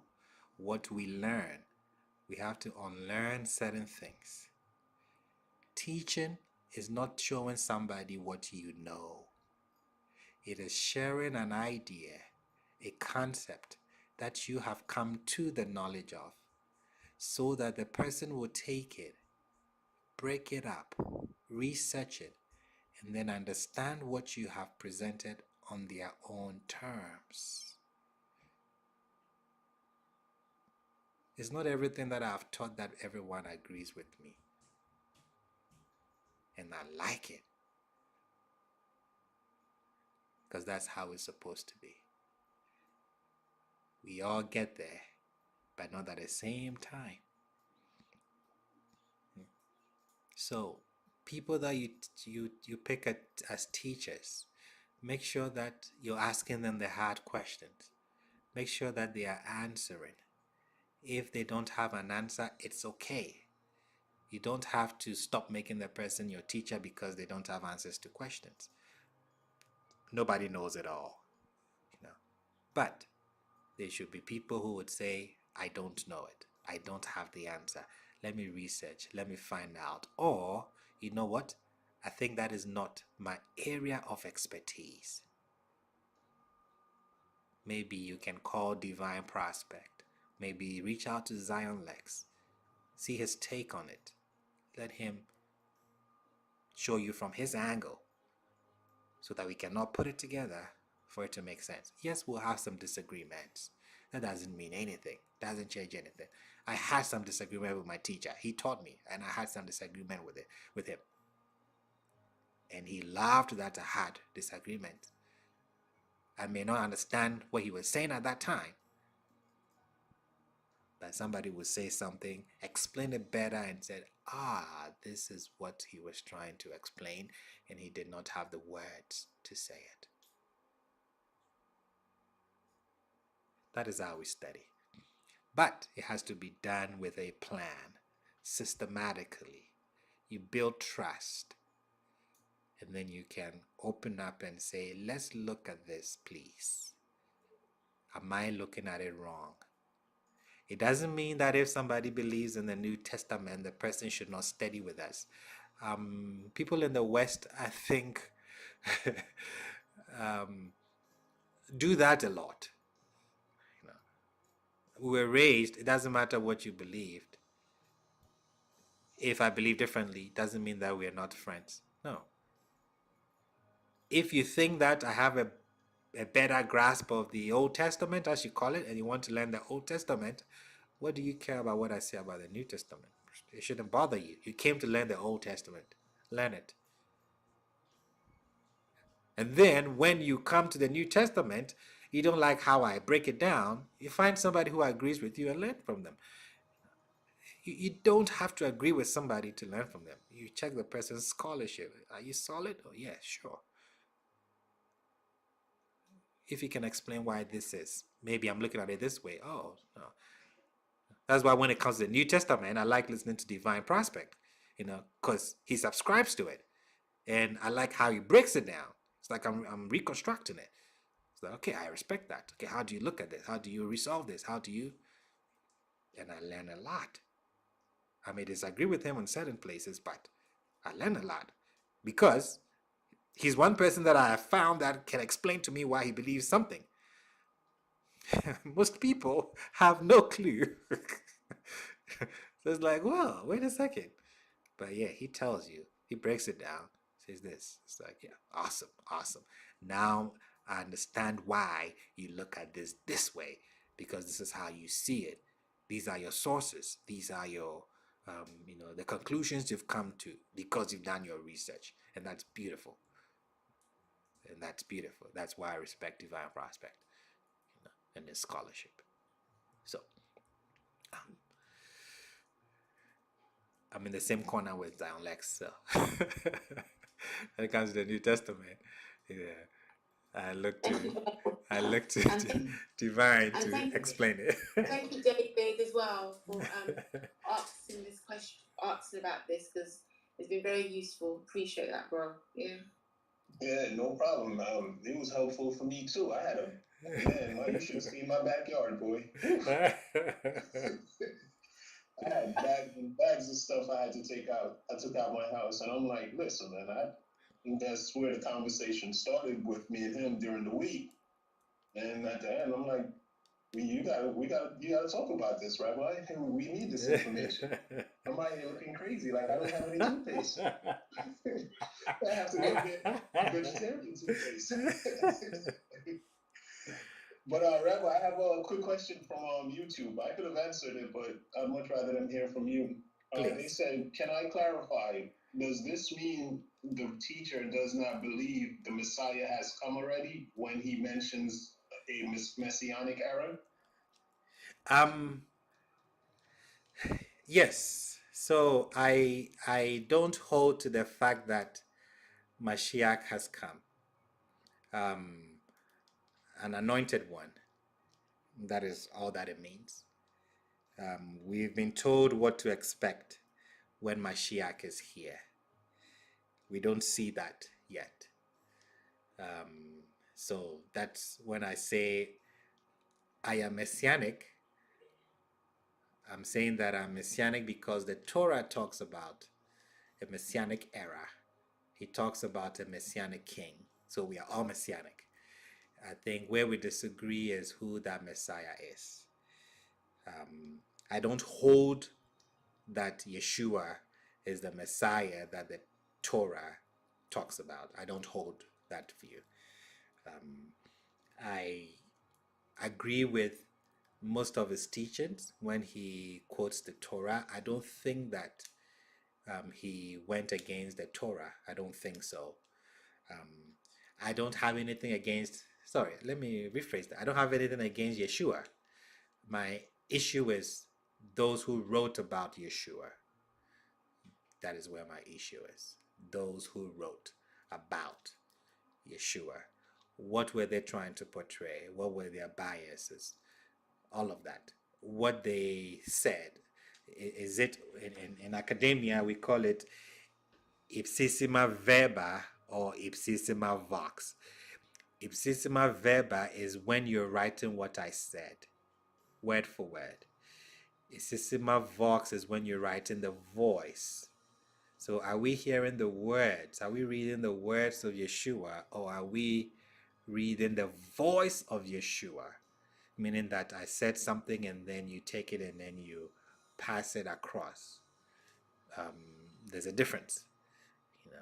If Yeshua wrote himself, that is different. But we have people writing and saying he said this. So now we have to find out, is the author putting this on Yeshua's lips, or is this something that Yeshua would actually have said? So that's how I look at the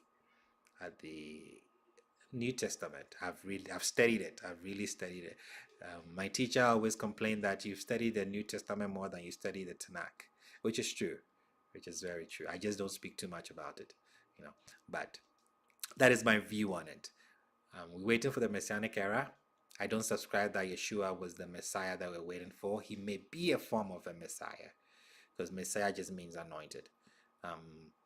Saul was a Messiah, David was a Messiah, Solomon was a Messiah, Josiah was a Messiah, Cyrus was a Messiah. The high priests were messiahs. So, coming from that background, then understanding from the original source and what we're supposed to expect, I don't think Yeshua fulfilled that. So, that is my stance. Okay, Rabbi. Shabbat Shalom. So is it safe to say that when people are talking about salvation and you say to them what they mean and then they can't explain it, but then you show them where even the teacher that they think is the Messiah said, if you love me, keep my commandments. And then all over the Old Testament, it tells you, it tells you to keep the commandments. And if you do this, if you keep my commandments and my feasts, I will take care of you, what the Most High says. So now, is it safe to say that the person that they're calling the Messiah was just a teacher that showed us after slavery how to reconnect with the Most High? Yes, he said, they have come to reveal the Father. You know, well, according to the writers, you know, he's going to reveal the Father. He said, I've not come to do away with the Torah, the Nevi'im, the writings. I've come to put the meaning into it. You know, so like Nicodemus calls him rabbi, he calls him teacher. So I think he expounded on the text. You know, yes. He taught them like John the Baptist also taught. You know, teach us how to pray like John taught his disciples. See, so I have no issue with him at all. But and you see, when we say salvation is not spiritual. Salvation is physical. Anytime the Hebrew text talks about salvation, it's something that you can see, and it's usually salvation from our enemies. Moshe says, stand still and see the salvation of Yah. That was when Pharaoh was chasing them. It's not spiritual at all. It's physical. But in the New Testament, it's been made spiritual. Yes, and then when you try to explain that to somebody, they want to beat you down. So I basically just keep quiet and let them talk. True. But true. It takes time to get there. Some people won't get there, so we don't have to worry about it. Some people, it's not for them to get. You know, some people would want to listen, hear you out, disagree with you, and then go back and research. I told you one time I was kicked out of a church. I was called a demon, a false prophet, and I did not invite myself. You invited me. No, disgraced me. And then a couple of years later, I get a call and said, Rabbi, you know what? You were right. My first question was, are you going to bring me back and tell them I'm not a false prophet? She busted out laughing. I didn't take offense. I'm like, I understand. You see, yes, but at least you took the time to look up some of the things that you said. Correct. I don't mind people disagreeing with me up front, but at least take a look. Somebody honestly said to me, a very intelligent person said to me this morning, I just don't want to. I said, you just opened my eyes to something. I think 90% of the people that fight with you, and every time you talk to them, and you try not to bring up anything that has to do with you or what you're doing, they start asking questions about it. Yes. It's almost like they want you to say something to make them that they can argue about or get upset about, or I don't know. Yeah, it depends on the person. Like me, one of my regrets is that I didn't get the time to study the Quran. That's one of my regrets. to get the time to study the Quran, because I'm a seeker of knowledge. I want to know what somebody holds as truth. See, we are all searching. We are all searching for the same thing. I think the book of Proverbs says, Yah has put eternity in our hearts. We are all on the search. We are all searching. So when I hear someone say something that I don't know, it doesn't have to be from my book. I listen constructively. I listen and say, well, you have a point. When I listen to people who teach the New Testament, like I said, Divine Prospect, anytime he teaches the New Testament, I really listen. I take away everything that I think I know, I believe, and I listen to understand what he's saying. He's a smart man. So to believe in the text, he's seeing something maybe that I am not seeing. Though I may disagree with maybe how he's looking at it, I want to see I want to know how he's, and I will be honest, I've learned a lot from how he looks at the New Testament. And I have to be honest, and I agree mostly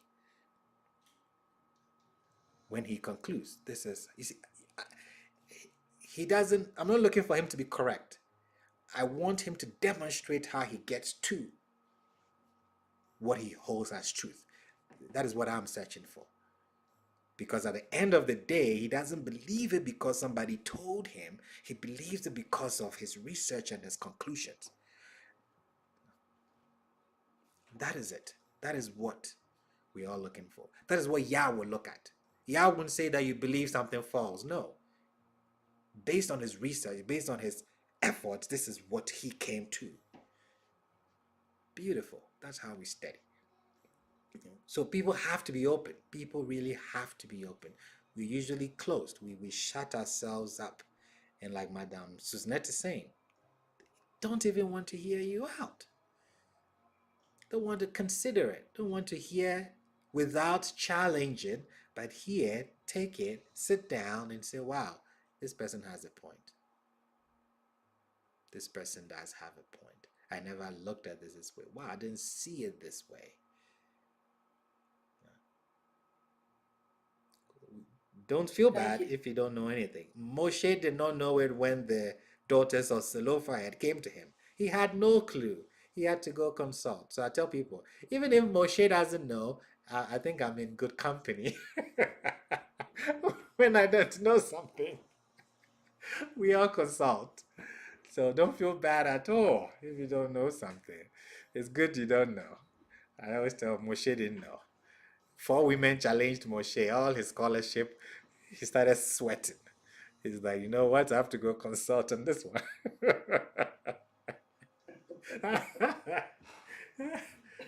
Don't feel bad at all. Thank you, Rabbi. You're very welcome. Very welcome. Like I said, it's amazing your love for Torah. It's amazing your love, to study on the Shabbat. I mean, we've been on here for how many hours now? 5 and going. And everybody is still lively, and oh boy, that's amazing. Okay. But we thank Yah. We thank Yah for his grace. We thank him for giving us energy. We thank him for his feasts that he has given to Israel. These are the days that Yah meets with us. The feast is a moed. A moed doesn't translate as feast. It's an appointment. We have an appointment with our deity, and we're prepared to meet him. We have met him. We've had time with our family. We've come to a deeper understanding of the Passover and the feast, what it entails, how we're supposed to keep it, how we're supposed to reunite with family. I pray that next year would celebrate it with a deeper meaning, the depth of what it is all about. Those that are yet to celebrate, I pray that you incorporate what you've heard into the celebration. Father, we thank you for teaching us. We thank you for clarity. We thank you for all the questions, the contributions, the additions. We thank you for letting us be humble to learn from each other's Torah. As we go into a new week, may you protect us, may you guide us. May we take what we have learned so that we can teach it to ourselves first and then share the knowledge, the wisdom with those that we run into. Anyone who had a request this feast time, any petitions that were brought before you, any concerns, I ask that you answer your people. You said, call upon me, and I will show you things that you do not know. You said, is there anyone that can take from your hands? You said you would deliver us from the pit where there is no water. Your people have reached out. Answer them. They have called out. Heed their cry. Thank you for answered prayers and the testimonies. May Yah bless you all. May He keep you. May He shed His face upon you. And may He give you shalom. Enjoy the rest of the Passover. Enjoy the rest of the week. Next week we'll continue with our studies. Shabbat Shalom, Israel. Shabbat Shalom. Shabbat shalom. Shabbat Shalom. Shabbat shalom. Shabbat Shalom. Shabbat Shalom. Shabbat shalom. Shabbat Shalom.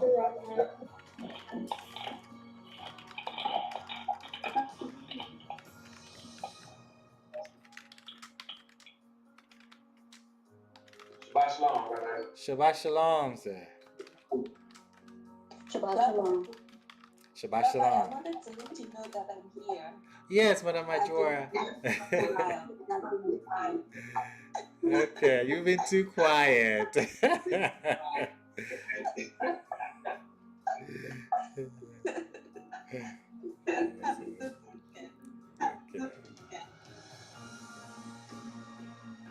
Rabbi, you get a chance, check your text. Okay, I don't even know where my phone is. Okay, I'll grab it. It's in the fish tank. The fish tank, I know.